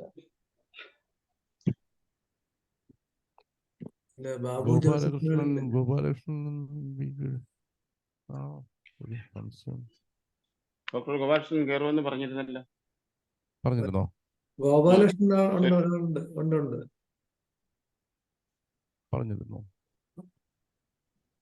സുരേഷൻ കയറുമെന്ന് പറയുന്നു. ഞാനൊരു കാര്യം കൂടെ ഒന്ന് പറഞ്ഞോട്ടെ? ഹലോ, പറഞ്ഞോളൂ സാർ. ഞാൻ വാസ്തവത്തിൽ ഇപ്പോ ഡോക്ടർ പറഞ്ഞപ്പോ ഞാൻ VSന്റെ ഒരു പേഴ്സണൽ ഡോക്ടറായിട്ട് മുഖ്യമന്ത്രി ആയിരുന്ന സമയത്തൊക്കെ ഉണ്ടായിരുന്നു. അപ്പൊ എനിക്ക് കൃത്യമായിട്ട് അറിയാം പാർട്ടി ഡോക്ടർമാരും ആ ഒരു ഫോക്കസ് എങ്ങനെ വർക്ക് ചെയ്തു എന്നുള്ളത്. മറ്റൊരു കാര്യം, ഈ റോക്ക്ഫെല്ലർ റിപ്പോർട്ട് ഓൺ പോപ്പുലേഷൻ, അതൊന്ന് നമ്മുടെ ആളുകളൊന്ന് നോക്കുന്നത് നല്ലതാണ്. നെറ്റിൽ നോക്കിയാൽ കിട്ടും. അതുപോലെ NSSM 200, national security study memorandum 200. Rockefeller ചെയർമാനായിട്ട് ലോക ജനസംഖ്യ കുറച്ചേ തീരൂ എന്നുള്ള ആദ്യത്തെ റിപ്പോർട്ട് അമേരിക്ക വരുന്നത് 1970-കളിലാണ്. രണ്ടാമത്തത് കിസിഞ്ചർ റിപ്പോർട്ട് എന്നറിയപ്പെടുന്ന national security study memorandum 200. NSSM 200 എന്ന് പറഞ്ഞാൽ കിട്ടും, വിക്കിപീഡിയയിലും എല്ലാം ഉണ്ട്. ഇത് അമേരിക്കയുടെ ഒരു രഹസ്യരേഖയായിരുന്നു. ഇന്ത്യ തുടങ്ങി എത്യോപ്യ വരെയുള്ള രാജ്യങ്ങളിലെ പെരുകുന്ന ജനസംഖ്യ അമേരിക്കയുടെ ഭാവി വികസനത്തിന് അപകടമാണ്. അതുകൊണ്ട് ഉടനടി ഇത് തീർക്കണം. അവിടെ തുടങ്ങിയുള്ള കളികള് ഗ്ലോബൽ 2000 റിപ്പോർട്ട് ദി പ്രസിഡന്റ്, മൂന്നാമത്തെ റിപ്പോർട്ട്. ഈ 3 റിപ്പോർട്ടും നമ്മുടെ ആളുകളൊന്ന് വായിച്ചു കഴിഞ്ഞാൽ എന്താണ് കോവിഡിന്റെ പേരിൽ നടന്നതെന്നും ഇനി നടക്കാൻ പോകുന്നു എന്നുള്ളതിനെ കുറിച്ച് ഒരു കണക്ഷൻ കിട്ടും. 22-ാം തീയതി കോഴിക്കോട് ഒരു മീറ്റിംഗ് വയ്ക്കുന്നു എന്ന് ഡോക്ടർ പറയണ്ടായല്ലോ. അപ്പൊ ആ മീറ്റിങ്ങിന്റെ കാര്യങ്ങളൊന്ന് വിശദമാക്കിയാൽ പരമാവധി ആളുകളെ പങ്കെടുപ്പിക്കാൻ ശ്രമിക്കാം. എവിടെ വെച്ചാണ്, എത്ര മണിക്കാണ്? തീർച്ചയായിട്ടും നമ്മളോട് ഡിസ്കസ് ചെയ്ത് തീരുമാനിക്കേണ്ട ഒരു കാര്യമാണ്. അപ്പോ അന്ന് 21-ാം തീയതി ഡോക്ടർ ജേക്കബ് കൂടി അവിടെ ഒരു മീറ്റിംഗ് നടത്തുന്നുണ്ട്. അപ്പൊ അവിടെ വരുന്നവരെയും കൂടെ നമുക്ക് 22-ാം തീയതി വിളിച്ചാൽ അതിൻ്റെ അകത്ത് പങ്കെടുപ്പിക്കാൻ പറ്റും. പിന്നെ അഡീഷണൽ ആയിട്ട് ആയുഷ് വിഭാഗത്തിലെ മറ്റെല്ലാ ചികിത്സകളുടെയും എല്ലാവരും വരണ്ട, ഓർഗനൈസേഷന്റെ നേതൃത്വത്തിൽ മാത്രം വേണ്ടി ഒരു നേതൃസംഗമം നമ്മൾ സംഘടിപ്പിച്ചാൽ നമുക്ക് ഒരു വിശാലാടിസ്ഥാനത്തിലുള്ള ഒരു യൂണിറ്റി ഫോം ചെയ്യുന്നതിനും പരസ്പരം മനസ്സിലാക്കുന്നതിനും അറിയുന്നതിനും കൈകോർക്കുന്നതിനും ഒരു കളക്റ്റീവായിട്ടുള്ള എഫേർട്ടാണ് എല്ലാത്തിൻ്റെയും സക്സസിന്റെ പിന്നിലുള്ളത്. ആ കളക്റ്റീവ് എഫേർട്ട് എടുക്കുന്നതിനാണ് നമ്മൾ കൈപിടിച്ച് തോളോട് തോൾ ചേരേണ്ടതുള്ളത്. അപ്പൊ അതിന് വേണ്ടിയിട്ട് നമ്മൾ ഉള്ള ഒരു മുന്നൊരുക്കമാണ് ഇന്നിപ്പോ ഈ മീറ്റിംഗ് സംഘടിപ്പിക്കാൻ തന്നെ കാര്യം. അപ്പൊ IFPH അതിനൊരു നേതൃത്വം കൊടുക്കാൻ ഉദ്ദേശിക്കുകയാണ്. അപ്പൊ അത് നമ്മളെല്ലാം ഒറ്റക്കെട്ടായിട്ട് നിന്ന് കഴിയുന്ന എല്ലാവരെയും അതിനോട് ചേർത്ത് നമ്മൾ ഒരു വിശാല ഐക്യം ഉണ്ടാക്കി മാത്രമേ നമുക്ക് മുന്നോട്ട് പോകാൻ പറ്റുള്ളൂ. നമ്മുടെ കൂടെ ചേരാവുന്ന എല്ലാവരെയും നമ്മൾ ചേർക്കേണ്ടതുണ്ടെന്നുള്ളതാണ്. അപ്പോൾ നമുക്ക് അതിനുള്ള സൗകര്യം ജേക്കബ് സാറിന് അവിടെ ഒരു സ്ഥലമുണ്ട്, അവിടെ നമുക്ക് നടത്താൻ പറ്റുമെങ്കിൽ നമുക്ക് സൗകര്യം ചെയ്തു തന്നാൽ അവിടെ നമുക്ക് നടത്താൻ പറ്റുമെന്ന് നോക്കാം. അല്ലെങ്കിൽ നമുക്ക് വെളിയിൽ സ്ഥലം എടുക്കേണ്ടി വരും. സെട്ട് സാറിന്റെ സ്ഥലത്ത് അന്ന് നമുക്ക് ക്ലിനിക്ക് ഉള്ളതുകൊണ്ട് സെട്ട് സാറിന്റെ ക്ലിനിക്ക് ഉണ്ട്. അപ്പൊ രോഗികൾ വന്നിരിക്കുമ്പോൾ നമുക്ക് അവിടെ അസൗകര്യം ഉണ്ടാവും. സൺഡേ ആണോ? അല്ല സാറേ, 22-ാം തീയതി ചൊവ്വാഴ്ചയാണ്. ക്ലിനിക് ഡേ ആണ് സാറേ. അപ്പൊ ജേക്കബ് സാറിന്റെ സൗകര്യം ഒന്ന് പറയുക. അപ്പോ അത് കഴിഞ്ഞിട്ട് നമുക്ക് എന്തെങ്കിലും മാറ്റം വരുത്തണമെങ്കിൽ വരുത്താം. അപ്പൊ നമ്മളൊന്ന് ചേരേണ്ടതുണ്ട് എന്നുള്ളത് ഒരു യാഥാർത്ഥ്യമാണ്, യോജിക്കേണ്ടതുണ്ട്. ഒറ്റക്കെട്ടായിട്ട് പോകേണ്ടതുണ്ട്. ജേക്കബ് സാർ പറയും.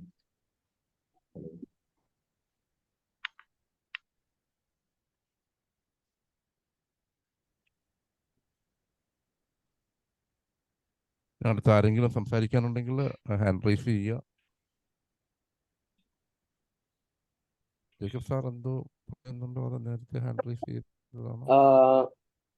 കോഴിക്കോട് നമുക്ക് ചേരുന്നതിന് കുഴപ്പമില്ല. നമുക്കൊരു 100ഓളം പേർക്ക് ഇരിക്കാവുന്ന സൗകര്യം നേച്ചറിലുണ്ട്. നമുക്ക് ഉച്ചഭക്ഷണം അറേഞ്ച് ചെയ്യാൻ പറ്റും. അതല്ല പുറത്തെവിടെയെങ്കിലും എടുക്കുന്നതാണ് നല്ലതെന്ന്, കൂടുതൽ ആളുകൾ പങ്കെടുക്കാൻ നല്ലതെന്ന് തോന്നുകയാണെങ്കിൽ അങ്ങനെയാവും. പക്ഷെ ഒരു കാര്യം പ്രധാനമായിട്ടുള്ളത്, ഡോക്ടർ മായ വലേച്ച അവര് 22-ന് നമ്മളോടൊപ്പം ഉണ്ട്. അവരൊരു അലോപ്പതി ഗൈനക്കോളജിസ്റ്റ് ആണ്. നമ്മളെക്കാളും തീവ്രതയോടെ ഈ കാര്യങ്ങൾ പറയുന്ന ഒരാളാണ്. യുണൈറ്റഡ് ഹെൽത്ത് ഓർഗനൈസേഷന്റെ പ്രവർത്തകയും കൂടിയാണ്. അപ്പൊ അവരെപ്പോലുള്ള ഒരാള് കേരളത്തിൽ വരുമ്പോൾ നമ്മൾ ഈ തരത്തിലുള്ള ചിന്തയുള്ള എല്ലാവരും പ്രത്യേകമായിട്ട് അവരൊന്ന് ഇരിക്കുന്നത് വളരെ നല്ലതാണ്.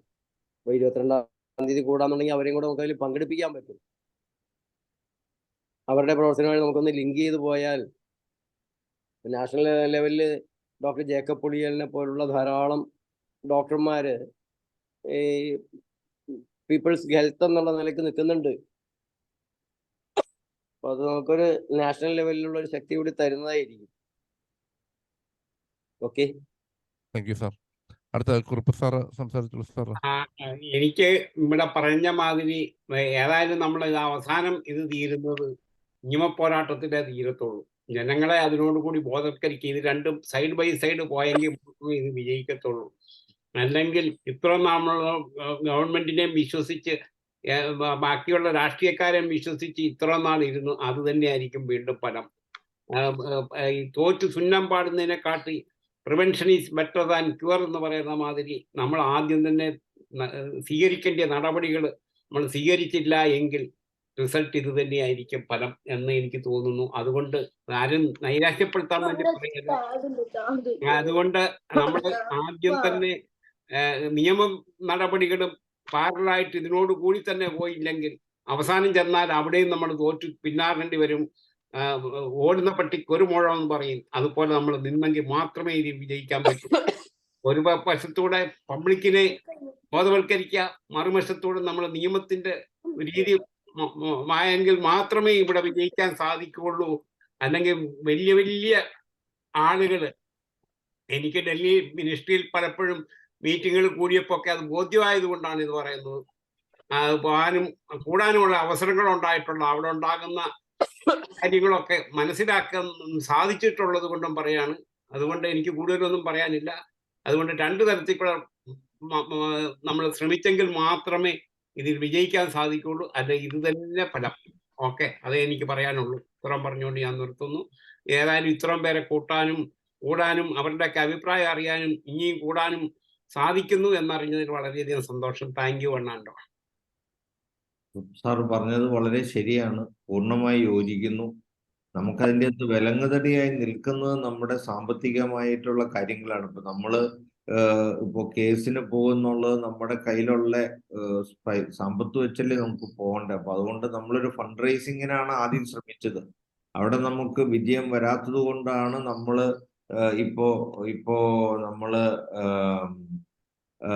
ആ ഒരു കക്ഷിയേറേണ്ട തീരുമാനം എടുത്തത്. കാരണം ഇനി ഗവർണർ എന്തായാലും ഡിഫെൻഡ് ചെയ്യും.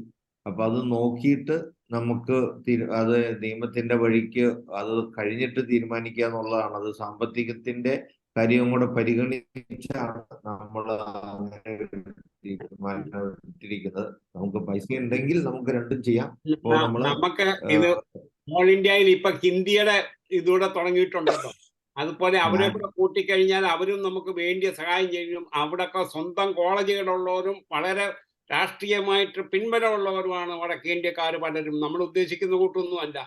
പണ്ട് നമ്മൾ ദിവസവും യാചിക്കണമായിരുന്നു ഒരു മീറ്റിംഗ് സംഘടിപ്പിക്കണമെങ്കിൽ. എപ്പം വരും, ഇന്ന് അതിൻ്റെ ഒന്നും ആവശ്യമില്ല. വടക്കേന്ത്യയിൽ നിന്ന് ആൾക്കാർ ചെറുപിറ വരാൻ തുടങ്ങി. അവരെ കൂടെ ഉൾപ്പെടുത്തണം മീറ്റിങ്ങില്. അതുപോലെ ആക്കണം മീറ്റിംഗ്. അതുപോലെ എല്ലാവരും കൂട്ടാനും. അല്ലാതെ ഞാനും 10 തെങ്ങും ശങ്കരനും മതിയെന്നുള്ള ആ സ്വഭാവം മാറ്റിവെച്ചെങ്കിൽ മാത്രമേ ഇത് വിജയിക്കത്തുള്ളൂ. എല്ലാരും എത്ര കൂട്ടാവോ അത്രയും കൂട്ടിക്കുമ്പോൾ നമുക്ക് പണ്ടൊക്കെ ഒന്നും എല്ലാരും തരും. നല്ലൊരു കാര്യത്തിന് ചോദിച്ചാൽ തരാത്ത ഒരാളും കാണുമെന്ന് എനിക്ക് തോന്നുന്നില്ല ഈ കൂട്ടത്തിൽ ഇരിക്കുന്നവർ. അത് നല്ല ഒരു രീതിയിൽ എല്ലാരും സംഘടിപ്പിച്ച് എല്ലാവരും കൂടെ ഇടപെട്ടാൽ തീർച്ചയായിട്ടും വിജയം തന്നെ. അത് നമ്മളൊരു നല്ല കാര്യത്തിനാണ് ചെല്ലുന്നത്. അതിനെല്ലാരും മനസാക്ഷിയോടെ സഹകരിക്കുമെന്നാണ് എന്റെ വിശ്വാസം.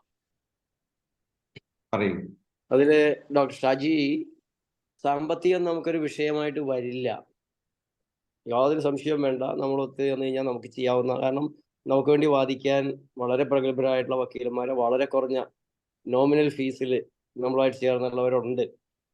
സുപ്രീം കോടതി പോകണമെങ്കിൽ അഡ്വക്കേറ്റ് പ്രശാന്ത് ഭൂഷൺ നമുക്ക് വേണ്ടി ഹാജരാകും. നോമിനൽ എക്സ്പെൻസ് അങ്ങനെയുള്ള മാത്രമേ നമുക്ക് ഒരു മീറ്റ് ചെയ്യേണ്ട ആവശ്യമുള്ളൂ. നമുക്ക് വേണ്ടത് പക്ഷേ ഒരു ഡോക്ടർ ലോയർ ടീം ഒരു 3 മാസമെങ്കിലും ഇരുന്നാൽ മാത്രമേ തള്ളിക്കളയാൻ പറ്റാത്ത രീതിയിലുള്ള ഒരു കേസ് ബിൽഡപ്പ് ചെയ്തെടുക്കാൻ പറ്റുള്ളൂ. അതല്ലാതെ നമ്മളിപ്പോ പ്രഥമ ദൃഷ്ടിയ നമ്മുടെ ഉള്ളിലുള്ള വികാരങ്ങളിൽ വെച്ച് അത് കേസായിട്ട് പോയാൽ നേരെ ഇങ്ങ് തള്ളിക്കിട്ടും. വളരെ ഡീപ്പായിട്ട് ഭരണഘടനയും കൂടെ വെച്ചുകൊണ്ടുള്ള ലോയർ ഡോക്ടർ ആ തരത്തിലുള്ള, അതുപോലെ തന്നെ കേസ് നടത്തി പരിചയമുള്ള ചില ആളുകൾ വേറെയുണ്ട്. വക്കീലന്മാർക്ക് പോലും അറിയാൻ പാടില്ലാത്ത ലോ പോയിന്റ്സ് ചിലർ നമ്മളോടൊപ്പം ഉണ്ട്. അപ്പൊ അതെല്ലാം കൂടി വെച്ചുകൊണ്ട് നമുക്ക് 2-3 തരത്തിൽ ബിൽഡപ്പ് ചെയ്യേണ്ടി വരും. ഇപ്പൊ ഞാൻ ഇപ്പൊ ബിൽഡപ്പ് ഒരുക്കിക്കൊണ്ടിരിക്കുന്ന ഒരു കേസുണ്ട്. അത് അലോപ്പതി മരുന്ന് വാക്സിൻ എന്തോ ആവട്ടെ, ഇൻഫോംഡ് കൺസെന്റിലൂടെ മാത്രമേ നൽകാൻ പാടുള്ളൂ. അപ്പോൾ ഓരോ ഡോക്ടറും മരുന്ന് പ്രിസ്ക്രൈബ് ചെയ്യുമ്പോൾ അതിൻ്റെ അഡ്വേഴ്സ് റിയാക്ഷൻ, ഇന്ററാക്ഷൻ എന്തൊക്കെയാണ് എന്ന് ലോക്കൽ ലാംഗ്വേജിലുള്ള ഒരു കുറിപ്പടി കൂടെ രോഗിക്ക് നൽകണം. ഇത്രേ ഉള്ളൂ നമ്മുടെ അപേക്ഷ. അപ്പൊ അതിനുവേണ്ടി നമ്മൾ കോടതിയിൽ ഞാൻ ഒരു 3 മാസമായി അതിന് വേണ്ട മെറ്റീരിയൽ കളക്ട് ചെയ്ത് ഒരു കെട്ടുണ്ട്. വേൾഡ് പേഷ്യന്റ് സേഫ്റ്റി ഡേ, അതിന്റെ 26 ലക്ഷം പേര് മരുന്നുകൊണ്ട് മരിക്കുന്നു. 1340 ലക്ഷം പേർക്ക് ഒരു കൊല്ലം ചികിത്സാ പിഴവുണ്ടാകുന്നു. ആശുപത്രിയിലേക്ക് പോകുന്ന 10-ൽ 4 പേർക്ക് ചികിത്സാ പിഴവാണ് കിട്ടുന്നത്. ഇത് ലോകാരോഗ്യ സംഘടന റിപ്പോർട്ടാണ്. അവർക്ക് ആർക്കും തള്ളിക്കളയാൻ പറ്റില്ല. അപ്പൊ അതുപോലുള്ള റിപ്പോർട്ടുകൾ മുഴുവൻ എടുത്ത് അമേരിക്കയിലെ ചികിത്സ കൊണ്ട് 2,20,000 പേര് മരുന്ന് കൊണ്ട് കൊല്ലപ്പെടുന്നു. ഡോക്ടർ ബാർബര സ്റ്റാർഫീൽഡിന്റെ റിപ്പോർട്ട്. ഇങ്ങനെയുള്ള റിപ്പോർട്ടുകൾ തുടങ്ങിയിട്ട് ഒരു 10,000-2000-ഓളം പേജുകൾ വെച്ചിട്ട് അതിന്റെ സപ്പോർട്ടിലാണ് ഈ കേസ് നമ്മൾ ബിൽഡപ്പ് ചെയ്യുന്നത്. അപ്പൊ അങ്ങനെ ഒരു ടീം ഇരുന്ന് ഈ കാര്യങ്ങൾ കുറുക്കി കൊണ്ടുവന്നിട്ട് വെച്ചില്ല എങ്കിൽ കോടതി തള്ളും. ഒന്ന്, കോടതി ഈ കാര്യം നമ്മൾ പഠിപ്പിക്കേണ്ട ഒരു ആവശ്യമുണ്ട്. അവിടെ ഇരിക്കുന്ന ജഡ്ജിമാരുടെ മുഴുവൻ വിശ്വാസം അലോപ്പതിയാണ് ഭൂലോകത്തെ താങ്ങി നിർത്തുന്നതെന്നാണ്. അവർക്കെല്ലാം ഫ്രീ മെഡിക്കൽ ചെക്കപ്പ് കൊടുക്കുന്നു. അവരുടെ മക്കൾക്ക് സ്വാശ്രയ മെഡിക്കൽ കോളേജിൽ അഡ്മിഷൻ കൊടുക്കുന്നു. അതുകൊണ്ട് അവരുടെ ആരോഗ്യം മുഴുവൻ ഇവരുടെ കയ്യിലാണെന്നുള്ള വിശ്വാസമാണ് അവർക്കുള്ളത്. അതുകൊണ്ട് അവരെ ഈ ഭാഗങ്ങൾ പഠിപ്പിക്കാൻ നമുക്ക് സാധിക്കണം. നമ്മുടെ നാട്ടിലുണ്ടാകുന്ന ഹാർട്ട് അറ്റാക്കുകളിൽ എത്ര % മരുന്നിന് കാരണമുണ്ട്, എല്ലാം ഇപ്പൊ കണക്കുകൾ കിട്ടുന്നുണ്ട്. അപ്പൊ അങ്ങനെ ഒരു ടീം തയ്യാറാവണം. അപ്പൊ 22-ാം തീയതി നമ്മൾ വിശദമായിട്ട് ഇരിക്കുകയാണെങ്കിൽ നമുക്ക് ഇതുപോലുള്ള ബിസിനസ് കാര്യങ്ങൾ ചർച്ച ചെയ്യാൻ പറ്റും. അതാണ് വേണ്ടത്. അപ്പൊ അതിന് സ്വസ്ഥമായിട്ട് ഇരുന്ന് പ്രഭാഷണങ്ങളല്ലാതെ ഇത്തരത്തിലുള്ള ഗ്രൂപ്പുകൾ ഉണ്ടാക്കി ആ ഗ്രൂപ്പുകൾ ഗൈഡ് ലൈൻസ് എടുത്ത് വീണ്ടും കൂടി ഓൺലൈനിലും കൂടാമല്ലോ, അങ്ങനെ ഒരു ടീം വർക്ക് ചെയ്ത് മുന്നോട്ട് പോയേ പറ്റുള്ളൂ.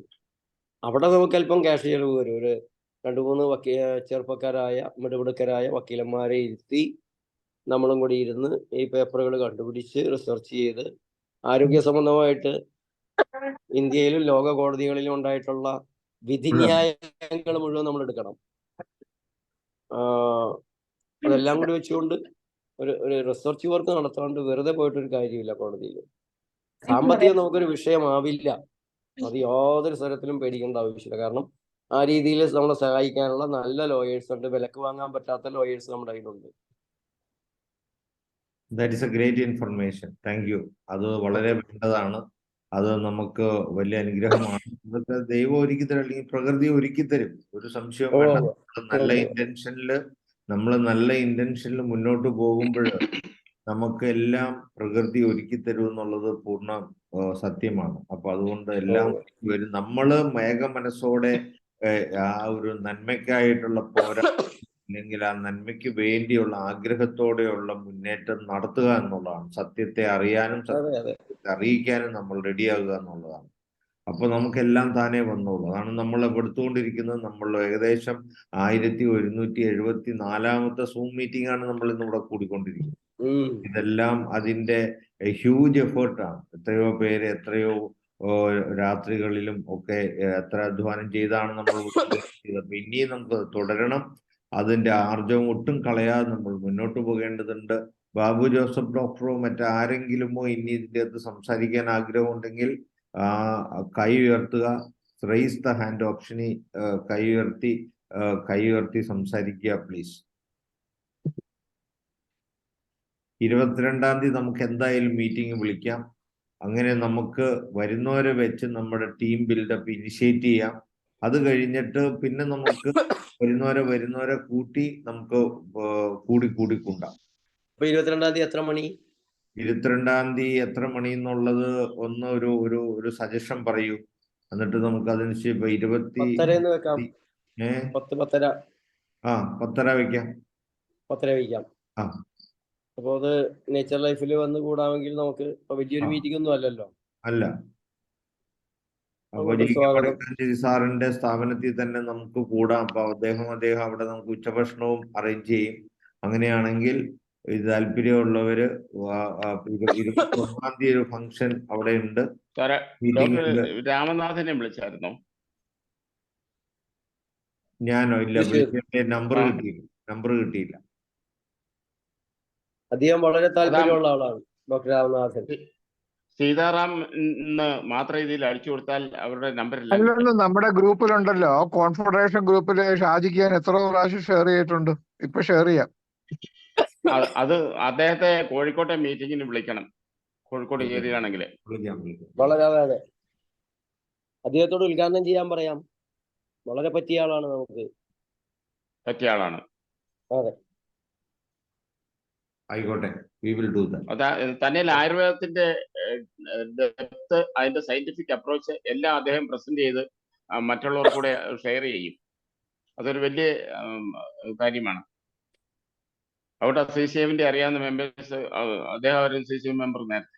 അപ്പൊ അങ്ങനെയുള്ളവരുടെ ആലോചിച്ച് ഇവിടെ നമുക്ക് വേണ്ടത് ഇതുപോലെ പോകണമെന്ന് മുമ്പ് ഞാൻ സൂചിപ്പിച്ചത് കൊണ്ടാണ്. തീർച്ചയായിട്ടും നമുക്ക് ചെയ്യാം. അതുപോലെ തന്നെ രാമനാഥനെ പോലെ തന്നെ കോട്ടക്കല് ഇങ്ങനെ സെക്രട്ടറിയും പ്രസിഡന്റ് കോട്ടക്കലിന്റെ ഡോക്ടറുണ്ട്. അതെ. കോഴിക്കോട് വെച്ചായോണ്ട് അങ്ങനെ ഇവിടെ വിളിക്കുന്നത് നന്നായിരിക്കും. മാധവൻകുട്ടി വാര്യർ സാർ 2-ാം തീയതി ബുധനാഴ്ചയാണെന്ന് സലീം കുമാർ ഡോക്ടർ മെസ്സേജ് ഇട്ടിട്ടുണ്ട്.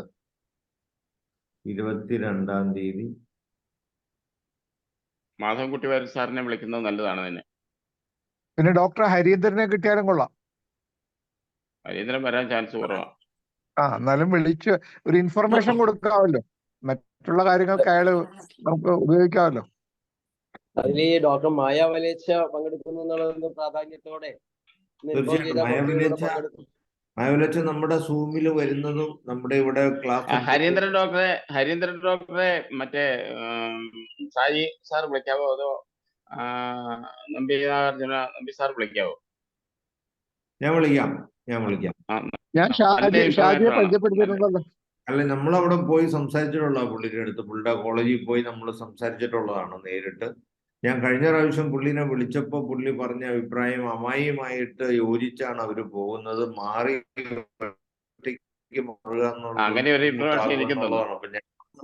ഞാൻ പറഞ്ഞു അമ്മായി പ്രവർത്തിക്കുന്നില്ല, ഒന്നും അനങ്ങുന്നില്ലെങ്കിൽ നിങ്ങൾ എത്ര നാള് നോക്കിയിരിക്കും എന്ന് ചോദിച്ചു. അമ്മായി അനങ്ങണം നോക്കി നിങ്ങൾ ഇരുന്നാൽ അമ്മായി അനങ്ങിയില്ലെങ്കിൽ എന്ത് സംഭവിക്കും എന്ന് ഞാൻ ചോദിച്ചു. അതായത് ഞാൻ ഒന്നോടെ വിളിക്കാം. അല്ല, സീതാറാം അനങ്ങിയ അമ്മായി അനങ്ങി. അപ്പൊ അങ്ങനെയാണെങ്കിൽ സീതാറാമിന്റെ നമ്പർ എനിക്ക് തന്നാലും ഞാൻ വിളിക്കാം. എന്റെ നമ്പർ ഇട്ടേക്കാം. രണ്ടുപേരുടെ ഇട്ടേക്കാം. അതുപോലെ അഷ്ടാംഗം ആയുർവേദത്തിന്റെ നമ്മുടെ കാണിപ്പയ്യൂർ നാരായണ നമ്പൂരിയുണ്ട്. പിന്തുണ കിട്ടും. അദ്ദേഹത്തിന് വരാൻ പറ്റിയില്ലെങ്കിൽ പോലും ജേക്കബ് സാറ് വിളിച്ചു. ഡോക്ടർ വിനോദകൃഷ്ണൻ ആയാലും കുഴപ്പമില്ല. ഏതാ? ഡോക്ടർ വിനോദകൃഷ്ണൻ ഞാൻ അഷ്ടാംഗത്തിലെ പ്രൊഫസറാണ്. അപ്പൊ ഇതിന്റെ അദ്ദേഹത്തെ നമുക്കൊന്ന് കണ്ട് സംസാരിക്കണം. അഷ്ടാംഗം നമ്മളുമായിട്ട് ചേരാൻ വളരെ ഗ്രൂപ്പാണ്. തന്നെ അറ്റൻഡ് ചെയ്യുകയും ചെയ്യും. പട്ടാഴിയിലാണ്, പട്ടാമ്പി. അപ്പൊ ഇതിന്റെ അകത്ത് അറ്റൻഡ് ചെയ്യുന്ന ആർക്കെങ്കിലും ഏതെങ്കിലും ആയുഷോ അതുമായിട്ട് സഹകരിക്കുന്നവരുമായി ബന്ധപ്പെട്ട ഓർഗനൈസേഷൻസ് പരിചയമുണ്ട്, അവരുടെ ലീഡേഴ്സിനെ വിളിക്കേണ്ടതുണ്ടെങ്കിൽ നമ്മളെ അറിയിക്കുക. അത് വിളിക്കാനായിട്ട് നിങ്ങൾ തന്നെ ഇനിഷ്യേറ്റീവ് എടുത്ത് പരിചയപ്പെടുത്തി തരണമെന്ന് അഭ്യർത്ഥിക്കുകയാണ്. അത് മാധവൻകുട്ടി സാറിനെ വിളിച്ചോളൂ. മാധവൻകുട്ടി സാറിനെ വിളിക്കാൻ എല്ലാവർക്കും നമ്പർ പെട്ടെന്ന് കിട്ടുന്നതാണ്. ഹരീന്ദ്രൻ നായർ വരാൻ ചാൻസ് കുറവാണെന്നാണ് എന്റെ ഉദ്ദേശം. പിന്നെ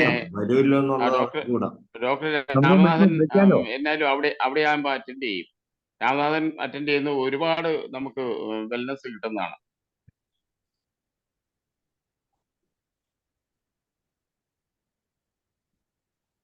തീർച്ചയായിട്ടും. അപ്പൊ നമ്മള് ആ മീറ്റിംഗ് ഇനിഷ്യേറ്റ് ചെയ്യാൻ തന്നെ നമുക്ക് സെറ്റ്. സാറേ എന്തോ പറഞ്ഞു സാറേ?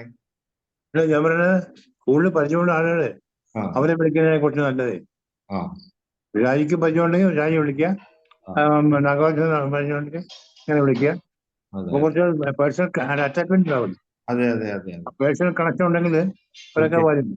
തീർച്ചയായിട്ടും. ജാക്കബ് സാറിന് ജാക്കബ് എടുക്കാണ്ടിരിക്കുകയാണെങ്കിൽ ഒരുപാട് ആളുകൾ അറിയാം. അദ്ദേഹം കുറച്ച് ആളുകൾ ക്ഷണിക്കട്ടെ. തീർച്ചയായും. അപ്പൊ 22-ാം തീയതി കോഴിക്കോട് സിവിൽ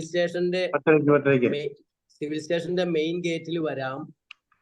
മെയിൻ ഗേറ്റിന്റെ തൊട്ടടുത്താണ്. അവിടെ ഒരു മാർബിൾ ഗോഡൌൺ ഉണ്ട്. ഓഫീസ് ഗാലറി അല്ല, ഗോഡൌൺ. അതിന്റെ പുറകിലാണ് നേച്ചർ ലൈഫ്. ലൊക്കേഷൻ ഷെയർ ചെയ്താൽ മതി. ഡോക്ടർ അതിനെ ഒരു കാർഡ് നിങ്ങൾ ഡയഗ്രാം ചെയ്തിട്ട് അതൊരു ലെറ്റർ ആക്കിയിട്ട് എല്ലാവർക്കും അങ്ങോട്ട് ഷെയർ ചെയ്തോളൂ. ലൊക്കേഷൻ അയച്ചു തരാം. നമ്മള് ലൊക്കേഷൻ അയച്ചു തരാം. ലൊക്കേഷൻ അപ്പൊ അത് എളുപ്പമാണ്. അതായിരിക്കും എളുപ്പം. അവിടെ ആരെങ്കിലും ഉണ്ടാവും.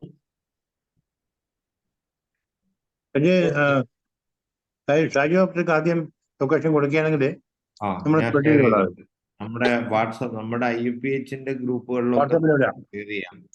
പിന്നെ നമുക്ക് പേഴ്സണലായിട്ട് നേതാക്കന്മാരെ വിളിക്കാം. ഇതിപ്പോ ഒരു നേതൃത്വമാണ്. എനിക്കോട്ടെ അങ്ങനെ ഒരു കാർഡും ഇതും കിട്ടുകയാണെങ്കിൽ ഞാൻ ഡോക്ടർ വിനീതന് അയച്ചു കൊടുക്കാം, ഡോക്ടർ വിനോദകൃഷ്ണൻ അയച്ചു കൊടുക്കാം, ഡോക്ടർ PP ഭാസ്കരന് അയച്ചു കൊടുക്കാം. അങ്ങനെ PP ഭാസ്കരൻ ഇടതുപക്ഷമാണ് വരുമെന്ന് എനിക്കത് അറിയത്തില്ല. മറ്റൊരു അതല്ല വരും. അപ്പൊ അങ്ങനെ അതിന്റെ സയന്റിഫിക് അപ്രോച്ച് നന്നായിട്ട് അറിയാവുന്നവർ തന്നെ ഞങ്ങള് വിളിച്ചു പറഞ്ഞ് അറ്റൻഡ് ചെയ്യിച്ചോളാം. ഇതൊരു നേതൃസംഗമമാണ് നമ്മൾ ഉദ്ദേശിക്കുന്നത്. അപ്പൊ ആ നേതാക്കളെയാണ് നമുക്ക് ഇതിൻ്റെ അകത്ത് നമ്മളൊരു ടീം ഫോം ചെയ്യേണ്ടത്. ആ നേതൃസംഗമത്തിന് ശേഷം വീണ്ടും നമുക്ക് വിശാലാടിസ്ഥാനത്തിൽ വീണ്ടും നമുക്ക് കൂടുതൽ കാര്യങ്ങൾ നടത്താൻ ശ്രമിക്കാം. 22-ാം തീയതി ഒരു നേതൃസംഗമമാണ് നമ്മൾ ഉദ്ദേശിക്കുന്നത്. ഓർഗനൈസേഷന്റെ നേതാക്കൾ ഇതുമായിട്ട് അമ്മോയി വന്നാൽ തന്നെ ആയുർവേദത്തിന്റെ നെടുന്തൂണ് വന്നു. അത് രാംകുമാർ കോട്ടയ്ക്കൽ പ്രസിഡന്റും മാധവൻകുട്ടി വാര്യർ ചെയർമാനും രാമനാഥൻ സെക്രട്ടറിയാണ്. ഹരീന്ദ്രൻ വന്നു കഴിഞ്ഞാൽ ആ പുതിയ ഇൻസ്റ്റിറ്റ്യൂട്ടിന്റെ എല്ലാമായി. അപ്പൊ ഇവരുടെയൊക്കെ സപ്പോർട്ട് കിട്ടിയാൽ തന്നെ നമുക്ക് ആയുർവേദത്തിന്റെ സൈഡിൽ നിന്ന് കംപ്ലീറ്റ് ആയി. പിന്നെ യുനാനി, പിന്നെ ഹോമിയോ, ഈ ഡോക്ടേഴ്സിനെ എടുത്തു കഴിഞ്ഞാൽ ആയുഷ് ഏകദേശമായി. ഫിറോസ് ഉണ്ടോ ഇതിന്റെ അകത്ത്? ഫിറോസ് ദുബായിലായിപ്പോ ചേരാൻ പറഞ്ഞിരുന്നു. ഫിറോസിനോട്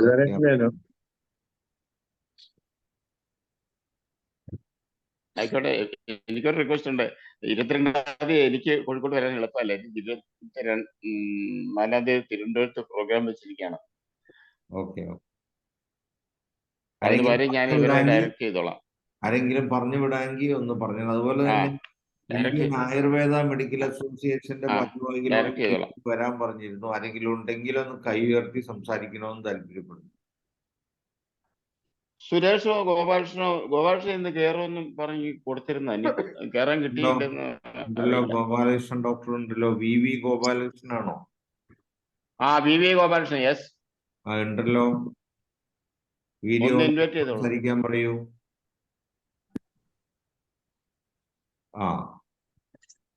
സംസാരിക്കൂ. എനിക്ക് പ്രത്യേകിച്ച് ഒന്നും പറയാനില്ല. നമ്മുടെ പ്രസിഡന്റ് പറഞ്ഞ ഡോക്ടർ രാമാനുജൻ ഡോക്ടർ പറഞ്ഞ പോലെ തന്നെ എനിക്കും പറയാനുള്ളൂ. നമുക്ക് സഹകരിച്ച് മുന്നോട്ട് പോകാം, കുഴപ്പമില്ല. എല്ലാ കാര്യത്തിലും ഞങ്ങൾ സഹകരിക്കും, ഉറപ്പ് തരുന്നു. തീർച്ചയായിട്ടും. അപ്പൊ നമ്മള് ബുധനാഴ്ച 22-ാം തീയതി നമ്മള് ഒരു നേതൃസംഗമം ആയുഷുമായിട്ട് ബന്ധപ്പെട്ട നമ്മളോട് സഹകരിക്കാൻ സന്മനസ്സുള്ള എല്ലാ ഓർഗനൈസേഷനും ഒരാളെ പോലും നമ്മൾ ഒഴിവാക്കുന്നില്ല, ഒരുമിച്ച് ചേർത്ത് കോഴിക്കോട് ജേക്കബ് വടക്കാഞ്ചേരി സാറിന്റെ ഒരു എന്താണ് സ്ഥലത്തിന്റെ പേര് പറഞ്ഞേ, നേച്ചർ ലൈഫ്, കോഴിക്കോടുള്ള നേച്ചർ ലൈഫിൽ നമ്മൾ രാവിലെ 10:30 എല്ലാവരും എത്തിച്ചേരാനായിട്ട് എല്ലാ ഓർഗനൈസേഷന്റെ നേതാക്കൾ കഴിയുന്നത്ര പേര് എത്തിച്ചേരുക. അന്ന് നമ്മളവിടെ ഒരു മൂവ്മെന്റ് അല്ലെങ്കിൽ നമ്മളവിടെ ഒരു വിശാലാടിസ്ഥാനത്തിലുള്ള ഒരു തോട്ട് പ്രോസസ്സ്, ഒരു യോജിച്ച ടീമിനെ നമ്മൾ രൂപകൽപ്പന ചെയ്ത് ഇത് ഭാവി പരിപാടികൾ തീരുമാനിക്കുന്നതിനുള്ള ഒരു കമ്മിറ്റി ഒക്കെ രൂപീകരിച്ച് നമുക്ക് അവിടെ നിന്ന് തുടങ്ങാം. നമുക്ക് ഒന്നോടെ നമ്മളൊരു ആയുഷ് ആരോഗ്യ ജനകീയ കോൺഫെഡറേഷൻ നമ്മൾ രൂപീകരിച്ചതാണ്. അതൊക്കെ ഇതിനോട് പൂർണ്ണമായിട്ട് സഹകരിക്കണം. നമ്മൾ അങ്ങനെ ഒന്നോടെ വിശാല അടിസ്ഥാനത്തിൽ മൂവ് ചെയ്യാൻ വേണ്ടിയാണ് വീണ്ടും നമ്മൾ ചേരുന്നത്. നമ്മളെ കൂട്ടേണ്ട എല്ലാവരെയും ഒരാളെ പോലും വിടാതെ നമ്മൾ കൂട്ടി യോജിപ്പിച്ച് ഒറ്റക്കെട്ടായിട്ട് മുന്നോട്ട് പോകണം. മണി 10:30 10 മണിക്ക് നിർത്തേണ്ടതാണ്. അതുകൊണ്ട് ഇനി ആർക്കെങ്കിലും സംസാരിക്കാനില്ലെങ്കിൽ പറഞ്ഞ കൂടാതെ അവരെ ഓരോ നമ്പറിൽ വിളിച്ചിട്ട് കുറച്ചാൾ വിളിക്കണം കേട്ടോ. തീർച്ചയായിട്ടും. നമ്പർ ഇട്ടിട്ടുണ്ട്, നമ്പർ ഇട്ട് കൊടുത്തിട്ടുണ്ട്. ഒന്ന് കുറച്ച് ആളുകൾ വിളിക്കാം. നമ്മുടെ ഹോമിയോപതി സംഘടനകളെ എല്ലാം സേട്ട് സാർ നേരിട്ട് വിളിക്കും. സേട്ടിൽ നമ്പർ വേണോ? ഇവരുടെയൊക്കെ നമ്പർ ഇട്ടേക്കാം. ഓക്കെ, എന്റെ നമ്പർ പറയട്ടെ. പറയും.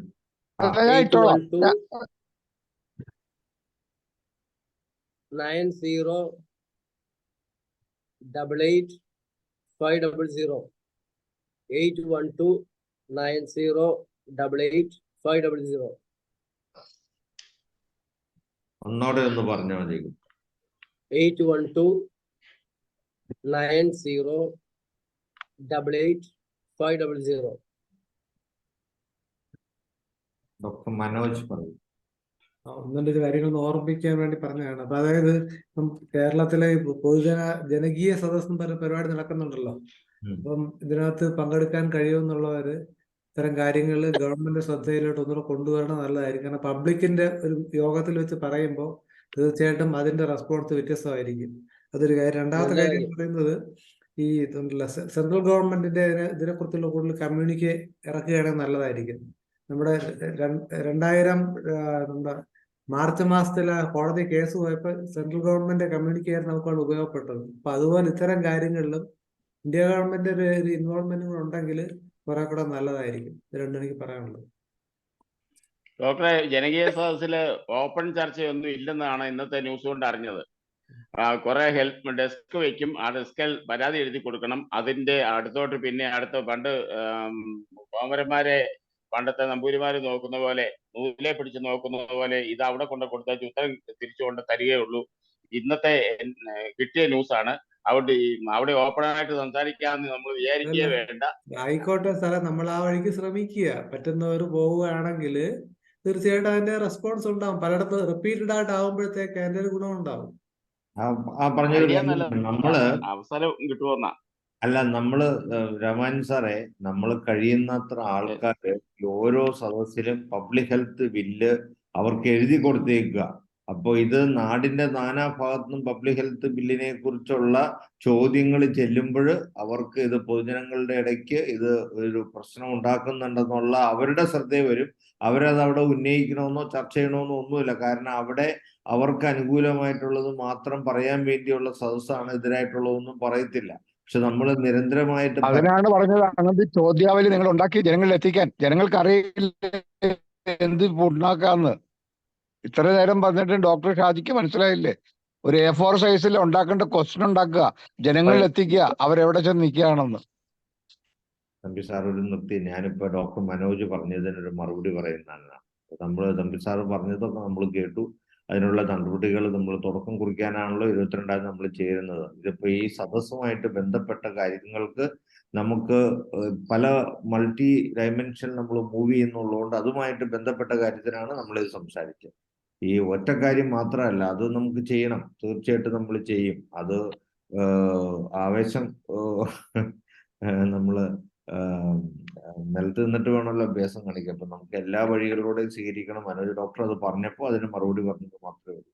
നമ്മൾ അതും പരാതി എഴുതി കൊടുക്കുന്നതിന് കുഴപ്പമില്ല, നല്ലതാണ്. കഴിയുന്നത്ര ആൾക്കാർ പറ്റുന്നിടത്തെല്ലാം ഈ പബ്ലിക് ഹെൽത്ത് ബില്ലിനെ പരാതിയായിട്ട് ഗവൺമെന്റിന്റെ മുന്നിൽ അത് എത്തിക്കാനായിട്ട് നമ്മളെല്ലാം ശ്രമിക്കണം. അതൊന്നും എടുത്തോ വായിക്കോ ഒന്നുമില്ലായിരിക്കും, പക്ഷെ അവരുടെ അടുത്ത് എത്തട്ടെ എന്നുള്ളതാണ് എനിക്ക് പറയാനുള്ളത്. അല്ല ഡോക്ടർ, തീർച്ചയായിട്ടും ചർച്ച ഉണ്ടാവും. നമ്മൾ നെഗറ്റീവായിട്ട് കാണേണ്ട കാര്യമില്ല. അതെ അതെ, ഇത്രയേ ഉള്ളൂ. അപ്പോ ഡോക്ടറിന്റെ സാന്നിധ്യത്തിൽ ഇന്ന് അവിടെ ചേർന്ന എല്ലാവരെയും നമ്മുടെ അനിൽകുമാർ ഡോക്ടർ. ഓ നമസ്കാരം. നമസ്കാരം. നന്ദി രേഖപ്പെടുത്തുക എന്നുള്ളതാണ് എനിക്ക് ദൗത്യം. അതെ. അപ്പൊ അതില് എനിക്ക് പറയാനുള്ള ഒരു അഭിപ്രായം, ഈ പൊതുജനാരോഗ്യ ബില്ലിന് ഗവൺമെന്റ് കൊടുക്കുന്ന പേപ്പറില് നമ്മുടെ ഡോക്ടർമാര് കൊടുക്കാതിരിക്കുക, പബ്ലിക്കിലോട്ട് കൊടുക്കണം. അത് പ്രത്യേകം ശ്രദ്ധിക്കുക. പബ്ലിക്ക് കൊടുത്താലാണ് കൂടുതൽ എഫക്റ്റ് ഉണ്ടാവുക. അത് പ്രത്യേകം ശ്രദ്ധിക്കുക. ഡോക്ടർമാര് കൊടുക്കരുത്. നമ്മള് വിദഗ്ധരുമായിട്ടുള്ള, ഇപ്പോ ജേക്കബ് സാർ പറഞ്ഞ പോലെ നമ്മള് വിദഗ്ധ വക്കീലന്മാരും അതുമായിട്ട് ബന്ധപ്പെട്ട എല്ലാവരുമായിട്ട് കൂലങ്കഷമായിട്ട് ചർച്ച ചെയ്തതിന് ശേഷം മാത്രമേ തീരുമാനിക്കുകയുള്ളൂ. തീർച്ചയായിട്ടും അത് മുമ്പിലോട്ട് പോട്ടെ. ഡെവലപ്മെന്റാണ് നമ്മളിപ്പോ ശ്രമിച്ചുകൊണ്ടിരിക്കുന്നത്. തീർച്ചയായിട്ടും. അപ്പൊ ഇന്ന് എന്റെ ദൗത്യം ഓരോരുത്തർക്കും നന്ദി രേഖപ്പെടുത്തുക എന്നുള്ളതാണ്. ആദ്യമായിട്ട് നമ്മുടെ പ്രസിഡന്റ് സേഠ് സാറിനും, ബാബുരാജൻ ഡോക്ടർ, പിന്നെ ജേക്കബ് സാറ്, ബാക്കി ഉള്ള ഓർഗനൈസേഷനിലെ ഓരോരുത്തർക്കും IFHന്റെ പേരിൽ നന്ദി രേഖപ്പെടുത്തുന്നു. Thank you very much. Jacob sir, Ramanujan doctor, അതുപോലെ തന്നെ ഗോപാലകൃഷ്ണൻ ഡോക്ടർ, പിന്നെ തമ്പി നാഗാർജുന, അതുപോലെ ഇതിൽ പങ്കെടുക്കാനായിട്ട് ശ്രമിച്ച് വരാൻ സാധിക്കാതിരുന്ന ഡോക്ടർ ബാബു ജോസഫ്, പിന്നെ അതുപോലെ തന്നെ ഇന്ത്യൻ ആയുർവേദ മെഡിക്കൽ അസോസിയേഷൻ എന്ന് പറഞ്ഞ പുതിയൊരു സംഘടന രൂപപ്പെട്ടിട്ടുണ്ട്. അപ്പോൾ ഈ അമ്മായി ഒത്തിരി പേര് രാഷ്ട്രീയമായിട്ട് അവര് രാഷ്ട്രീയ താല്പര്യമുള്ളവർ നേതൃത്വം വന്ന് അവരുടെ സംഘടനകളെ കൂച്ചുവലം എടുക്കാൻ ശ്രമിക്കുമ്പോൾ അവരുടെ കൂടെയുള്ള ഒത്തിരി പേര് വേറിട്ട് മാറി പുതിയ സംഘടനകൾ രൂപീകരിച്ചതിൽ ഒന്നാണ് ഇന്ത്യൻ ആയുർവേദ മെഡിക്കൽ അസോസിയേഷൻ. അവർ നമ്മളോട് സഹകരണം അറിയിച്ചിട്ടുണ്ട്. അപ്പോ അവരും നമ്മളോട് സഹകരിക്കുന്നതാണ്. അതിന്റെ പ്രതിനിധി ഇന്ന് ഇവിടെ വരാൻ സമ്മതിച്ചിരുന്നു. അപ്പോൾ ഇന്ന് കണ്ടില്ല. അത് അവരുടെ സഹായം നമുക്ക് നമ്മുടെ ഇന്നാള് രാജ്ഭവൻ മാർച്ച് നടത്തിയപ്പോൾ അവർ വന്ന് സഹകരിച്ചതാണ്. അപ്പൊ അവര് നമ്മളോട് സഹകരിക്കുന്നതാണ്. ഇനി നമുക്ക് ഉണ്ടാവുമെന്ന് പ്രതീക്ഷിക്കുന്നു ഓൺ ദ വേയിൽ. അവർക്ക് ഓരോരുത്തർക്കും IFHന്റെ പേര് നന്ദി രേഖപ്പെടുത്തുന്നു. Thank you very much. Good night. Bye. Thank you. നന്ദി. നമസ്കാരം. നമസ്കാരം.